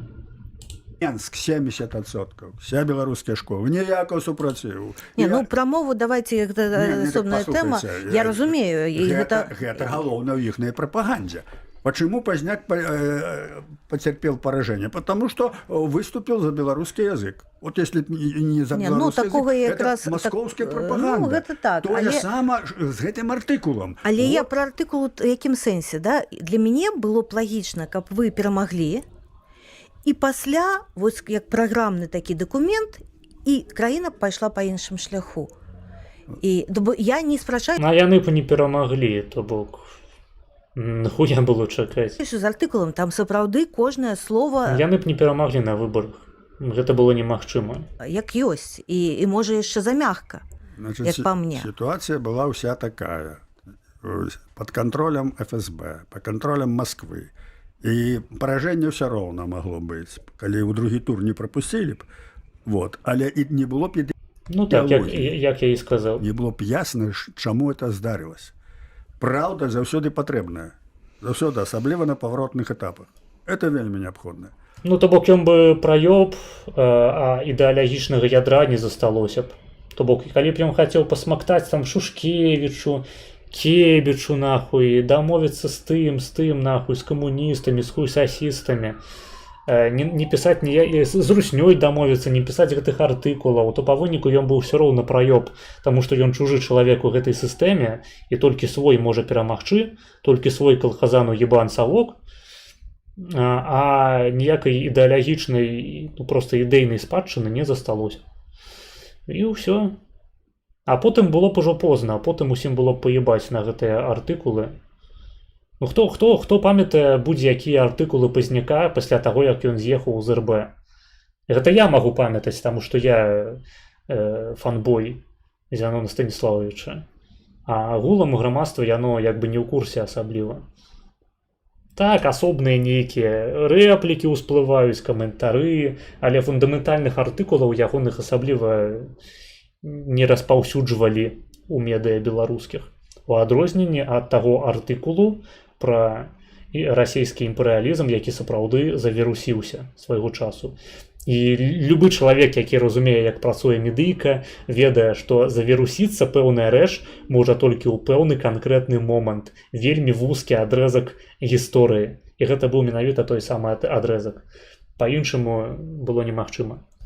Потым, гэты артыкул на некаторых людзей яшчэ дзейнічае да сённяшняго дня. Та хай жыве, ён смешны, окей. Ён яшчэ сёння... Але ведай, Бобр, што ты ўжо як бы ў маёй галаве забанены. То бок, калі ты нешта напішаш, што мне не спадабаецца, я аўтаматычна цябе забаню. Вось. Не могуць разабрацца, калі вайна ідзе. Нават калі ты не парушыш правілаў, то бок, у мяне ўжо ёсць цвёрдая падстава цябе забаніць. Адзінае, што цябе ратуе, гэта мой добры настрой. Вось, сапсуеш мне настрой, і табе пиздец. Яны ў прынцыпе не могуць. Яны ў прынцыпе не могуць, не будзем пра іх наогул. Это істотна. Это істотна. Таму гэта важнейшае, што трэба было зрабіць для нацыі. Это найважнейшае. А ён не сыграў рашаючую ролю ад таго, што, скажем, я не выйграў выбары. Справа не ў тым. Сітуацыя складвалася такім чынам, могу вам сказаць дакладна, што калі б я праходзіў другі тур, то, напэўна, я меў шансы выйграць. Я это тлумачыў, чаму это было. Но яны это разумелі, таму я прайшоў другі тур, дарэчы, набраў 22%. Мы мелі сваіх, той самы фронт меў па ўсей Беларусі ва ўсіх акругах. Мы зналі поўную інфармацыю, хто колькі набірае, дзе, як і што. Мы это ведалі ўсе. Вот. Кебіч ішоў на 4-м месцы, дарэчы. Не на 3-м. А на 4-м яго зрабілі другім. Вот. Яму аддалі галасы. Мае забралі амаль палову і частку ад Шушкевіча забралі. Ну, факт-чэкнуць я гэта не магу, таму што я ўпершыню чую такія лічбы. Нахуй ведае. Мо праўда, а мо не. Цікава, што ў другім туры былі Кебіш і Лука, і Кебіш выглядаў больш адкрыта прарасейскім. Гэта значыць, што тыя, хто галасаваў за Зянона ў першым, хутчэй за ўсё маглі бы галасаваць за Луку ў другім. Ну так, але гэта ўжо не мела значэння. Хто б не быў прэзідэнтам, тады Кебіш ці Лука, яны абодва праводзілі тую ж самую палітыку. Яна падрознівалася выключна на касметычным узроўні. Пра што Кебіш сам потым у сваіх мемуарах і пісаў, як узгадаў Зянон Станіславович. Нейкае сёння абвастрэнне у далбаёбаў у чаце. Хіба не толькі мяне сёння са склепу выпусцілі. МБ. Сёння душнавата, ведаеш, высокая тэмпература, магчыма, у людзей плавяцца мазгі. Яны не вытрымліваюць. И зрабілі. Вот. Это все потом А стало... магчыма, проста людзі літаральна ў дурцы ляжаць, і у іх шмат вольнага часу. Яны проста сядзяць у тэлефонах, на маіх стрымах пішуць у чаце. Такое нельга выключаць. Вядома. Таму гэтая сітуацыя... Я вось не ведаю, як у прынцыпе ў Смаўжа змаглі знайсціся будь-якія хейтары. Тыпу Смоўж гэта абсалютна лайтовы чалавек, самы мяккі і ветлівы ў інтэрнэце беларускім. Самы камунікацыйны і дыпламатычны. Не ведаю, што ў ім можа камусьці не падабацца, вось менавіта настолькі, каб сядзець яго абсіраць. У мяне там свае прэтэнзіі, але гэта чыста густаўшчына ці густоўшчына. А вось Бобр, ён проста ёбнуты. Так, пачакайце, мне трэба адліць. Зараз прыйду.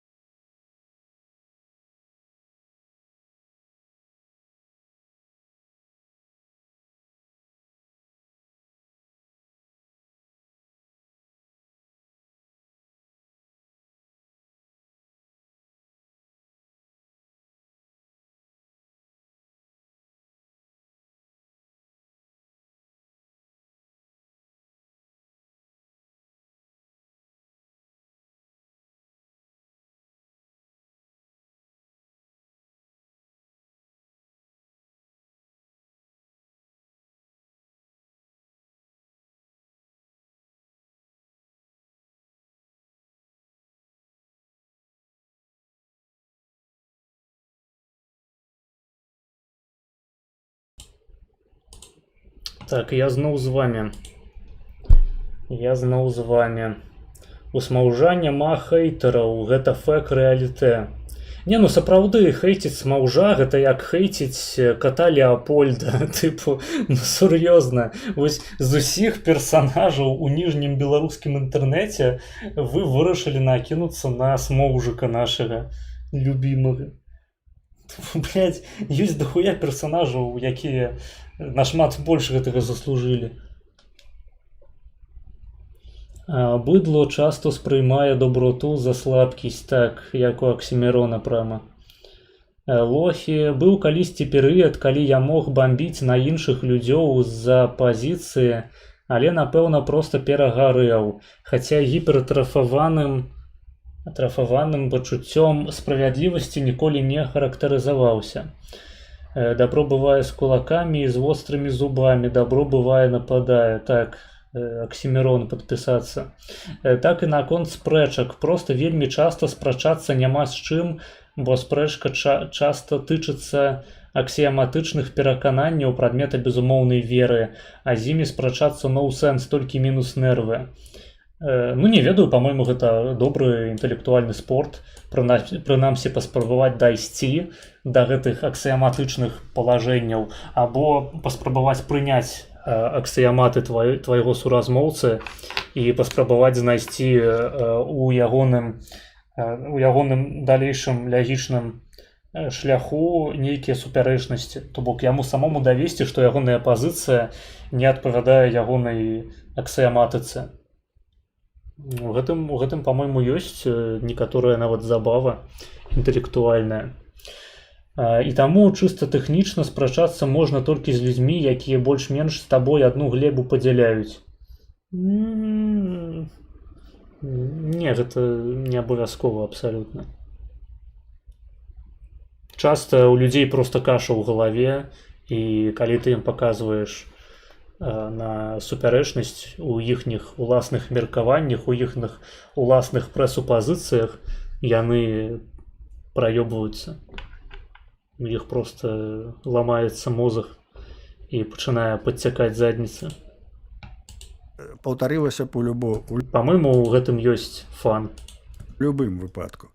Мне, напрыклад, на занятках па філазофіі і біялогіі было па фану людзям, якія вераць у правы жывёлаў, паказваць, што іхняя, вера упіраецца ў тое, што яны лічаць немаральным адчуванне болю. І што гэта ірацыянальная іхняя эмацыйная пазіцыя. І яны пачыналі гарэць і казалі: не, гэта не ірацыянальная пазіцыя, гэта мейнстрым, а значыць, гэта мае нейкія абаснаванні. Не, чал, ты проста прыняў прэсупазіцыю па тым, што адчуваць, што жывы арганізм не павінен адчуваць болю, таму паколькі і чалавек, і жывёлы адчуваюць боль, яны, вось дзве гэтыя групы, дзве гэтыя катэгорыі павінны быць надзеленыя правамі, павінны быць роўныя, прынамсі у некаторых праўных аспектах. Не, у мяне, мейнстрым ахуительный. Ну, ідзі пиздуй, нахуй, долбаёб, Ты не разумееш, што такое філазофія. Так. Я памятаю, калі пражываў з іншым чалавекам, любіў прымаць пазіцыю іншага, але пасля чалавек тое ўспрымаў вельмі крытычна, і ўсё пераходзіла да крыкаў. Ну, зноў ж такі, бамбёжка — гэта узнагарода для троля, чаму б і не. Я таксама, калі спрачаюся з хрысціянамі, я звычайна спрабую выходзіць з хрысціянскіх прэсупазіцыяў, а не з нейкіх сваіх унікальных. Таму што гэта акурат бы не мела сэнсу. Толькі як дыдактычная такая, ведаеш, спроба паказаць, што існуе і такое меркаванне, каб чалавек проста пашырыў свой далягляд.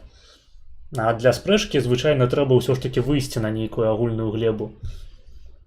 І звычайна чалавек, які акурат інтэлектуальна вышэй, ён першы смякае, што суразмоўца акурат не здольны выйсці з табой на агульную нейкую. О. Chyba wystarczy. To się nazywa wolność, panie prezesie. Tak jest. Дзякуй вялікі ананім за $50. Шкарпэткін. Не ведаю, ці гэта быў данат ад спадара Наскаўца. Вось. Дзякуй за $50. Я, канешне, іх не атрымаю, таму што я пакуль не магу выводзіць грошы праз Donation Alerts. Але дзякуй за $50. Гэта ахуенна. Ты неверагодны. Вось табе сэрцайка. Вельмі крута. 50 USD. Яны вось, блядь, яшчэ і па 2 разы паўтараюць. To się nazywa wolność, Ale- panie prezesie. Tak jest. Я лічу, што гэта таго варта. $50 гэта сур'ёзная сума.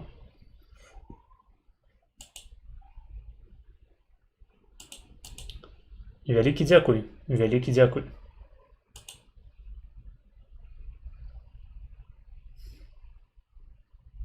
Вялікі дзякуй.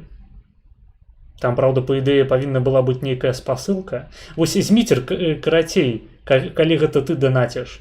Данаць праз Streamlabs, блядь. Я не магу выводзіць грошы праз Donation Alerts. Толькі праз Streamlabs, вось на дадзены момант жыцця свайго.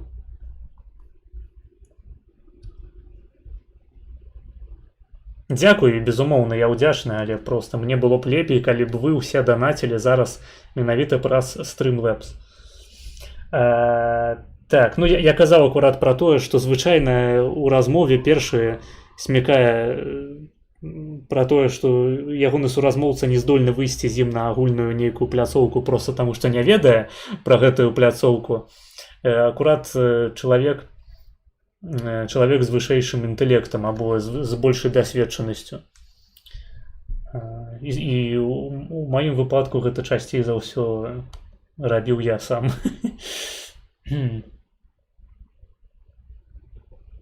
Таму што, часта прыходзіцца спрачацца з левымі або з хрысціянамі, якія ў прынцыпе не адупляюць, якія меркаванні існуюць наогул. То бок яны замкнутыя ў нейкім сваім інфармацыйным пузыры, і яны не ў курсе, якія пазіцыі ёсць, якія аргументы ёсць у іхніх супернікаў. Яны нават не ведаюць пра іх існаванне. І ў такім выпадку табе, каб весці будь-якую размову, прыходзіцца так ці іначай выходзіць на нейкія агульныя левыя пазіцыі, каб у прынцыпе спрэчка задалася. Гэта, дарэчы, фішка левых, яны настолькі тупыя, што усім прыходзіцца да іх дастасоўвацца, каб з імі дыскутаваць. То бок, літаральна проста як з дзецьмі. Любая размова з левым, яна менавіта так і выглядае. Так, не фаніцца дэканструкцыі з пазіцыі іншага я сам люблю. Фаніцца дэканструкцыі з пазіцыі іншага. Фаніцца гэта толькі з дэканструкцыі Дарашэнкі можна фаніцца. І, ў прынцыпе, Палішукоў. Проста калі я такім займаюся, мяне людзі пачынаюць хейціць. Бачыш, цябе людзі без таго пачалі хейціць чамусьці. Hello, а чым у вас стрім? Ды не аб чым, проста аб усім адразу. Стрім для ўсіх і для нікога, ведаеш. Гэта на маё палітычнае забойства, магчыма, нават на фізычнае, не ведаю. Вы давно в Польше? Давно. О, добра, що я через Streamlabs доначу, а не через рунявий Donation Alerts. Так, пакуль што я не магу выводзіць проста донаты, блядь. Яны прыходзяць мне, але у мяне такія абставіны, што, карацей, да мяне яны не даходзяць. Яны ляжаць на віртуальным мільярдзе па Олегу Фрэну. Я ведаў нават тады, калі ўжо былі выбары. Я зараз магу выводзіць грошы толькі праз Streamlabs і Patreon. Таму заклікаю ўсіх данаціць туды і падпісвацца на мяне на Патрыёне. Калі б я перамагаў бы, і, значыцца, наўрад ці яны думалі нават не дапусціць інаўгурацыі. Значыць, задача у мяне была проста фізічна знішчыць. Я это ведаў. І ў іх бы нічога не атрымалася б. Не на таго напалі. Яны хацелі ўжо потым, калі я проста, кажуць, стаўся таксама, але зноў жа, мне вымушаны быў міграваць проста. Таму іхная задача была такая: не дапусціць пазняка ў другі тур. Удалося. Так? Калі б у другім туры і там шансы у мяне былі большыя, я выйграваў бы, і я праходзіў бы, то задача была любымі спосабамі мяне знішчыць. Я гэта ведаў, таму што это, кажуць, дзіравая сістэма. Калі я быў ужо ў эміграцыі, і мы даведаліся інфармацыю з Сергеем Навумчыкам аб тым, што у Польшчы, калі мы вернемся ў Польшчу, нас павінны знішчыць. Гэту інфармацыю абнародаваў такі Ілюхін быў, пракурор, ён быў дэпутат Думы. Яго, дарэчы, забіла НКВД. Вот, таму што ён там узбудзіў справу супраць Ельцына, потым нават супраць Пуціна. Ну, а з Пуціным, як кажуць... Занесла чалавека. Да, размова кароткая. Вот.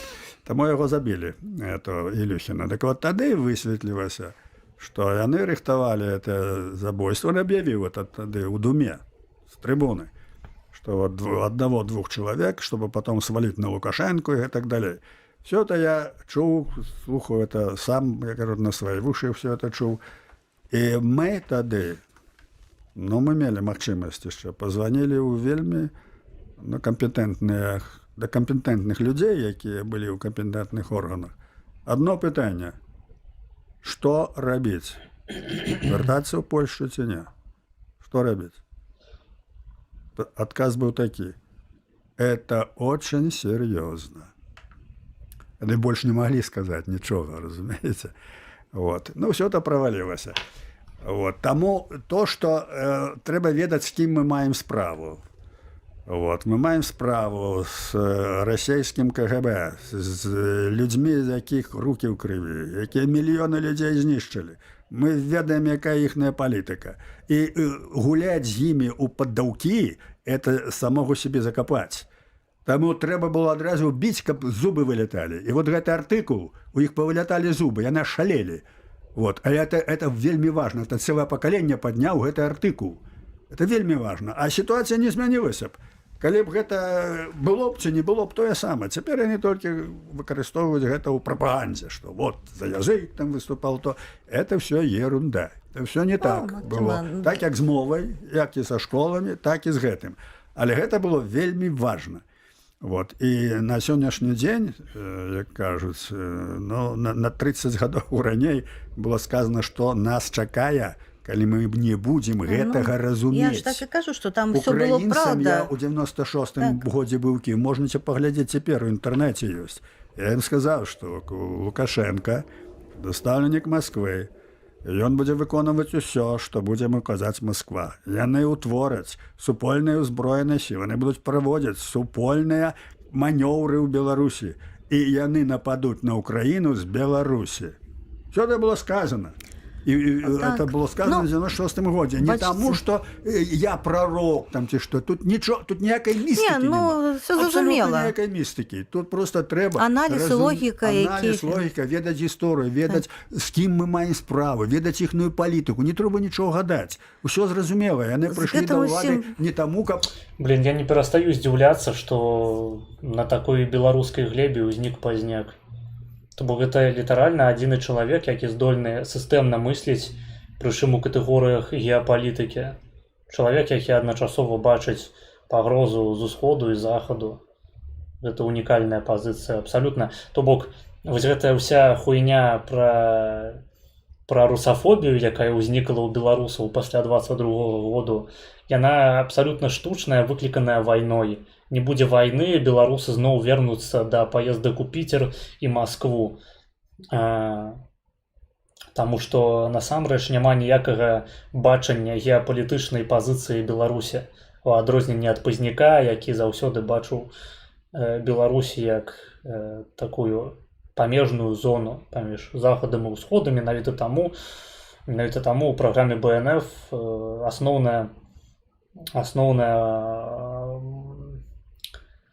асноўная прапанова пераарыентацыі экспорту і імпорту палягала на тым, каб усталяваць сувязь не паміж захадам і ўсходам, а паміж поўднем і поўначу.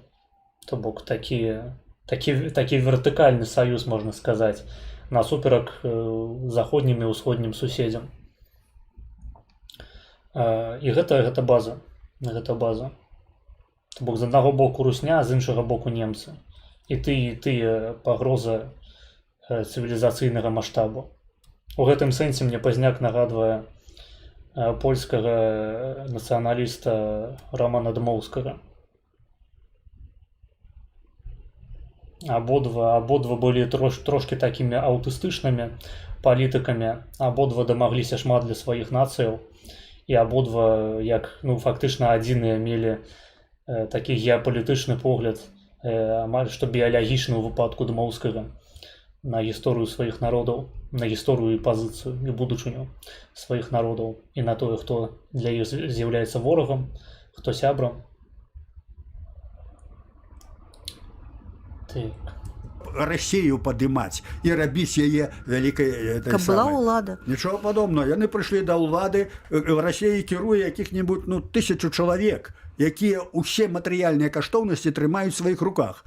А гэты народ, так сказать, рускі, у якасці мяса на фронте у турмах сядзяць, гарэлку п'юць і пад плотам валяюцца. Вот і ўсё. Все так, але ўсё роўна, на мой погляд, То бок Пазняк гэта не проста крынжовы русафоб, які вылез пасля 22-го году. Гэта чалавек, які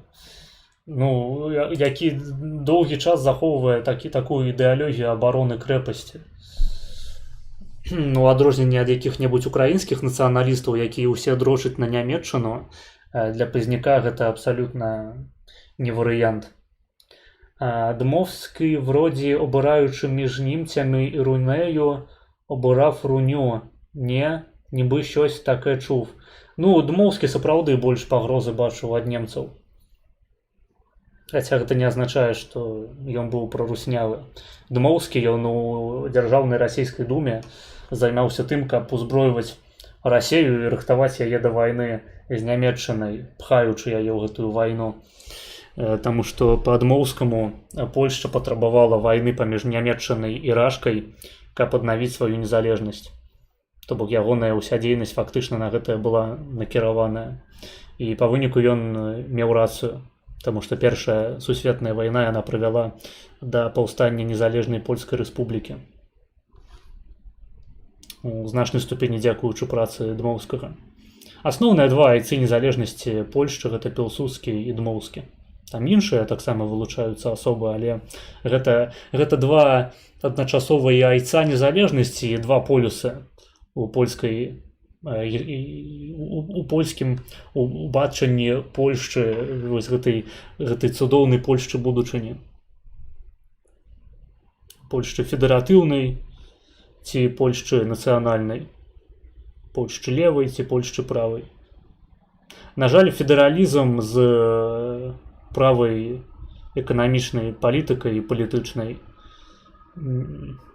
у тыя гады не спалучаўся. То бок, з аднаго боку быў левы федэралізм у выглядзе Пілсудскага, з іншага боку правы нацыяналізм. І вось і думай гарлавой, як то кажуць. Хацелася б сумясціць палітыку федэралізма з правасцю Дмоўскага, але што ж паробіш. Дух часу. Прынята было быць крынжовым нацыяналістам або крынжовым сацыялістам. Каб гэты артыкул з'явіўся дзе-небудзь там, не ведаю, 10 ліпеня падчас, і каб там была яшчэ інфармацыя. Тут можна спрачацца. Не спрачацца тут не можна, тут усё ясна. Давайте крыху пазней, вернемся да падзей 96-го года, да той вясны нашай мінскай. Я гэта ўсё памятаю, як гэта адбывалася. Я была на ўсіх гэтых акцыях. І я памятаю якраз імпічмент, які быў аб'яўлены Лукашэнку. І тых людзей, якія ўпершыню... Ён не быў аб'яўлены. Прынамсі, які збіраліся аб'явіць. Сабралі патрэбную колькасць, але так і не. І я была тады на плошчы днём і ноччу. Гэта яшчэ і азнака высокага інтэлекту. То бок, што Дмоўскі, што Пазняк, гэта менавіта людзі высокага біялагічнага субстрату, мазгавога субстрату. Адрозненне там ад Лукашэнкі, ад Пілсудскага. То бок, як бы я добра не ставіўся да Пілсудскага, Пілсудскі быў дурачок агулам. Проста інтрыган, які хацеў улады і ваяваць. Ён ніякай ідэі за сабой не нес асабліва.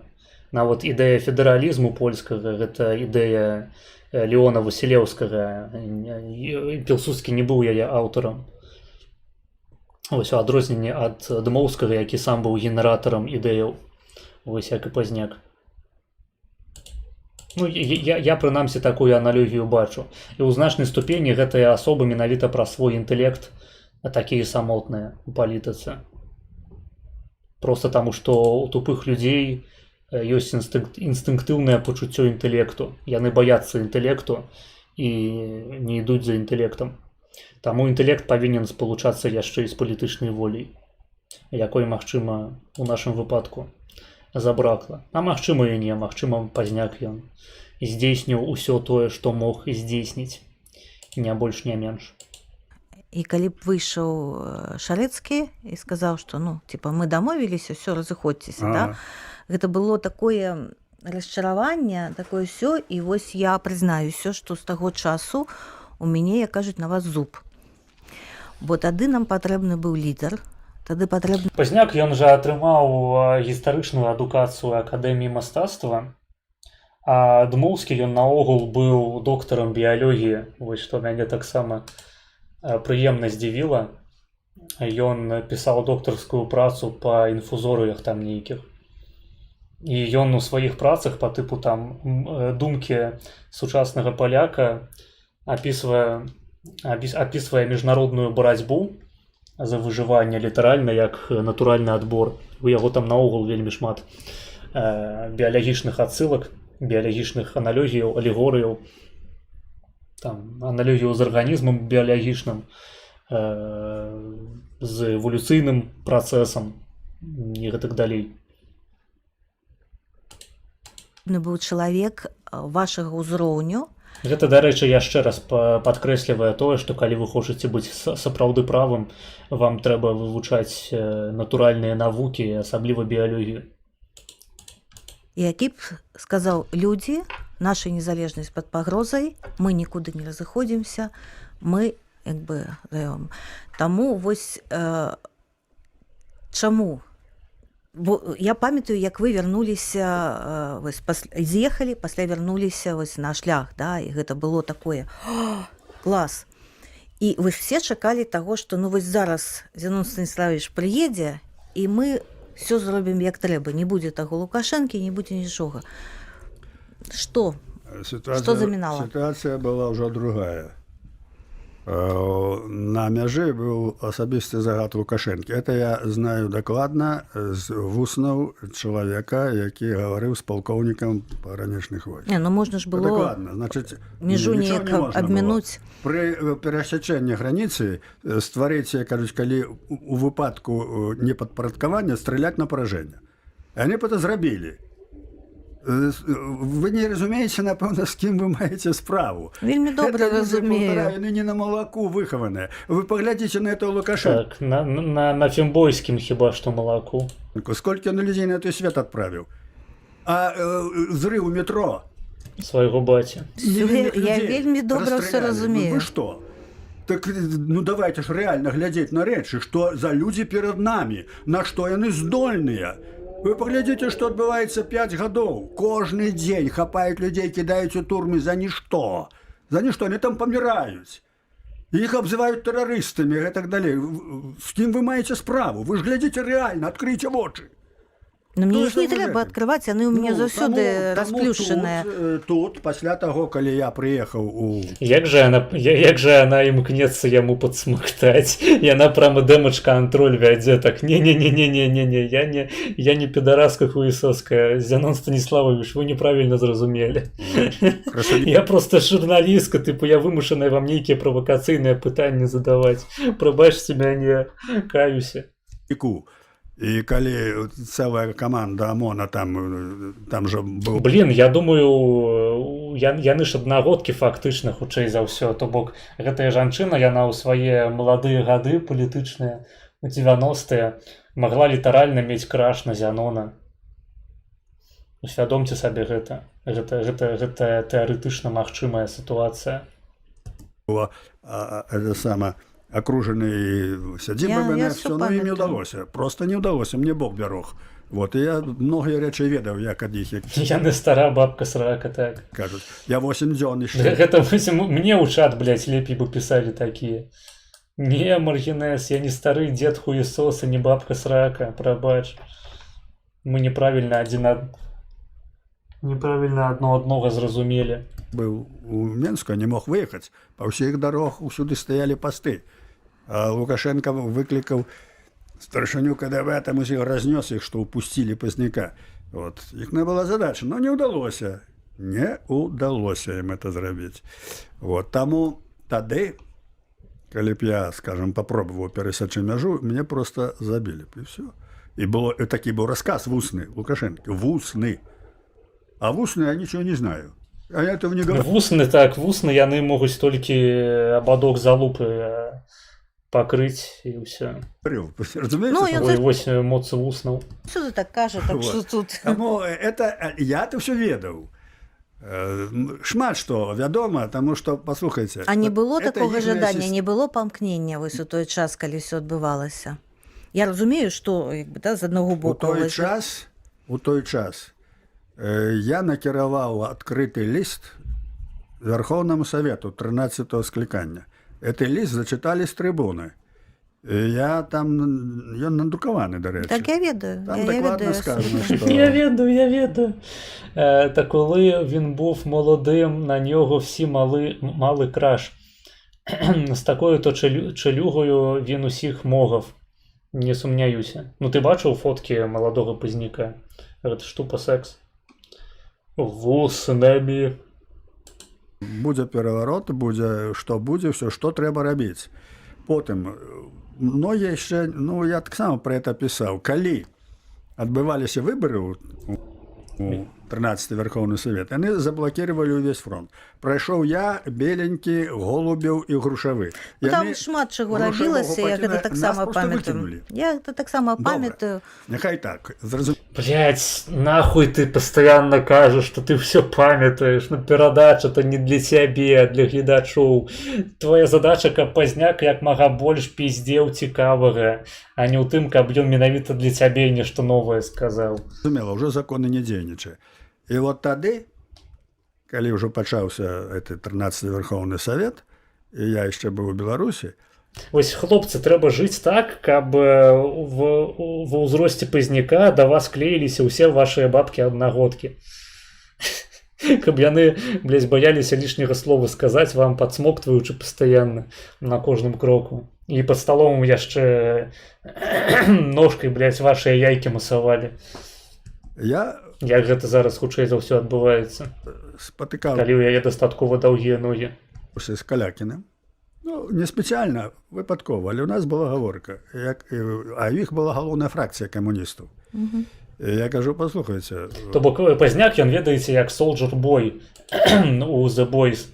Ён трахае выключна бабусек у сваім веку, толькі ён не сталее, бабулькі сталеюць. Але ён праз нейкую такую ностальгію можа трахаць толькі старое мяса. І Позняк ён прыкладна так жа функцыянуе. Вы ж бачыце, што это чалавек, якому не мае значэння, хто вы. Яна вуча журналістку працаваць журналісткай. Блядь, ну гэта ж просто беларуская служба польскага радыё. Не тое, каб гэта нейкі топавы ўзровень журналістыкі. Інтэрв'ю неблагое, просто забаўна. Забаўна бачыць гэты дэмэдж-кантроль, таму што з Позняком сапраўды трэба ўмець весці гутарку, каб у яго задніца не палала. Комуністы, БНФаўцы ці што, ён вас знішчыць усіх. Тому што у Позняка таксама, у яго вельмі падобная рэакцыя на тупасць, на маю. Ён адразу пачынае бамбіць і жадаць забаніць чалавека. Толькі ў рэальнасці ён не можа забаніць, ён будзе глядзець на вас як на кал. Просто такі падсохна, нахуй, чорны. Вы это разумееце? Ён кажа, да, мы понимаем.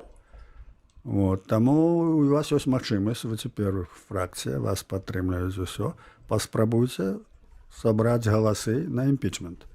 70 галасоў трэба. І ён кажа, это ідзея. І яны сабралі.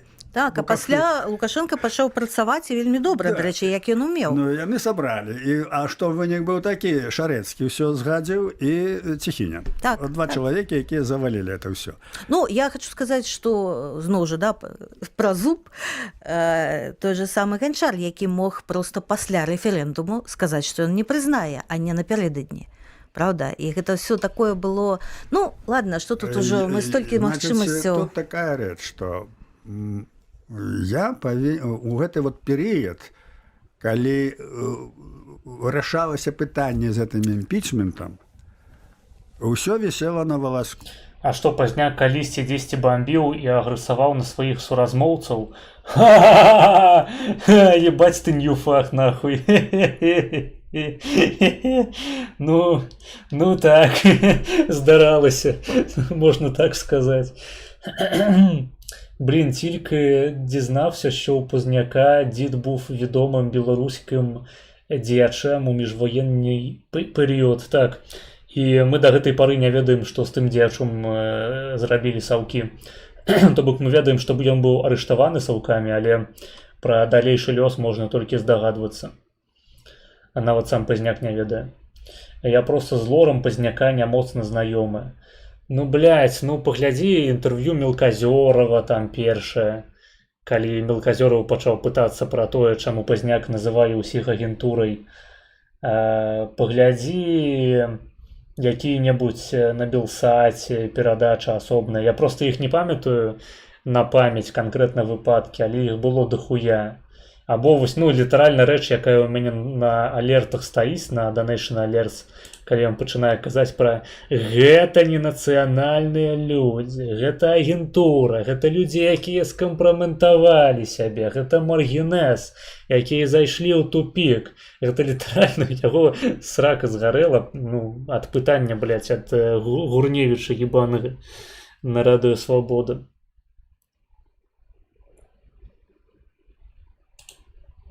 Адсюль жа і паўстаў гэты мем, блядь, на маім канале.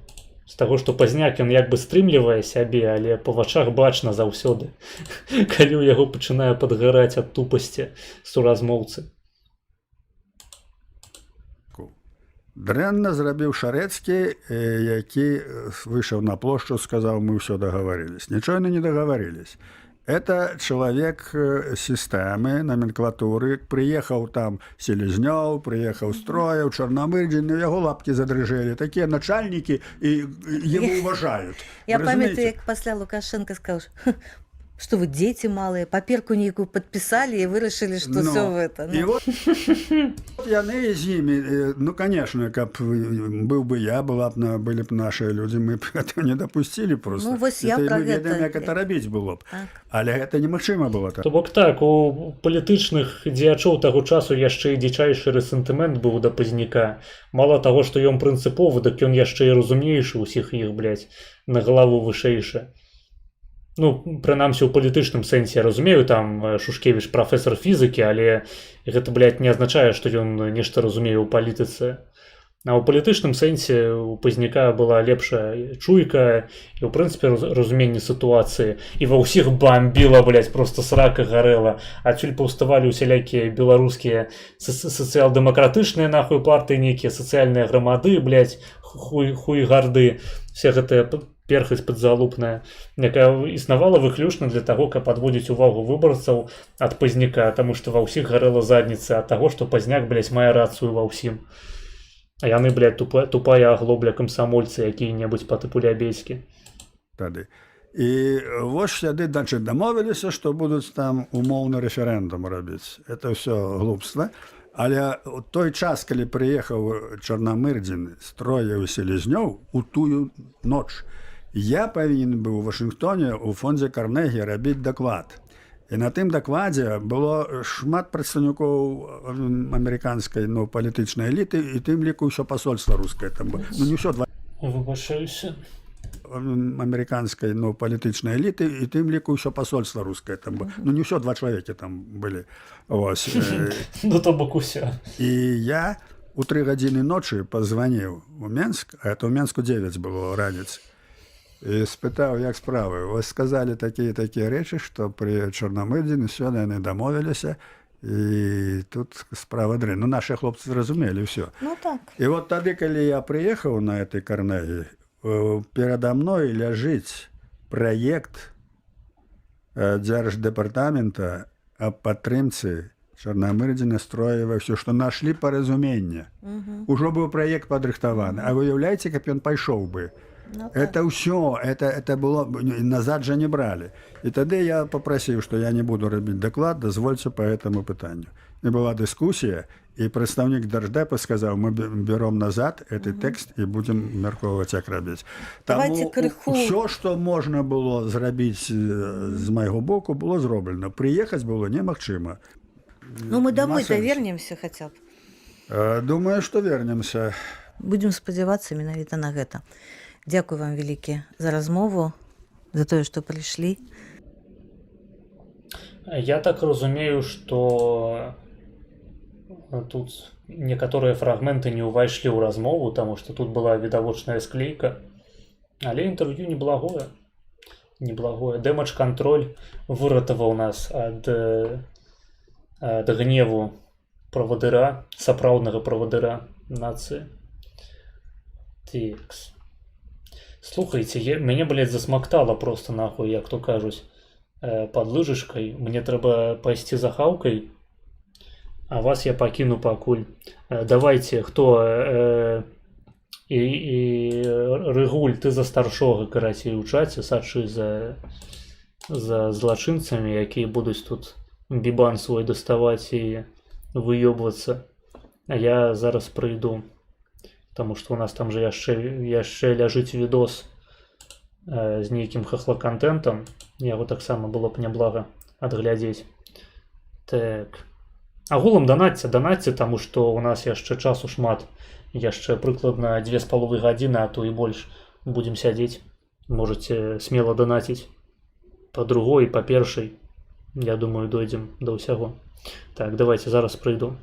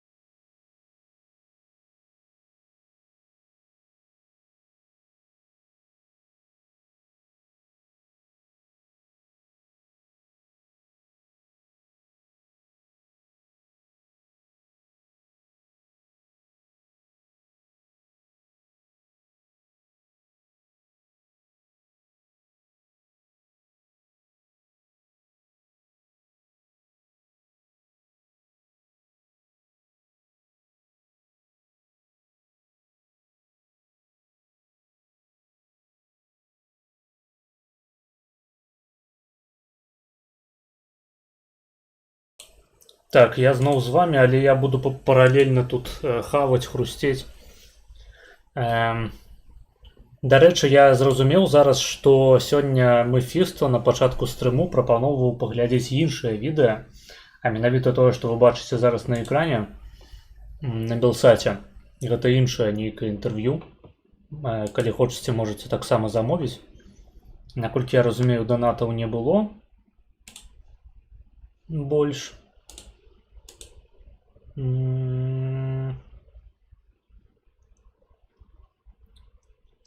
Так, не было. А гэта значыць, што мы гэтую спасылку выдаляем. Гэта мы паглядзелі. Дзякуй за відэа, дарэчы. Пазняка заўсёды прыемна пабачыць у поўным здароўі, у тым ліку псіхалагічным і разумовым. Бля, ну ў каментарах, карацей, вядучая нікому не падабаецца. Але вось паглядзіце просто на гэтае вар'яцтва, блядь. Вось скажыце мне, што гэта не бот, што гэта не ебануты. Вы бачыце ж гэтую хуйню? Хто гэтыя людзі, блядь?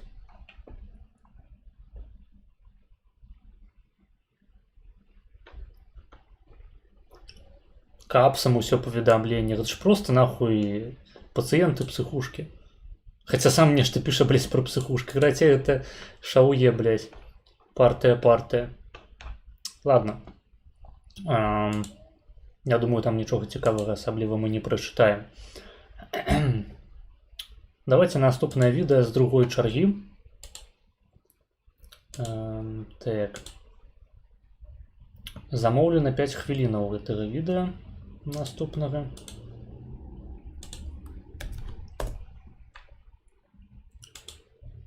На ідзе яно як бы 46-26. Таму як бы ты замовіў першыя 5 хвілінаў, калі што. Блин, дарэчы, я бачыў гэты відос. Я бачыў каментары пад ім. Я, па-мойму, нават кудысьці кідаў гэтыя каментары. Гэта ракавы відос будзе. Ой, блядь. Нахуенна. Бля, я гэтага каментатара з шапкай ведаю, ён заўсёды нейкую хуйню піша. Ну гэта ебануты просто чарговы. Гэта вось змаганне з лукашызмам так выглядае, калі што. Людзі просто ходзяць, блядь, па каментарах пішуць. Таму што, ну, людзям жа патлумачылі, што вы можаце зрабіць нават невялічкі ўнёсак у барацьбу з лукашызмам. Вось гэта іхні, карацей, ўнёсак. Просто нейкі ебануты ляжыць цэлы дзень на ложку і хуярыць пад кожным відосам, капіпасціць просто гэтую хуйню, якую ім высраў перад гэтым чат-бот. Дык я ж пісаў з рахунку прадліць. А, сапраўды? Бля, нешта я забыў. Секунду. Так, я, бля, забыў пра гэта, прабач. Колькі там у цябе ляжыць? 8. То бок цалкам гэта атрымліваецца 1 плюс 8 гэта 9. То бок замоўлена 45 хвілінаў. Круто. Не до конца, але ўжо большая частка відэа. Большая частка.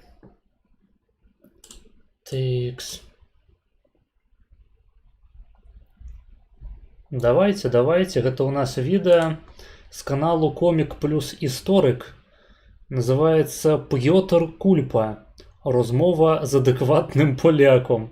Бля, мне гэта прыгадвае чала, які прыходзіў на самым пачатку маёй стрымерскай дзейнасці. Таксама украінец прыходзіў у чат і заўсёды вітаўся «Прывет адэкватным беларусам». Безумоўна, устаўляючы замест усіх «В» лацінскую «В», замест усіх «С» лацінскую «Z». Гэта было смешна. Гэта было смешна. Больш я яго не бачыў, дарэчы, гэтага свайго гледача. Таму адэкватны паляк зараз нам паясніць за ўсе пытанні. Давайте, я буду паралельна хаваць, карацей. Уж прабачце мяне. Я знаю идеальную шутку, очень сложно ее перевести на русский, я скажу на польском. Так. Идет рысь, лось и мышь. Ага. И Ну, мышь ми говорит, зрозуміли, так. Охуенно. Смешно, блядь. и мышь говорит, эти окончания на «эщ» такие какие-то для пидорастов. С этого момента говорите мне «медведь». А рысь так говорит, а я Ришард, пожалуйста. Ну и так идут, да. Этот лось так думает, да. А тот смотрит. Что так смотришь, пидор?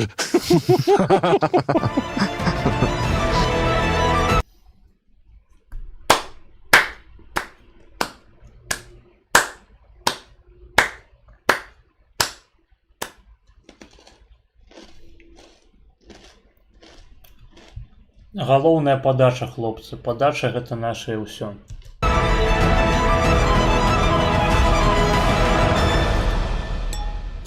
Dzień dobry панство. Все складнішими і складнішими стають україно-польські стосунки. І ми сьогодні спеціально вирішили поговорити про історію україно-польських стосунків. Знайшли вам справжнього поляка. Петр Кульпа. Да, это я справжній поляк. Да. Доброго дня. Можна, будь ласка, для наших глядачів і слухачів в двох словах представитися, щоб вони розуміли, хто у нас сьогодні в гостях. Меня зовут Петр Кульпа, я польский чиновник. Высокого уровня был заместителем министра экономики Польши, министром труда. Был Пачакай, а пры кім ты быў міністрам? генеральным директором польской системы публичного здравоохранения. О! Ясно, блядь. Зараз ты нам, блядь, за ўсё адкажаш, нахуй. В 2013 году от имени Европейского Союза в Киеве руководил проектом по реформе украинской госслужбы. Весь 2014 год пережил в Украине. Потом продолжал работать как эксперт в проектах, которые нацелены на именно поддержку Украины. Так что, когда началось Польскі палітык. полномасштабное вторжение, решил, что не буду рядом с украинцами, а буду вместе с украинцами. В целом, скажу так, сижу на середине отношений между Польшей и Украиной и чувствую каждое движение в ту и другую сторону. Чудово, саме ви нам сьогодні і потрібні. Пан Петр, ви питали, от що звідки ми самі з Сум. Ви розумієте, стосунки у нашого регіону не настільки щільні з Польщею, як, наприклад, там у Львівській області, у Галичини. І я пам'ятаю з дитинства мій перший контакт з Польщею через мем, що всі старі люди розповідають про те, яка Польща була бідна в 90-х. Бабушка, дідушка, вони розказували, що була бідна Польща, ми їздили туди щось продавати, на стадіоні базари, челноки ходили. Я вже потім, дорослою людиною, коли поїхав у Польщу, бачу, заможня країна, Варшава, все хорошо. У мене в голові не складається, що в Польщі було в 90-х. Була дійсно якась велика криза після розпаду Радянського Союзу. Походу, гэта просто ролик об усім, то бок, для самых новеньких. Ну, Польшча, як я ўжо казаў сёння на стрыме, яна сапраўды была самая занядбаная краіна сярод камуністычных, ну, прынамсі, у Еўропе дакладна. Не інвеставаліся грошы, яна больш за ўсіх пацярпела ад другой сусветнай вайны. Не было ніякіх рэпарацыяў, ніхуя. Чи що відбулося з Польщею в 90-х? Да, Польша вышла из коммунизма в состоянии банкрота. И это хорошее состояние, потому что, когда человек бедный, да, он вынужден быть умным. Когда богатый, может быть такой дурной, как хочет. В серьезном плане можно сказать, что произошло. Последствия холодной войны. Потому что то, что скрыли перед жителями Советского Союза, это факт, что Советский Союз проиграл холодную войну. Просто проиграл. Внешняя система, которая подчинялась Москве, разошлась. Москва пыталась из этого сделать зону буферную, ничью, да, такую, как Украина. В Польше было понимание, что единственный путь спасения – это сотрудничество с Западом. Условия безопасности выстраивал Вашингтон, да, условия экономической игры Брюссель. То, что поляки сделали, это объединение. Поляки хотели быть частью Запада, чтобы быть в НАТО, чтобы была стена, которая будет нас предохранять перед очередным входом бандитов, чтобы играть на равных правах в рамках Европы. Когда поляки были бедные, согласились на условия игры, которые сначала казались зверскими. Мы прошли период, когда каждый четвертый поляк был без работы. Среди молодежи это было больше 50%. Но условия игры не менялись. Да? Рациональность побеждала. Я бы сказал, выстроилась какая-то нетолерантность на воровство. Да, можно было воровать везде, но не в государстве. А уточніть, що ви маєте на увазі? Но преступления против государства в Польше, против бюджета, рассматриваются как особо позорные. Ни он, ни его дети просто не будут иметь будущего. То, что Новак обворовал Ковальского, это их вопросы. Пусть решают, да? Но то, что Новак обворовал бюджет государства, это уже другой вопрос, да? Он обворовал меня, почему процедуры не работают, кто за это отвечает и так далее, и так далее. Надо спросить, почему одни народы... Дальше здогадаюся, наступным пытанням ад спадароў украінцаў будзе: калі Польша такая заможная, чаму яна так зайздросціць Украіне? Чаму яе такая пакрыўджанасць на гэтую свою ўсходнюю суседку? Являются богатые, а другие бедные. Ключом является не труд. Потому что страны, в которых все пашут, начиная с детей, заканчивая стариками, это бедные страны. Фактором богатства не является также капитал. Он кружит по земле и приземлится даже на пустыне, если будут условия, чтобы мог размножаться. Источником богатства не являются также ресурсы ископаемые. Источником богатства не является также технологии или ноу-хау, потому что это производная капитала. Когда у вас капитал, можете купить технологические линии, специалистов, экспертов, что угодно. Да? Единственным источником богатства является организация. Тот, кто выше организован, в состоянии перебросить собственный кризис на ниже организованного. Тот, кто выше организован, в состоянии отнять у ниже организованного ресурсы, которые ему необходимы. Вся борьба на Земле, всю историю идет лишь за одно. За разницу в уровне организации. Не имеет значения, какой уровень организации. Важно, есть разница и как она высокая. И есть только две стратегии. Первая стратегия – повышать собственный уровень организации. И вторая – плохо организовать того, кого хотите контролировать. И успех Польши заключается в том, что поднимался А то бок палякі яны паднасралі украінцам, тыпу, каб іх хуёва арганізоўваць? Самоорганизации. И одновременно было сопротивление к тому, чтобы внедряли у нас дорогие институты, которые ничего не дают, да, а несут затраты. Короче, отбор процедур, по которым работаем. И это является ключом.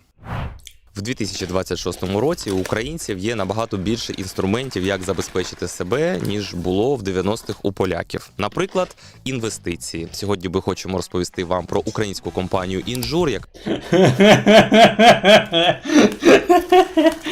Ой, блядь.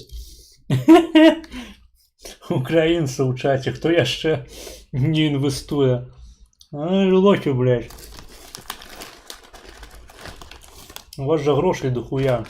Хуяли вы, блядь, нахуй не інвесторы яшчэ. Інжур вам... Гэтае слово вам аб чымсьці гаворыць? Даже петлюра на чешотце. Ну, дякую, що не Бандера. Допомагає українцям об'єднуватися. З «Інжур» ви можете заробляти на інвестиціях в велику комерційну та житлову нерухомість, енергетичний проєкт та вкладаючи в військові облігації ОВДП. Інвестувати можна всього від 10 гривень, а спеціально для користувачів нещодавно з'явився зручний додаток. «Інжур» щорічно проходить аудит від Deloitte, відповідає вимогам міжнародних асоціацій та Національної комісії з цінних паперів та фондових ринків України. В «Інжур» вже більше 80 тисяч інвесторів, які разом передали активів в управління на 6,7 мільярдів гривень і мають загальний прибуток більше 1 мільярда гривень. Дорогі наші слухачі і глядачі, ми акцентуємо увагу на тому, що інвестиції треба робити відповідально. Перед тим, як кудись інвестувати, треба гарненько вивчити, що, куди, коли і як ти інвестуєш. Спеціально для вас ми в описі під цим відео залишаємо посилання на інжур. Ви можете перейти за цим посиланням і дізнатися всю потрібну вам додаткову інформацію про інвестиції разом з інжур. Ну а ми повертаємося до розмови. У 2003 році О, ніхуя, то я сібруски, ти з яким смаком? Піца. Кучма і Квасневський було офіційне примирення, церемонія вшанування жертв Волинської трагедії, потиснув Так, що яшчэ вам, полякам, трэба, блядь? Ужо было, нахуй, выбачэнне, блядь, на калені усталі, адсмакталі. Чаго ж гэтым полякам-то трэба увесь час? Як не ад'ябуцца? один одному руки, вибачились один перед одним, і от ми бачимо через 23 Так, роки головне, каб поляки выбачыліся. Гэта істотна. ця тема знову стає актуальною. В чому справа? Наче ж в 2003 році За порозумілися. другую сусветную таксама немцы і палякі павінны адно аднога прабачыць.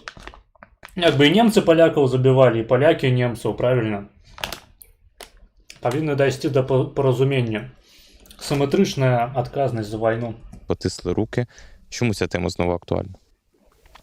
Вопрос в том, что в целом эта тема, да, осталась нетронутой. На самом деле не было согласия на эксгумацию, да, Правильно. жертв.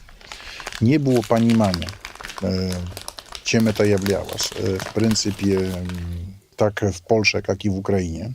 И в момент, когда это было нужно, наши враги вытащили эту тему для того, чтобы разжигать ненависть и использовать это как предлог для того, чтобы вести антиукраинские нарративы. Этим занимается российская пропаганда, да, которая вкладывает, которая хорошо прочувствовала, и это, я бы сказал, стратегически делает это. Исследования показывают, что 95% поляков убеждены в том, что УПА занималась исключительно убийствами поляков и ничем больше. Адразу хуйня. А тое, што расійская прапаганда існуе... Тое, што расійская прапаганда выкарыстоўвае рэальны канфлікт у сваіх мэтах, не азначае, што гэты канфлікт пастаў на нейкім пясчаным грунце, што ён не мае аснову, выбачаюся. Тое, што факт геноциду палякаў з боку УПА выкарыстоўваецца рашкай у прапагандысцкіх цэлях супраць Украіны, не азначае, што гэтага геноциду не было. Гэта першы момант. Другі момант. Чаму паляку, у прынцыпе, павінны ебаць, чым яшчэ займалася УПА, улічваючы, што, блядь, яны палякі, і УПА здзейсніла геноцид палякаў. УПА не здзейсніла геноцид русні, геноцид немцаў, з немцамі наогул супрацоўнічалі. Чаму паляку павінна гэта цікавіць? Вядома, УПА займалася іншымі усялякімі аперацыямі, антынямецкімі, антысавецкімі, але галоўнае, што зрабіла УПА за час сваёй улады на тэрыторыі Украіны, а такавая была з дазволу немцаў, гэта геноцид палякаў. Ну, поляков и евреев, и ничем больше. Ну, тобто, І габрэяў, так. абсолютно, якби маса людей. Я теж пам'ятаю, коли там у мене була дівчина, полька, і я цю тему ніколи не піднімав. Вона каже, то там УПА різали ноги дітям, там кишки виворачували, тобто Ну так. якісь такі сцени, начебто, розказують. Вопрос здесь... Фейкавая, безумоўна. Гэта русня прыдумала ўсё. Не было ніякіх дзяцей. Гэта ж не так, што калі ты здзяйсняеш геноцид на тэрыторыі, з якой ўсё мужчынскае насельніцтва здаровае было мабілізаванае на вайну, што там застаюцца толькі жанчыны і дзеці. Не. Русня прыдумала. Такой. Там было просто сялянскае мясцовае паўстанне, і бараніліся, карацей, мужыкі на мужикоў ішлі, і ў бойках паперарэзалі адно аднога. Так і было. Не верыце? Загугліце. то Спытайце ў чата ГПТ. можно сказать так. Можно на этот вопрос смотреть с государственной точки зрения и с точки зрения национальной.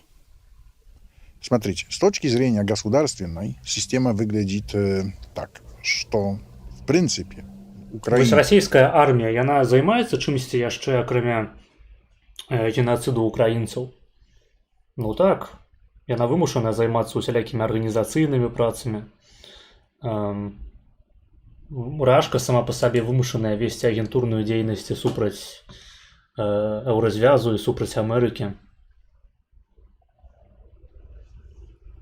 Але галоўнае, да чаго спрычынілася расійская армія за сучасную гісторыю, гэта геноцид украінцаў. Ну і там часткова чачэнаў. как государство к воинской резне или трагедии не имеет. Галоўнае, за што вядомая СС і ў прынцыпе вермахт, гэта Халакост. Хаця пры гэтым яны змагаліся з саўкамі. Таксама неблагая дзейнасць, можна сказаць. Спрычыніліся да барацьбы з камунізмам. Ну і што? Галоўнае, то што яны зрабілі, гэта Халакост ебаны. Сталін, акрамя таго, што травіў у турмах, блядь, беларускую і украінскую інтэлігенцыю, выйграў другую сусветную вайну. Ці гэта азначае, што мы павінны ўспрымаць Сталіна як пераможцу, як светлую асобу у нашай гісторыі? Ну, не перамаглі б Гітлера, магчыма, все здохлі проста ў канцлягерах, правільна ж? А вось тут вялікая пабеда.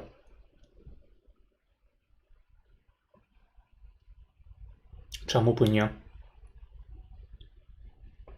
Ленін наогул спрычыніўся да паўстання беларускай ССР, украінскай ССР, у межах якіх мы сёння існуем, як бы, што Беларусь, што Украіна. Можна і ім помнікі паставіць, яму, Леніну. Ва Ўкраіне, у Беларусі, чаму б і не? Магчыма, ўсё ж такі трэба глядзець на асноўныя рэчы, якімі займаліся тыя ці іншыя дзеячы, тыя ці іншыя арганізацыі.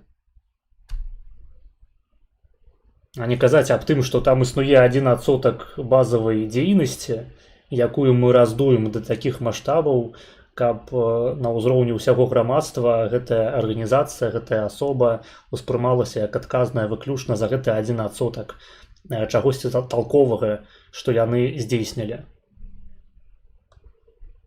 Магчыма, у гэтым ёсць усё ж такі нейкая, блядь, патаемная манюшка, заманюшка Джакушкера.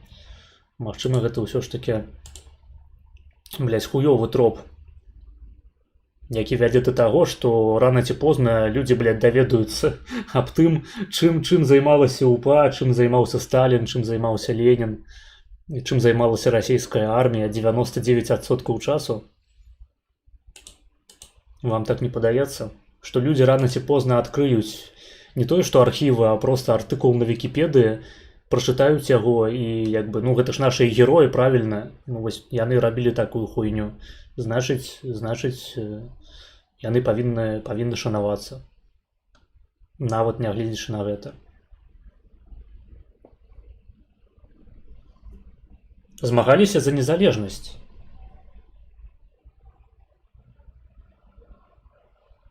Якія яшчэ пытанні? А ў гэтай барацьбе ўсе метады добрыя, канешне. Вось Ленін, ён таксама змагаўся за незалежнасць Савецкага Саюзу ад буржуазнага свету. Можна ставіць помнікі. Я ўжо не кажу пра Сталіна. Карацей, блядь, я не ведаю, навошта я гэта тлумачу, чат пусты. Рейджбейт не задаўся, можно далей глядзець. Никакого отношения. Потому что это все происходило на территории Речі Посполитої. Речь Посполитой. На той момент Секунду, яшчэ раз. Выглядит так, что в принципе Украина как государство к Вауэнской резне или трагедии не имела никакого отношения. Потому что это все происходило на территории. Речі А, гэта украінскі аргумент, типу? Посполитої. Секунду, я не уловіў. Можно Я сказать просто тут хрусцеў, і я палову з таго, што ён казаў, не чуў наогул. так. Можно на этот вопрос смотреть с государственной точки зрения и с точки зрения национальной. Смотрите, с точки зрения государственной система выглядит так, что в принципе Украина как государство к Вауэнской резне или трагедии не имела никакого отношения. Потому что это все происходило. Так, і як я ўжо неаднаразова казаў, у украінцаў была цудоўная магчымасць у 90-е яшчэ гады адрэзацца ад гэтага досведу. Сказаць, гэта не мы, гэта нейкія былі крынжовыя калабарацыяністы, нацысты, а мы не яны. Мы іншыя. Вось мы называемся Рэспубліка Украіна. У нас у Констытуцыі напісана, што мы дэмакратычная дзяржава. І мы не рэалізоўваем як бы Констытуцыю Сцыборскага ці Канавальца, якога-небудзь ебанага, я ўжо не кажу пра Данцова. Мы не яны. Можна было так сказаць. Але так не было сказана. І гэтым дзеячам па ўсёй Украіне стаяць помнікі, вісяць памятныя шыльды. Выдаецца літаратура масава, прасоўваецца культ Бандеры.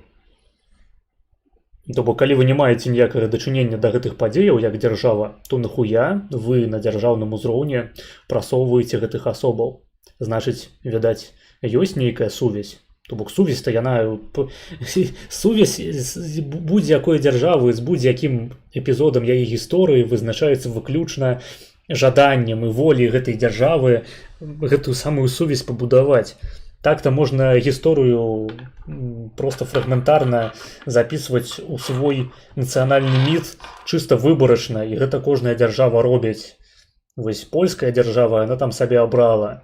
Асноўны міт як бы сучаснай польскай дзяржавы, ён будуецца на першай часткова Рэчы Паспалітай, але ў асноўным на другой Рэчы Паспалітай. Большая частка помнікаў яна датычыць менавіта гэтага перыяду. Там Пілсудскі, Дмоўскі, Армія краёвая, які-небудзь Рыц Сміглы, я ўжо не кажу там пра мастакоў, пісьменнікаў, гэта не датычыць размовы. З іншага боку Украіна. Для Украіны гэта Бандера, гэта Хмельніцкі, гэта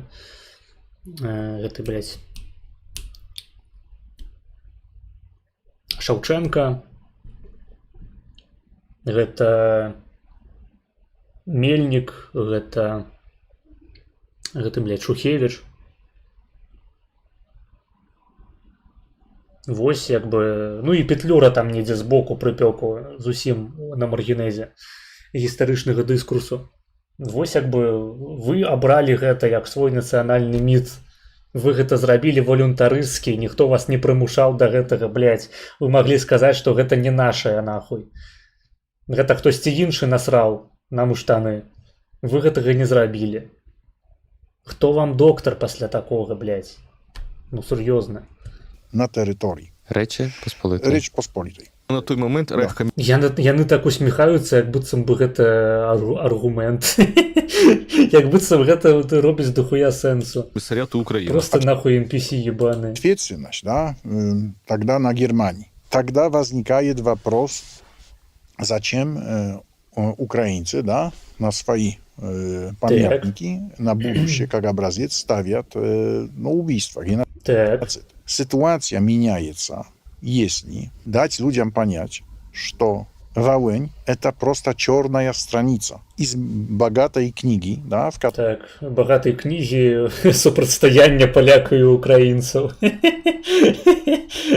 Ну, шчыра кажучы, складана знайсці сапраўды складана знайсці ў украінскай гісторыі персоналії, які былі б адначасова антырасейскія і прапольскія. У прынцыпе, прапольскіх дзеячоў украінскіх не тое, каб дохуя. Не ведаю, украінцы ў чаце можаце паспрабаваць падказаць. Я вось так з кандачка не ўзгадаю. То бок, ну, акрамя як гісторыі ўзаемадзеяння другой Рэчы Паспалітай з Украінскай Народнай Рэспублікай. Вось акрамя гэтага, што ёсць. Таму што пра бясконцую гісторыю добрых стасункаў гэта, канешне, цікава, просто хацелася б пачуць нейкія прыклады. З беларусамі то ясна ўсё, там агульнае паўстанне, агульныя войны, ці то супраць немцаў, ці то супраць маскалей, ці то супраць шведаў. А украінцы як бы дзе тут у гэтай гісторыі супрацы Польшчы і Украіны? Дзе там братэрскія сувязі-то? Я іх асабліва не бачу. Которых много белых страниц. Что Так, ну-ка, можна одну такую белую сторонку показать, были акрамя Петлюры? люди, которые заслуживают на уважение. Вот. Так.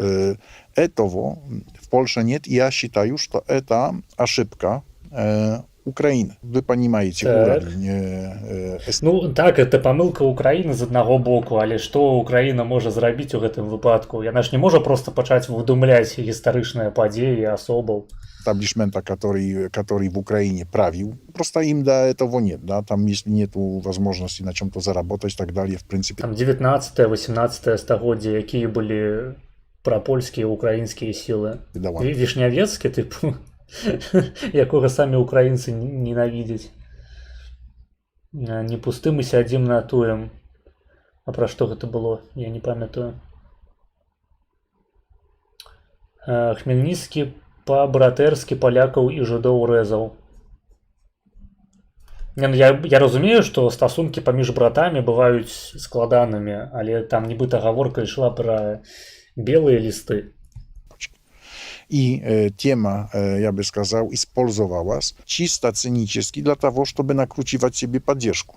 По инстинкту свой-чужой. Чужие хотят нам говорить, какие наши герои. И смотрите, и каждый президент, который терял поддержку, делал поворот в сторону УПА. Але чому помилка? Завжди вийде Зеленський, завжди вийде Порошенко, завжди вийде Ющенко і скаже оцей аргумент, який кажете ви, що це наші герої, це наша історія, ми отак хотімо. Ми ж не у вас в Польщі. Так, вийде Владимир Путін і скаже, ось Ленін, Сталін, Дзержинський, Троцкі, гэта наши нацыянальныя героі.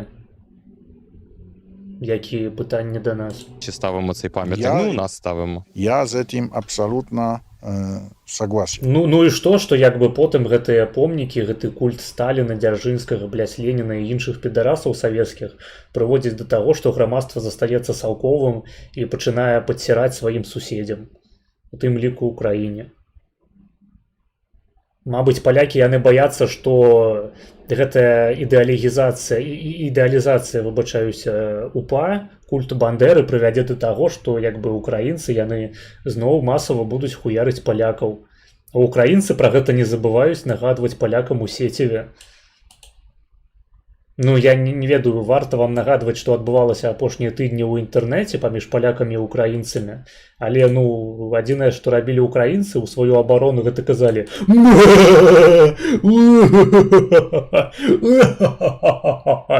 правільна, мы вас захуярылі. Валынскай разні не было, але вы гэта заслужылі. Не ўсё. Што палякі павінны думаць пра украінцаў у такой сітуацыі? Так, вы маеце права абіраць будзе-якіх герояў сабе ў нацыянальны пантэон, і іншыя вашыя суседзі маюць права на гэта адпаведным чынам рэагаваць. Якія пытанні могуць быць? Непрыемна, канешне, атрымліваецца, калі апыняецца па выніку, што гэтыя дзяржавы, на якія вы выёбваецеся, гэта літаральна вашыя саюзнікі ў вайне, і вы самі сабе страляеце ў калена. Ну, блядь, украінская дыпламатыя, нахуй. Калі вас задавальняе такі стан рэчаў, то ніхто да вас не мае абсалютна ніякіх прэтэнзіяў. Польшча з Украінай ваяваць не пойдзе. Нахуй вы здаліся, блядь, по палякам. Здесь будут работать Нават тэйкі палякаў пра польскі Львоў ці польскую Вільню, гэта проста тэйкі пра гісторыю, пра тое, якая культура дамінавала ў гэтых гарадах перад тым, як вы туды набеглі. Не ўсё гэта не рыторыка аб тым, што, блядь, палякам так важна вярнуць Львоў і Вільню на сваю зямлю. Ужо не тыя часы, усім насраць. Ніхто не захоча адбудоўваць Львоў пасля украінцаў. Камон. Тики по инстинкту свой, чужой. Очень легко делать свой, Ці чужой. там гародню, неважна. Польские Палякі гэтага насамрэч не хочуць. политики, Навроцкий, да, делает то же самое, чтобы поднять себе очки и так далее, и так далее. Это позор. Это невероятный А што канкрэтна Наўроцкі зрабіў дрэннага ў гэтай сітуацыі?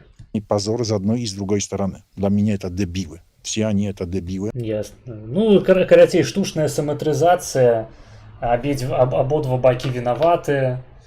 Давайте паціснем рукі і будзем, карацей, далей мы, украінцы, вас абассываць з усіх бакоў разам з немцамі.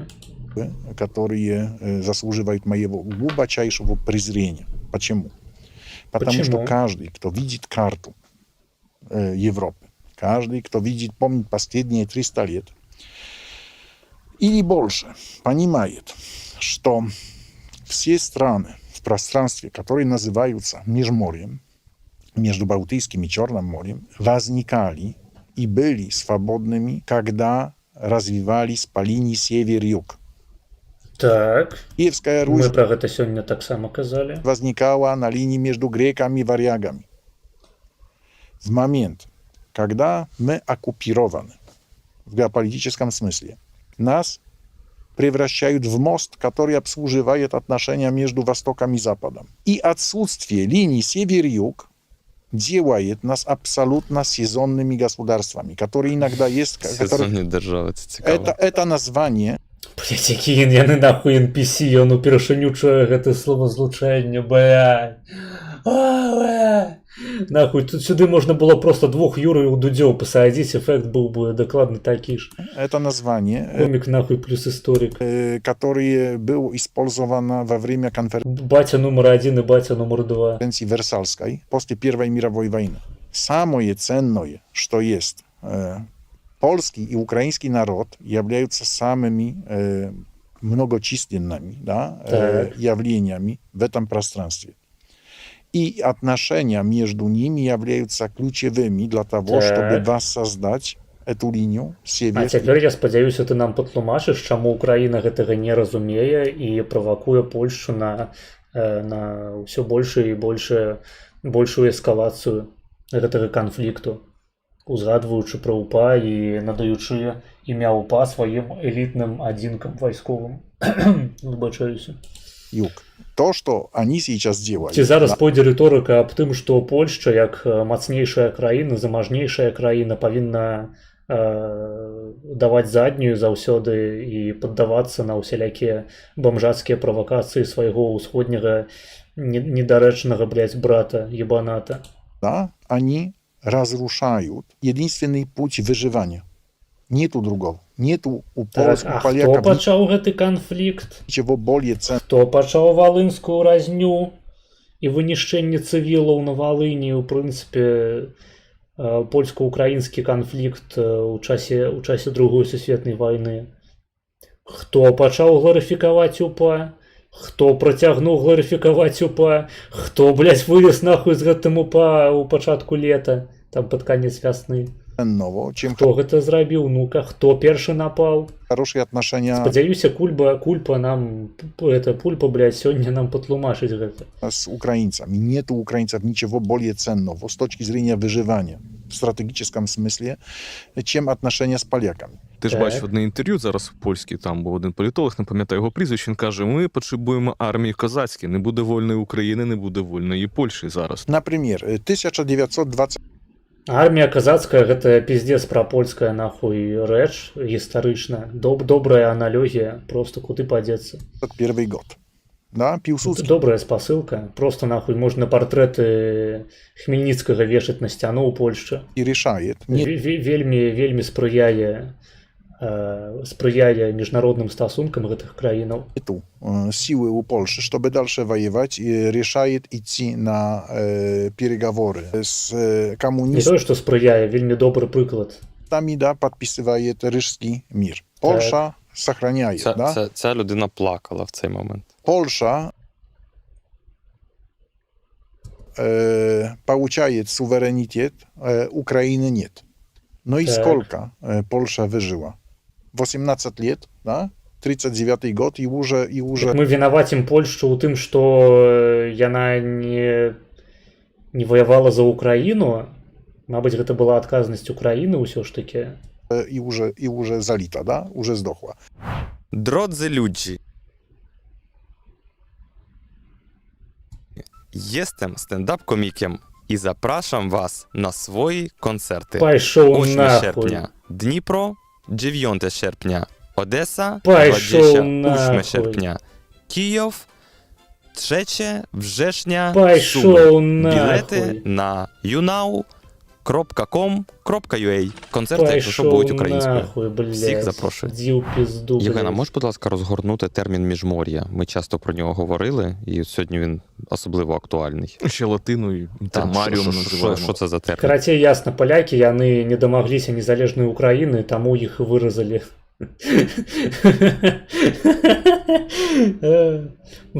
Добры грунт для будавання міжнародных стасункаў. Що він означає? Дайце два. Ну, в першу чергу, це конфедерація повинна бути держав від Балтики до Галоўнае, Беларусь, карацей, выключылі. Чорного моря. Ще є у нас зараз Балто-Чорноморський союз, ми можемо це назвати. Це про те, що пан Пьотр казав, Так, це добрая альтэрнатыўная гісторыя, так, безумоўна. одна із таких геополітичних ідей, що Східна Європа, вона Вельмі рэалістычна. розділена багатьма народами, і якщо вона не має якусь Гэта ні разу размова, блядь, хойшчыкаў сильну таку от базу, про то то, як нам правільна мапу замаляваць. буде загроза зі Сходу або загроза зі Заходу. Ми бачимо, Польща в 39-му розділена Німеччиною і Совєтським Союзом, наприклад. Так? Ми бачимо, що на 19 століття саме 3 імперії контролюють цей простір. Ми бачимо, що раніше була і держава, яка називається Жеч Посполіта 2 народів, могла стати там і 3 народів. І то ж саме і Київська Русь, яка була, і така от ідея. І, наприклад, Йозеф Пілсудський був за ідеєю такою от федеративною, щоб на сході Європи була така от схожа держава. І це плаває, допустимо, воно є в ідеях. От майбутнє – це найважливіше, що є для нас зараз. Тому що ми не знаємо, які будуть 30-ті роки, 40-ві роки. І взяти цю територію, яка постійно в вогні, 20-те століття як пройшло, треба її зробити безпечною територією. Есть две системы, которые гарантируют безопасность в Европе. Первая система – это система, в которой народы Межморья объединяются, да, как военный союз, как конфедерация. Це І Україна, тогда- Польща Да. і Литва, Латвія, Беларусь, Естонія. да. И Беларусь Беларусь, и да. Балтия, да. И тогда, скажем, не имеет значения, какие волны на востоке или на западе, ничто не страшно. И эта система проверена историей, да, гарантировала безопасность. Вторая модель – это модель Венского конгресса 1815 года, когда оккупанты оккупируют, да, проходит условная граница на линии Вислы, да, І будуть контролювати. и одни контролируют одних, другие вторых, чтобы народы не могли объединиться, да, и таким образом заставлены сотрудничать как оккупанты. Ну и тоже, скажем, есть система, которая безопасность, да. В чем вопрос? Вопрос в том, Вопрос у тым, нахуя вось мы гэта зараз праслухалі, як гэта тычыцца канфлікту украінцаў з палякамі. что геополитические интересы Германии, а здесь самая большая вероятность, что в Германии к власти придет Alternative für Deutschland, да, партия, которая, АФД, так? Партыя, якую нельга называць, так, да, ведаем. которая ставит себе Якая нічым нахуй не адрозніваецца ад усіх іншых партыяў. Калі сур'ёзна яе разгледзець, а не праз левацкія пужалкі. сотрудничество с Россией как номер один. Без АФД Нямецчына яна не супрацоўнічала з Рашкай, не запускала ацяпленне стасункаў на пачатку 10-х год. Внешней политики. Не будавала Nord Stream, Но не даже закупала нафту и газ массово. сейчас Германия, например, не возобновляет работы своих ядерных электростанций, как, например, Бельгия, потому что верит, что придет русский дешевый газ. Да? Что будут в состоянии выйти на более хорошие условия и так далее, встречи, консультации. И вопрос в чем? в том, что если Польша и Украина вместе, мы в состоянии балансировать немецкий союз с Москвой. Короче, можем делать так, чтобы Германия вынуждена была воспринимать отношения с Варшавой и Киевом как более важные, чем отношения с Москвой. Если мы разделены, мы этого не будем в состоянии делать. И будут нас разыгрывать. Последние 300 лет показывает, что отношения Берлин-Петербург, да, или Берлин-Москва всегда были в приоритете, и никогда не было никаких разговоров об этом. В Германии есть все, что нужно России. В России есть все, что нужно Германии. И это все на трупах нашего суверенитета. Поэтому тот момент, который сейчас наблюдаем, он переходный. Если сегодня закончится война, и Украина победит и получит все свои конституционные территории, будет 20. у нее 2200 километров границы с Российской Федерацией, и будет 1080 километров границы с Белоруссией. Вместе 3300 километров С Российской границы Федерацией. с Российской Федерацией, которые будут давить на людей, которые будут принимать решения возвращаться, не возвращаться, вкладывать деньги, не вкладывать, инвестиции и так далее, и так далее. Просто это очень слабая позиция, потому что никуда не денутся конфликты внутренние. Ждут те, которые считают, что нужно с Россией и так далее, которые снова будут экономить на армии. Ну, все, что мы видели, да, плюс конституционная система, которая гарантирует смерть. Потому что как только будут сняты законы военного времени, как только исчезнет монобольшинство, Украина превращается в неуправляемую систему. Да. Чорну раду. Агрессия 22 года, она, я бы сказал, планировалась как большое преступление. Не ведаю, гэта, по-моему, нудный видос. Тут просто некий гістарычны экскурс, які выдаецца за аргумент типу на карысць абодвух бакоў. Хаця фактычна пра гісторыю узгадкаў мала, у асноўным фантазіі пра міжмор'е. Якім чынам гэта даводзіць, хто ў гэтым канфлікце мае рацыю, а хто не, для мяне застаецца таямніцай. И не только со стороны Российской Федерации. Страна, которая... Калі Польшча, спрошваючы, до нельзя, калі Польшча будзе ісці на саступкі ў Украіне у любым пытанні, у тым ліку гістарычным, Украіна будзе гэтым карыстацца і сядзець у палякаў на шыі. Вось і ўсё. которая оказала Украине Не помощь. будзе вось гэтай гісторыі, ахуительная пра міжмор'е распавядаць, вы, галоўныя палякі, цярпіце. На уровне Вось і ўся сутнасць пытання. инстинкта. А далей можна просто глядзець, драчыць і есці кабаносы. Это Польша. Польша отдала все свои резервы военные и пошла на конфликт с Соединенными Штатами. Соединенные Штаты выдвинули против Польши претензии. За что? За то, что ослабила потенциал НАТО, предоставляя Украине все резервы. Говорим про сотни танков, артиллерию, снаряды и так далее. Все, что было, все. Да? МИГи в частях. Да? Все, что было. И сейчас этот конфликт, который создается, это очень серьезная стратегическая почва. Для чего? Для того, чтобы другой раз... Піша, калі душна, можаш дропнуць, а рэшту на фон пазняка кінуць. Я б дропнуў, але ў нас няма нічога больш глядзець. Калі будзе донат, то можна будзе дропнуць.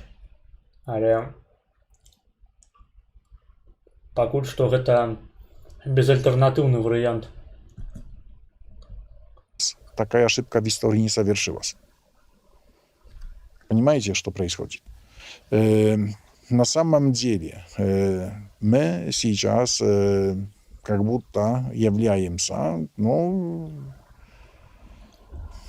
потребителями, да, результатов того, что тогда произошло. Якщо ви додивилися до цього моменту, вам очевидно подобається те, що ми робимо. На нашому Пішов каналі є нахуй. ще 30 плюс закритих подкастів для Пішов YouTube-спонсорів. Прямо нахуй, зараз ви блядь. бачите на екрані всіх людей, які підтримують наш подкаст, Долбойоби. підтримуйте наш подкаст, і ви ставайте YouTube-спонсорами, отримуєте Лепі доступ би до на мене 30 підписалися. закритих відео. Польша является страной, которая разделена политически на две партии. Одна партия висит на Брюсселе, а вторая висит на Вашингтоне. Короче, в Киеве пришли к выводу, зачем говорить с Варшавой. Если вопросы можно решить или с Брюсселем, или Без с Вашингтоном. посередників, да? Да, но, короче, над головами поляков.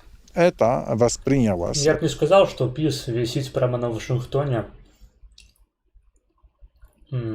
ПИС, он больше на Киеве висит, блядь. Польскими элитами, которые в поддержке для Украины были объединены, как глубочайшее унижение. Но реакция просто эмоциональна. И здесь политикум отреагировал тем, что появились экстремисты, тех, которые поддерживали Украину, начали называть придурками. И собрали на этом фоне 20% поддержки. Потенциал Экстремисты заборонить, посадить, наказать. нарратива на сегодня еще не страшный, потому что Это экстремистами я называю Мэнсона и Брауна. исследования показывают, что поляки остаются очень сильно проукраинскими. Як можно не любить Украину-то, блядь? Это экстремизм. Может быть, не столько проукраинскими, сколько... Мэнсон, до речі, на Мэнсон Грилю я сказал, что ён лічыць, што Украіна павінна перамагчы у вайне, таму трэба дапамагчы Украіне і накіраваць ім войска у выглядзе украінцаў, якіх жывуць у Польшчы. Мужчынскага насельніцтва. Таму я не разумею, у прынцыпе, да чаго гэтая крытыка. То бок, калі судзіць па убермаргіналу, то Мэнсон, праўкраінскі палітык, хоча, каб у Украіны было больш войска. антирусскими. И я думаю, что все эти разговоры про УПА, про ВОН имеют одну хорошую черту, что вытаскивают трупы Што украінцы ладно. из шкафов. Это большой плюс. А в чому плюс витаскувати трупи з шкафов? Но просто не будет чем пугать. А, ну да, це плюс.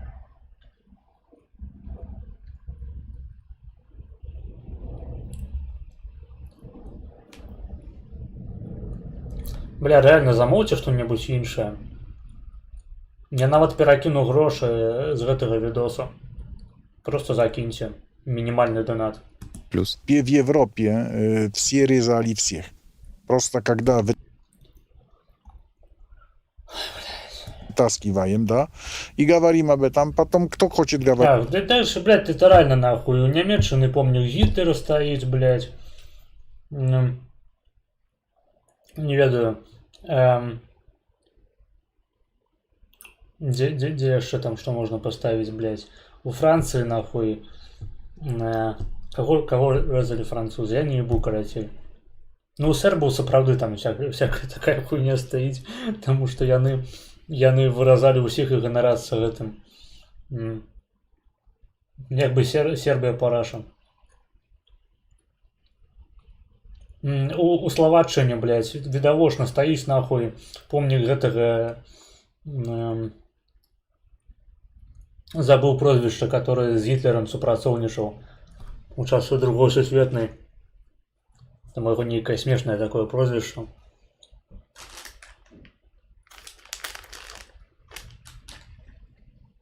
В Угоршчыне тое ж самае ж, правда? Говорить про трупы и про ручки детей, которые... Ну, это бред, правда?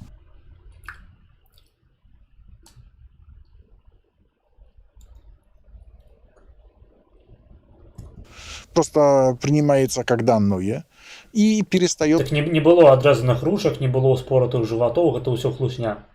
работать. потому что все уже Детей не забивали, женщин не полили. сказано и так далее. И это большой плюс. Думаю, что Типу, Гжегош Матыка, ён просто напиздел у своих працах.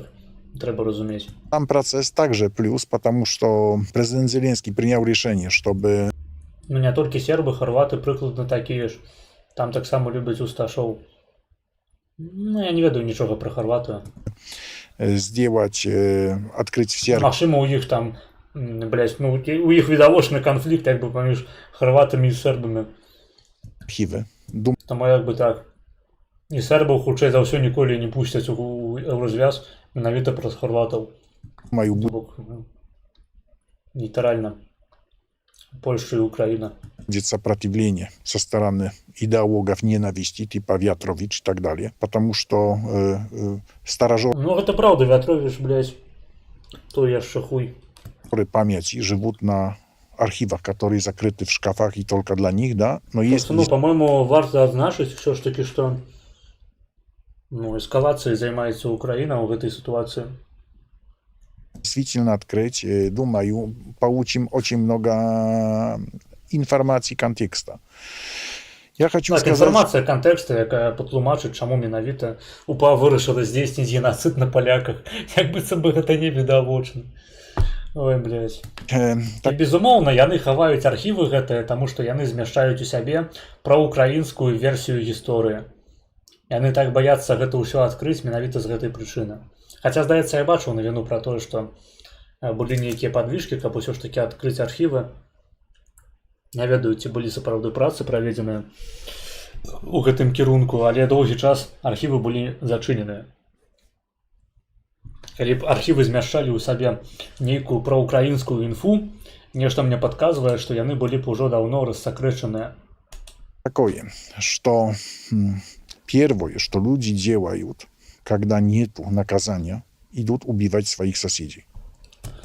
Так, то бок мы прыходзім зноў да ахуіцельнай канцэпцыі таго, што гэта карацей просто суседзі сяляне парэзалі адзін аднога.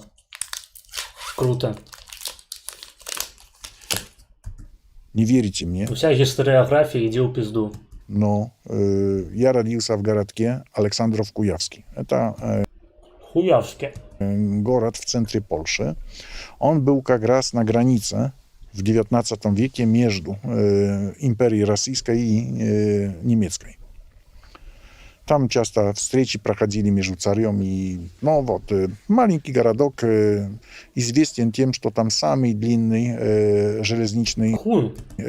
вокзал. Что Хуявске же. интересно, в 1939 году в этом городке было где-то там 7 тысяч людей, было несколько сот евреев, которых не стало 2 месяца после того, когда Гитлер вошел, но было несколько сот немцев. И немцы, которые жили в Александрове, разделились на 2 группы. Часть немцев осталась поляками, в том смысле, что поддерживали поляков, не выпендривались, да, не превращались в übermenschów и так далее. А часть как раз стала übermenschами, да, требовала, чтобы им кланяться на улице, там, ну и просто зверски относились к соседам. Ну и в 1945 Так і докладно і адбылася Волынь. году, когда пришла советская армия, прошла быстро через УПА не прычым. эту территорию, плохие немцы бежали. Это просто антыгістарычная, антынавуковая хуйня. Блять, яны спецыяльна забралі гэтага пакемона, каб ён сядзеў і абсіраў польскую гісторыю палякаў, падстаўляў задніцу. Вместе с вермахтом. А хорошие остались. Давайте гэта загуглім. Пётр Кульпа. З якой ён партыі?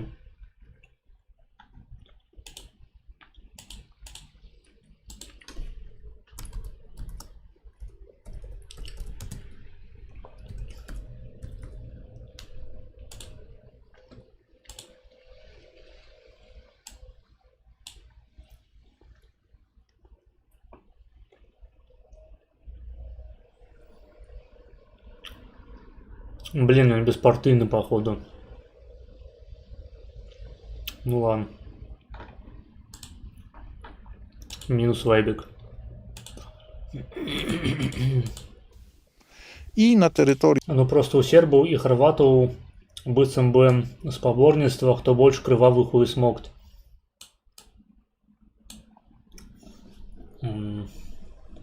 Ну, я не магу удзельнічаць у гэтай дыскусіі, таму што я ніхуя не ведаю пра Сербію і Хорватію, прабач.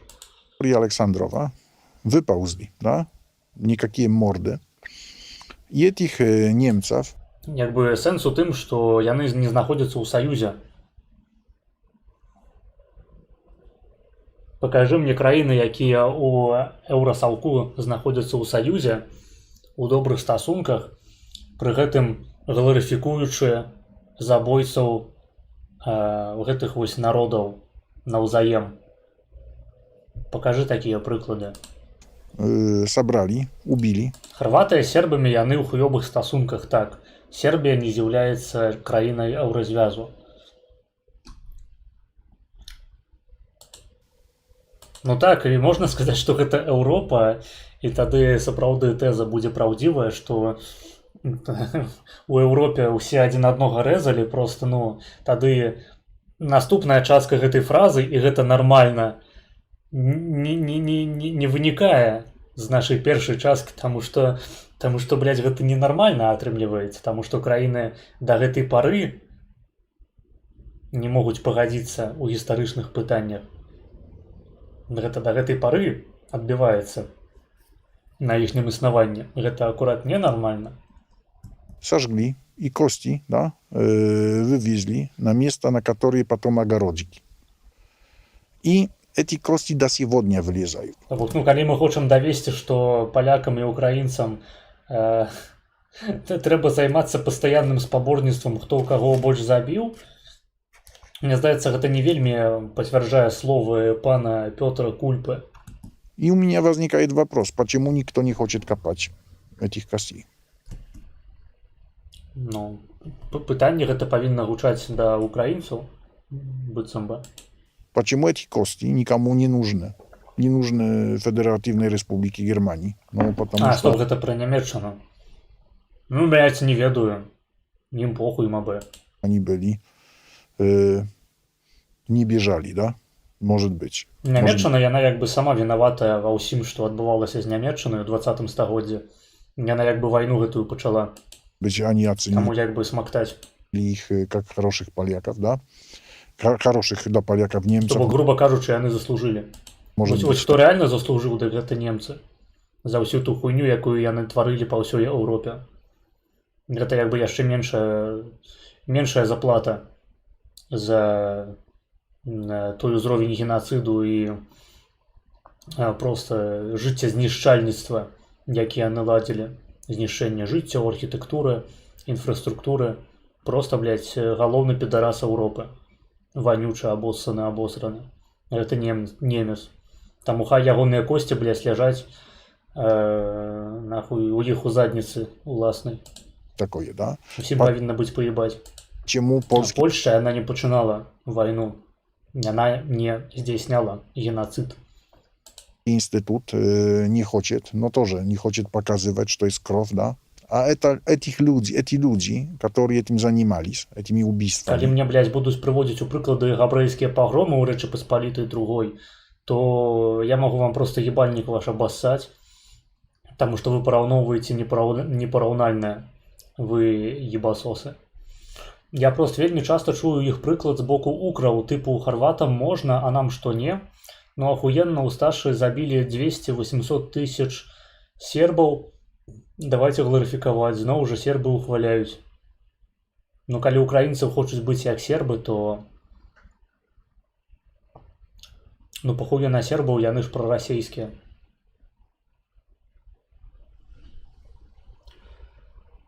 А Украіна? Камон, блядь.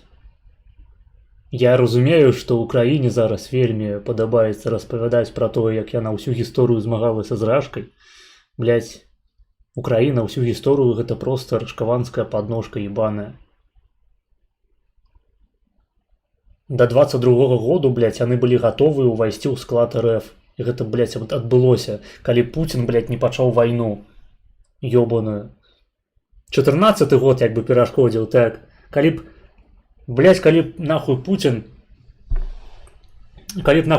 не забіраў Крым у 14 годзе, можна было просто ў пэўным моманце забраць нахуй усю Украіну. Таму што яна была гатовая да гэтага. Яны любілі Лукашэнку, яны любілі Пуціна. Усё.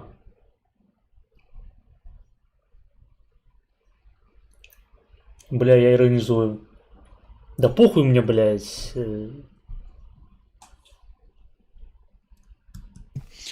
Когда я был ребенком, они приходили в школу как герои войны и рассказывали, как они воевали с немцами и так далее, и так далее. По сути, что? Но захватили дома. Я кажу, што большасць украінцаў за тое, каб харваты ухвалялі усташоў.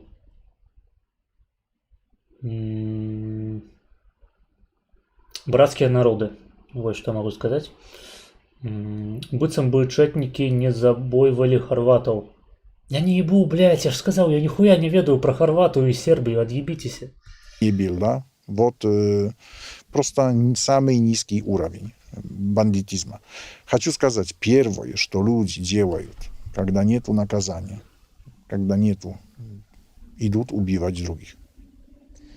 Хочу уточнююче запитання задати стосовно електорату, на який направлений ресентимент. Це Ой, блядь, замовьте, коли ласка, что-нибудь іншее. Ну это ж просто, блядь, дебилизм, нахуй. як правило, завжди не Це що найосвіт. подписчик нахуй маргінала, блядь. І он при не почув там гэтае слово і цяпер паўтарае. Что за пиздец, блядь? Чиніші групи населення. Коли приїжджаєш, знову ж таки, як людина, яка в Польщі була в великих містах, складається враження, заможна, центральноєвропейська країна. Все-таки є якась така Конечно. група? Я ж казаў, гэтае пытанне з'явіцца, блядь. Калі вы такія заможныя, то чаму вы нам зайздросіце і на нас крыўдзіцеся? Чаму у вас рэсентымент? Блядь, я гэта дакладна сказаў, нахуй. Яны просто чытаюцца, нахуй, як блядь, кніжкі, нахуй, тэксты на туалетнай паперы, нахуй, блядь. Ёпта, блядь. Блядь, NPC, нахуй, ёбаная. Як ён, блядь, не забывае дыхаць-то, нахуй. Конечно. Неосвічених поляків, яким просто ресентимент раз, і Это- вони это з не удовольствием взяли. Есть люди, которым в жизни не получилось, которые сидят, пьют пиво, да, Так, гэта называюцца украінцы. и хотят быть причастные к Копернику, Шопену, да, Марии Складовской, вот, Шевченко, да. Іншая справа, мы хочам быць прычасныя, блядь, да Малевіча, да Шаўчэнкі, да Гоголя. Ну, смешныя палякі, конечно. Лесі Українки все равно. В да? будь-якій Да, країні да, це да, одна да, і та да. сама схема. Да, люди, которые ничего не сделали, ни к чему и так далее, просто единственное, что у них Пишатися есть, походженням. что это мы, да. Да, свой-чужой инстинкт и так далее. Блин, ну гэтыя палякі тупыя, ну тупыя. Эти люди, Няхай у украінцаў павучацца гісторыі. они являются носителями чувства неполноценности. Меньшая вартость является одной из основных течений идеологических, которые формировали пространство Межморья. Это так в Украине, как и в Польше. Западная Европа построена на чувстве виновности. Дальний Восток, Китай, Япония на чувстве стыда. Главное не потерять лица. Россия на чувстве зависти. Да? Просто чтобы не было, ты Так, Украіна ўсё разам. просто будешь стоять и будешь Сабрала бінга. у разбитого корыта завидовать, что у других получается, а у тебя нет. Тот, кто считает себя выше, так же опасный, как тот, кто считает себя ниже. Потому что один и второй не способен на равенство. Польша является статистически успешной страной. Но в принципе есть огромное, да, количество людей, которые видят смысл своей жизни в том, что они фанаты какого-то клуба, да, просто ищут идеи, Ну тупые. да, которая бы придавала им ценность. И эту идею Ну тупые. создают для них политики. Но и получилось на том, что украинцы оказались неблагодарны, типа, да. Вот это вот типа сентимент. Почему? Я думаю, что в каком-то плане это на фоне того, что мигранты из Украины невероятно креативные, невероятно успешные люди, учитывая, что большинство это женщины и дети. 73% всех мигрантов нашли себе работу и так далее, и так далее. Украинец в Польше это не уборщица и там на стройке, это предприниматель, это врач. Те же процессы поляки переживали. Поляки, когда... Ну, калі табе даюць льготы і забяспечваюць бясплатную адукацыю і медыцыну, то за якую паляк вымушаны плаціць там за медыцыну? Складана не выбиться наперед. Мигрировали в Британию, и оказывалось, что после, или в Германию, да, что после 3 лет поляк, который приехал на своем креативе... Давайте мы паспрабуем выраўняць як бы умовы, і тады паглядзім на то, як спраўджваюцца палякі і украінцы. Да, имеет больше, чем немец. Поляки как будто отражают на украинцах поведение немцев, которые они чувствовали на себе 30 лет тому назад. Вот то же самое. Волна идет как в армии, ну тоже можно сказать. Короче, объяснить это можно на 100 способов. Ну, це от така ідея. Пачынаецца, блядь, без нас выпугаў не сядзелі. Так, прычым гэта кажа паляк. Про украінцаў, то бок, ну, просто самаабсыкон тотальны.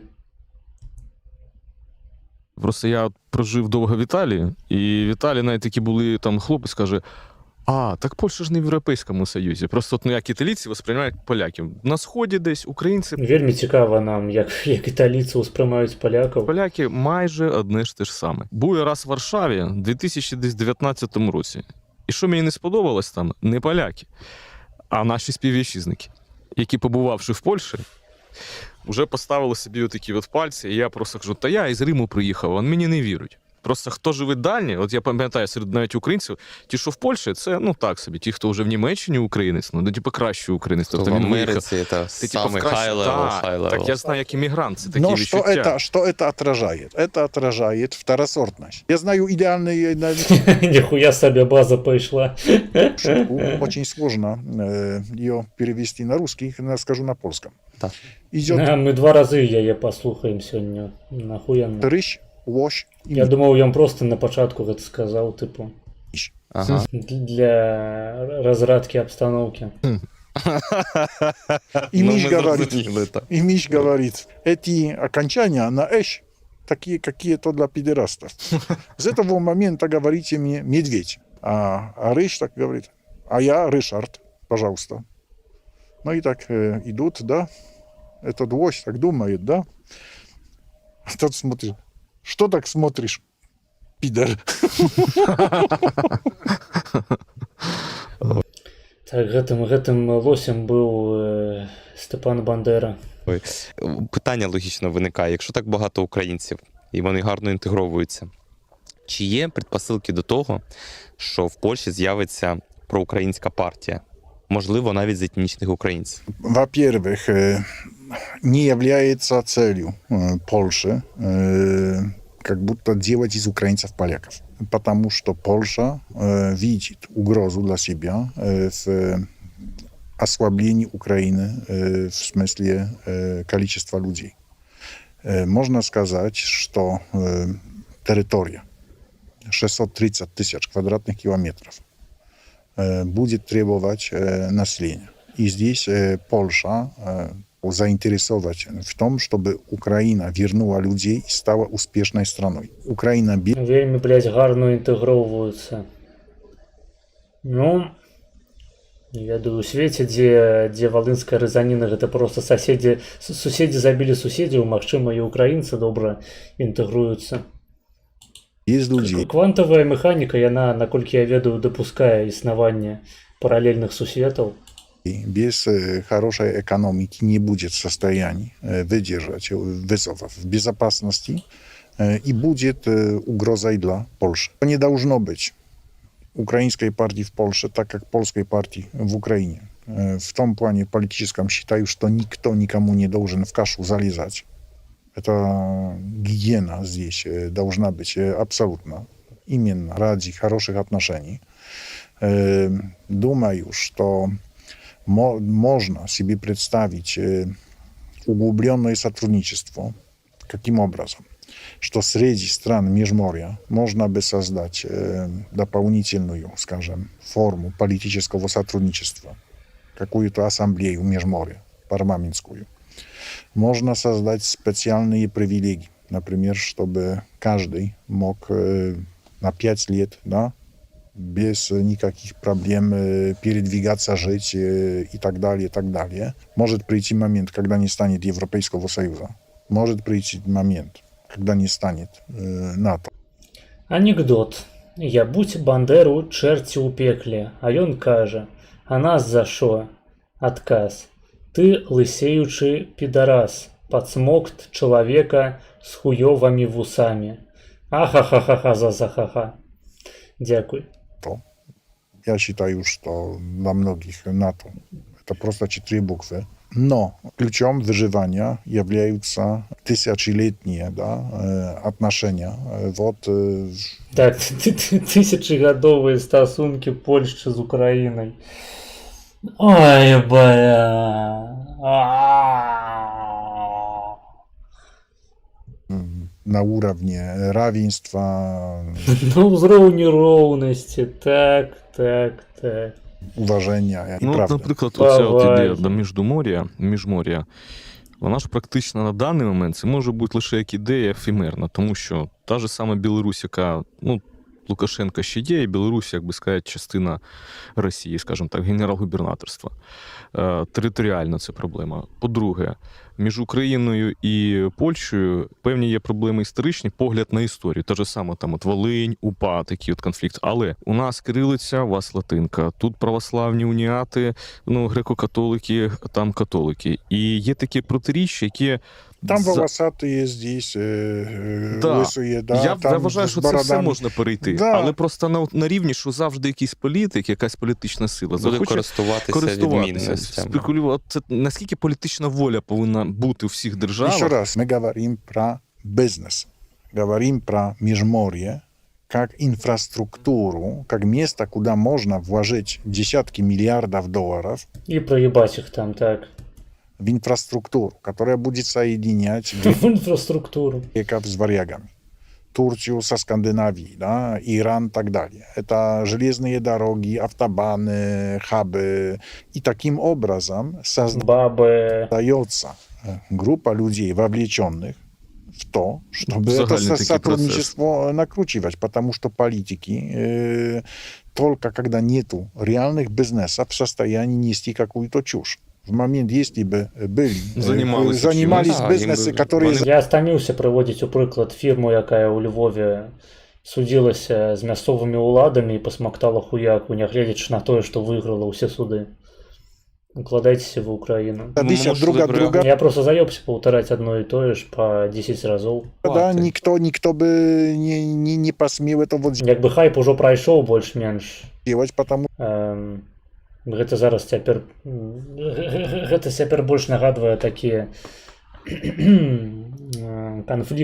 канфлікт украінцаў з палякамі у рэжыме холоднай вайны. Таму не бачу нават сэнсу асабліва распінацца, каб іх штосьці тлумачыць. чтобы были последствия. Мне вось цікавей было б у чаце пачытаць, калі ёсць якія-небудзь контртэйкі ад украінцаў. Гэта было б цікавей чытаць, чым слухаць гэтую парашу. Ну, просто антыінтэлектуалізм. Я говорю Плюс соевый куколдизм. со многими политиками из балтийских стран и ставил один вопрос. Что для них более... Такого чалавека наебаць можна просто на раз-два. Я думаю, украінцы, якія мяне зараз глядяць, ўжо самі у галаве прыдумалі 10 спосабаў наебаць вось гэтага канкрэтнага паляка. Просто глядзячы гэта інтэрв'ю. реально в случае нападения со стороны Таму России. што ўсё, што мы чулі вось на працягу гэтых 36 хвілінаў, гэта не толк бізнес, гэта романтызм ебаны з мапамі і з афарбоўкай, карацей, у хої 4. Федерации. Что в случае, если будут иметь гарантии безопасности от Соединенных Штатов и будут иметь гарантии безопасности от Украины, что они считают более вероятным, что действительно окажут помощь? Ну, конечно, сказали Украине. На самом деле, если бы Украина сейчас хотела создать Межморье, имеет такую возможность, можно бы представить себе, что Украина предоставляет односторонние гарантии безопасности для всех стран, которые этого желают. Это номер один. Дальше. Вось так просто, нахуй, за бесплатно, нахуй. Любой краіне, якая гэта пажадае, ніхуя сабе. То бок вы яшчэ будете воевать не толькі за сябе, нахуй, вы будете яшчэ воевать за Балтыю ебаную, за, не ведаю, за Грузію, блядь, за Румынію, не ведаю, до каго там я шарашка можа доебаться, за Казахстан. Удачи вам, шановные украинцы, браты. Просто, блядь, я нахуй, нахуй. Просто мыслі нахуй чалавека, які ў вайнушку нагуляўся на кампе, нахуй танчыкі ебаныя. Я па-іншаму гэта патлумачыць не магу. Гэта просто Олег Френны плюс 30 год. Оставляет, потому что Лысый. если да, страна принимает гарантии безопасности, да, Спачатку Украина раздае ўсім віртуальны мільярд. Крок 1. Крок 2 – гэта стварэнне штучнага дэфіцыту для развіцця рыночнай эканомікі. Записывайте. Вам гэта спатрэбіцца яшчэ. несет риск, потому что рассматривается как союзник Украины, да, может привлекать агрессию. Поэтому для тех стран, которые не желают помощи со стороны Украины, можно дать гарантии, можно дать гарантии, что Украина не окажет никакой помощи в случае нападения со стороны Российской Зрабіце яго прэзідэнтам Украины, по-моему, ён вельмі хоча. Федерации. То страны, которые принимают гарантии безопасности, Ён координируют уже і по-расійску навучыўся пиздеть. Я думаю, вам сподобаецца. свою политику безопасности с Украиной, получают помощь, техническую обучение и так далее, и так далее. И смотрите, в случае нападения со стороны Российской Федерации односторонние гарантии превращаются сразу в двухсторонние, да, и возникает сразу военный союз под руководством Украины. Потому что Украина определяет условия входа. Ебать, он придумал все просто нахуй. Профессор Мориарти. Гений, блядь, криминального света. И участия в таком союзе. Вот такой геополитический вариант. Смотрите, сразу меняется все. Правда? Но этого не допустят. Так, меняется колькость калу у шортах, у шароварах. Соединенные Штаты. Этого не допустит Германия. Будут делать все, чтобы настроить, чтобы действовать по принципу divide et impera, разделяй, чтобы царствовать. Если мы не будем в состоянии с этой линией справиться, так или иначе, или мы, или наши дети, да, будут на низком уровне цепи распределения труда, потому что речь идет о том, чтобы поднять наше место, да, на этой цепи распределения труда, чтобы способные люди не вынуждены были уезжать в Америку или во Францию, да, чтобы здесь можно было что-то делать, создавать и чувствовать себя полноценно. Євген, ти розповідав, що на початку ХХ століття була величезна група поляків, етнічних поляків, які усвідомлювали себе українцями. Це також цікава сторінка нашої міжнаціональної історії. Взагалі, я б ще сказав, що Чат, вам цікаво? Як ви там? Ви яшчэ не спіце? Тут зараз про полякаў, якія лічаць сябе українцамі, будуць пытаць, распавядаць. є така якби українська школа Слухайте, уважливо. в польській літературі. І навіть пісня, яка мені дуже подобається, «Гей, Соколи», вона, вочевидь, родом із Польщі, хоча вона і території Білорусі, України. Підручників по історії раніше це особливо писалось, так що там от ополячення, католичення і нічого такого не було. Самое главное, что польские паны, по сути, это были украинцы. Так, я коли читаю, я от кажу, написано. Просто, ну, якби не тыя поляки, якія лічылі сябе українцамі. Ну да ладно. Роді, магнатські, польські. Там вишньовеці, острожці, а які це польські? Це саме русини, Короче, які були... поляка Хмельницького Да. Ну, да. Ярема, да? Ярема і Да. Хмельницький, два русські. Так, люди, які змагалися з українськими козаками. Блядь, ну... Ой, сука, просто... Топ-10 украинцев, один Адамбицький. Сина. Етнічні поляки або ополячені українці, Два Александра Лукашенко, які були і католиками, жили что правда. на території Житомирщини, скажімо так, публічно показували, тобто, свою якби приналежність до українського народу. Да, Одягали Вишневецкий просто нахуй татуировку себе на сиськах набил. Я украинец. там вишиванки. Наприклад, Володимир Антонович, який істориком являється, один був із хлопоманів. Але ж їх же ж хлопоманів прикрутили якраз в 64-му, після повстання січневого, тому що якби оце Україна... Хлопоманія, як гучыць-то, а? Хлопоманія, гэта вось мне здаецца тое, чым займаецца беларусіяна ў рамках сваёй інтэрнэт-дзейнасці. Хлопоманія. Треба запомніць насамрэч. Фільство, яке розвивалося, воно було недоречним. Але що тут цікаво, як феномен, що коли ми дивимося, Мужикоманія. це поляки там, католики, колонізатори і так далі. Листи до братів хліборобів В'ячеслав Вацлав Липинський вже теж пише, ми там нащадки там шляхти і так далі, але ця земля наша, це вона українська земля, і ми повинні з повагою до неї ставитися. І він, до речі, що казав хлопоманам, каже, а навіщо ви переходите отак показово в православ'я? Можна залишатися ж католиком, залишати свою ідентичність, яка в тебе є, але вже в вимірі там політичному і так далі державному ти... Прикинь, називати себе хлопоманом. Так... Хлопоман, Спайдерман, Эйдельман, великие украинцы. Тому ти українець. Я происхожу из семьи польско-украинской. Моя бабушка была украинкой. Но 3 брата моей бабушки было в УПА молодыми парнями. Принудительно их взяли.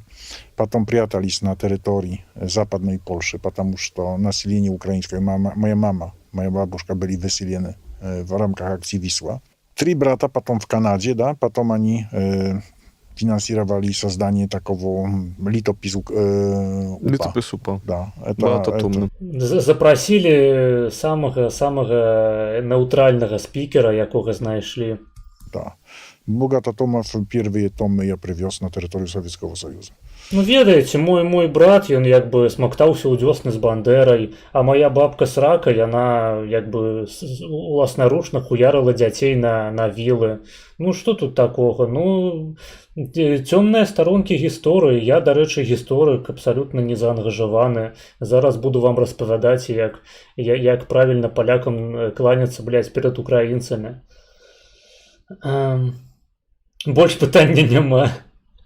Як ви А потом... це провели діло. Да, яны яшчэ здзіўляюцца, тыпу, штучна, быццам бы яны не спецыяльна яго запрасілі, як бы ведаючы пра ўсе гэтыя ахуительныя факты. А нормально просто таможники смотрели на джинсы, а не на книги, да? Ага. Вже так.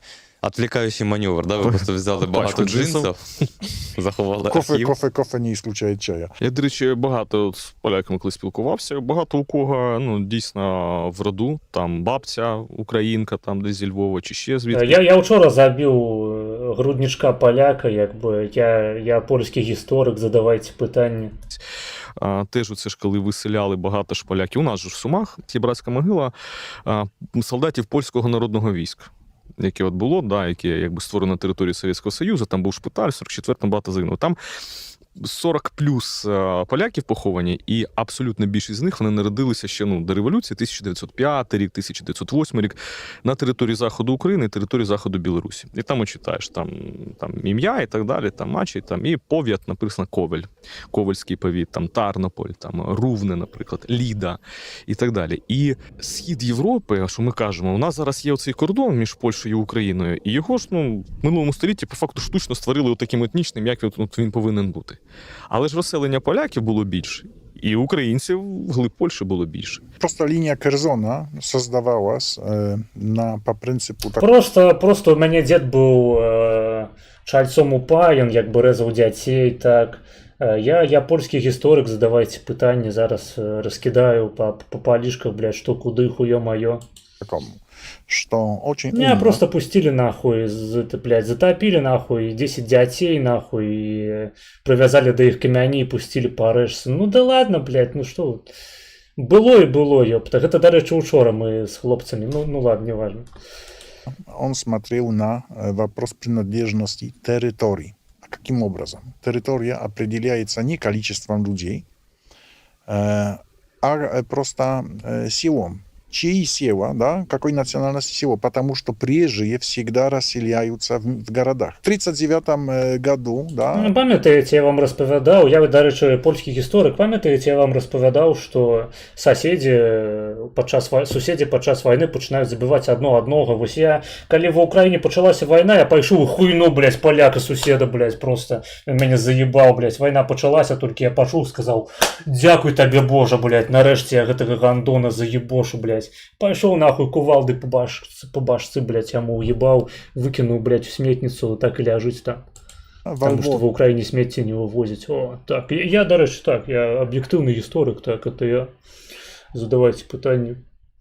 Розселення українців было більш, тому давайте Подкарпаття. Ну, гэтага дзеля справядлівасці не прыгучала. Украинцев было мало, на уровне 10%. Львов, да, находился на территории украинского народа, потому что все села вокруг и так далее, это были Це одни класична украинцы. проблема. Да. Місто мультинаціональне, мультикультурне, села, Мульти, так, сок такий єсть. територія навколо. Приезжие всегда в города. Для мене Польща з дитинства, в першу чергу, це, Окупант. мабуть, Євро 2012. От це перший раз, коли я такий, наші сусіди, поляки, хто це, що це, який у них прапор. Що це взагалі було? Я зараз ретроспективно думаю, Янукович при владі, а чому, типу, тоді не з Росією євро, бо наче як більше до них клин'я підбивали. Можливо, ви знаєте якусь інсайдерську інформацію, як так сталося, що саме Україна з Польщею цей проєкт отримали? Есть у вас один из олигархов-любителей футбола. Коломойський, Не, Фірташ, не. Суркіс, там два брати, Ігор і Григорій. Григорій. Они Размова зрабілася просто неверагодна цікавой, і я не успрымаю інфармацію на екране і у наушниках. Напишите мне короткий змест у чате. в принципе были инициаторами, чтобы Украина была организатором, но показывалось, что по потенциалу не потянет. А колькі па выніку гэтага спаборніцтва забілі палякаў, хацелася б ведаць. Нет, поэтому прибрали поляков. Прибрали. Ну, просто выкинули нахуй, блядь, у решку, и хай плывут себе там, блядь, да увисло нахуй ебаную свою Балтику. И вместе этот проект получился. Так что здесь инициатива была абсолютно на стороне Украины. Думаю, что это был потолок равновесия, скромно. Бля, я хочу посадить их просто за один стол с Олесем Белым, выключить святло, заперці дзверы і пачакаць до наступнага дня. Вось, і паглядзець, што з гэтага атрымаецца. Благодарности, развития. Я, блядь, думаю, просто мы адчыняем дзверы, включаем святло, а там ён просто уже апошнія косткі белага абглыдае уласнымі зубамі, голымі руками. Вообще Польша, помню Польшу 2012 года, она была просто супер. Она никогда раньше и никогда позже не была такой супер, как тогда. Я хочу сказать, что я благодарен вам, благодарен украинскому народу за то, что За то, як вы нас обоссали. спасает Так. эту Европу Мача гэта сапраўды урынатэрапія, карысная рэч. перед расизмом. Вось я так лекую сваю лысіну, вельмі дапамагае. Прашу свою бабку, якая во УПА служила, мне насаць на ебальник, і потым просто нахуй локоны віюцца, як конскія хвасты. Хочу, чтобы вы осознавали, на 220 бригад в Европе, которые есть сегодня, 120 это украинские бригады. Так, вось я у хойку гуляў, полічыў спецыяльна, так, дакладна, 120. Их реальная сила это 150. Сегодня действительно Европа живет благодаря Украине. Хочу сказать, что понимаю цену, которую платит украинский народ. И не только те, которые на фронте, которые пошли добровольцами и остались в бураках, да, потому что система их задавила. Или, но также те, которые просто теряют свои молодые года именно в том, Ты хотел сказать, сколько забили полякам? Не, поляков. подвешенном состоянии. Просто пачынаецца матч, і украінцы замест таго, каб гуляць, яны пачынаюць кідацца на палякаў, грызці ім глоткі і глыдаць костачкі. Я гэта сабе так уяўляю. Просто глубоко верю, что это не пойдет даром, что наше руководство не будет допускать ошибок, что выстроим, да, такие отношения, которые сделают новую агрессию невозможной, и все равно, откуда бы она ни приходила. Вот хочу сказать огромное уважение и благодарность. Вот то, что чувствую, и то, что хочу, чтобы вы знали. Дякуємо bardzo. Пан Пьотр. Dziękuję bardzo. Пан Пётр. Ну, дзякуй, што не спадар.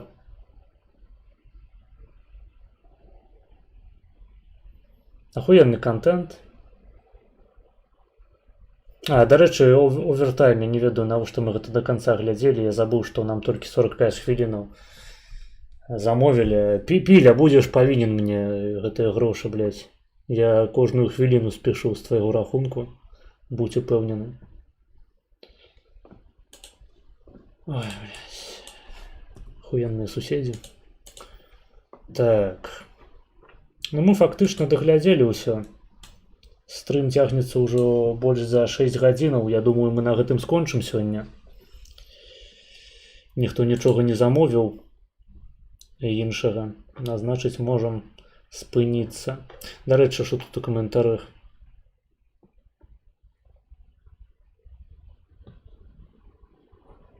Блин, я нейкі камент адсюль дасылаў, па-мойму.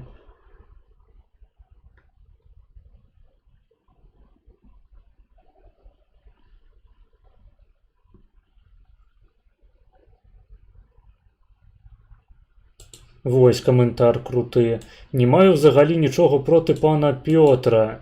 Коли перед 22-м роком я відвідав музей геноциду євреїв у Варшаві, і мене при вході зустрів великий портрет Хмельницького як головного антисеміта з погляду Польщі. Ну, я сумніваюся, що це головний антисеміт все ж таки, ну, у порівнянні з Гітлером. Це при тому, що Польща сама монокультурна країна світу, 99% поляки. Де ж ділись всі інші? Справді цікаве питання. Ця сьогоднішня ситуація з'явилась не сьогодні, а вже дуже і дуже давно, так? І повага з'являється тільки через бабло або через силу. Блин, ну не почули про тысячегодовый прыгнет. Давайте пошукаем далее. Так. Це так круто, що ми можемо всі розмовляти на своїх мовах і розуміти одне одного. Блять, ну йом по-російську ти піздів, ёб твою мать. Чим В'ятрович не вгодив пану Кульпі, що не так говорить? Тобто ваш узровень проукраїнськості недостатковий, шановний пані Кульпа. Українці будуть удячні, блядь, зараз у коментарях. Вось, поляки рівно росіяни. Тобто після політики полонізації 1920-1930 років, коли, по суті, заборонили українські школи, навчальні заклади і так далі, і все зробили польською. Потім почався спротив, і відбулася політика пацифікації, тобто це вже фактичний терор, посадка і катування лідерів і так далі. Тобто, по суті, геноцид, ідентичний тому, який проводили совєти на території України. Всі 70 років окупації.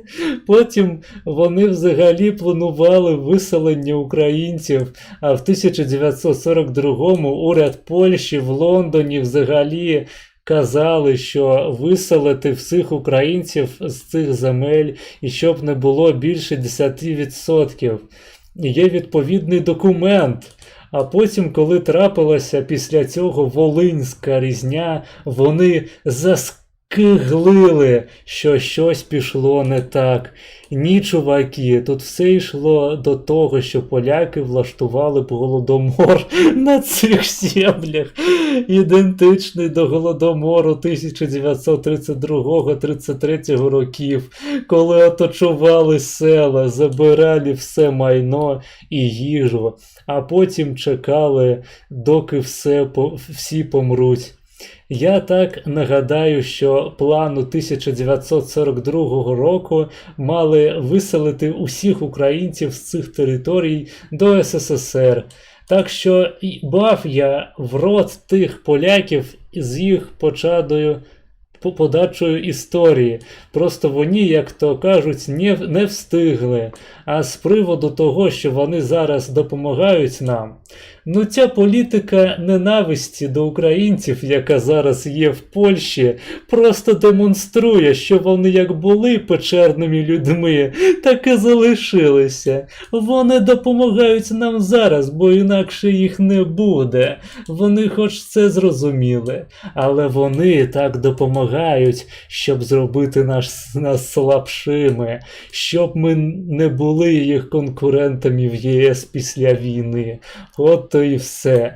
Так що у поляків зараз вирішується, або вони європейці адекватні, або вони печерні люди, які живуть історією геноциду українців 1920-1939 років і воліють це не помічати. Зате, коли їм дали по зубам на Волині, вони, бачите, скиглять.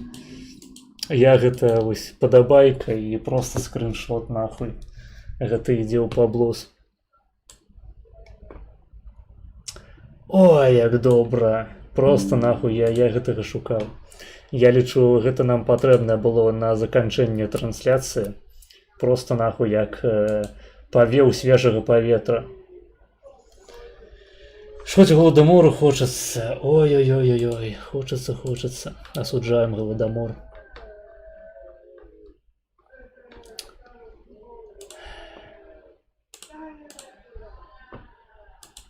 Ідэальне. То się nazywa вольнасць, пане Прызача. Вось, ну што, шаноўныя, давайте будзем на сёння з вами развітвацца. Дзякуй усім, хто данаціў. Вам вялікі, на вас трымаецца моя творчасць. Дзякуй усім, хто глядзеў і пісаў каментары. Не забывайце ставіць падабайкі, нават калі вы глядзіце у запісе. І зараз паставце падабайку, хто яшчэ не паставіў. Подписывайтесь на YouTube, на Twitch. А, дарэчы, падзяка маім шаноўным патронам, наўраманархам Зміцеру Наскаўцу, Александры. Круто. Александры і Патрыку, а таксама беларускаму бітарду Піле. Подписывайтесь на YouTube, на Twitch, на Kik. Подписывайтесь на Patreon, каб атрымаць доступ у наш прыватны чат у Телеграме. Долучайтеся до сервака у Дискорде. Подписывайтесь на X, на Инсту.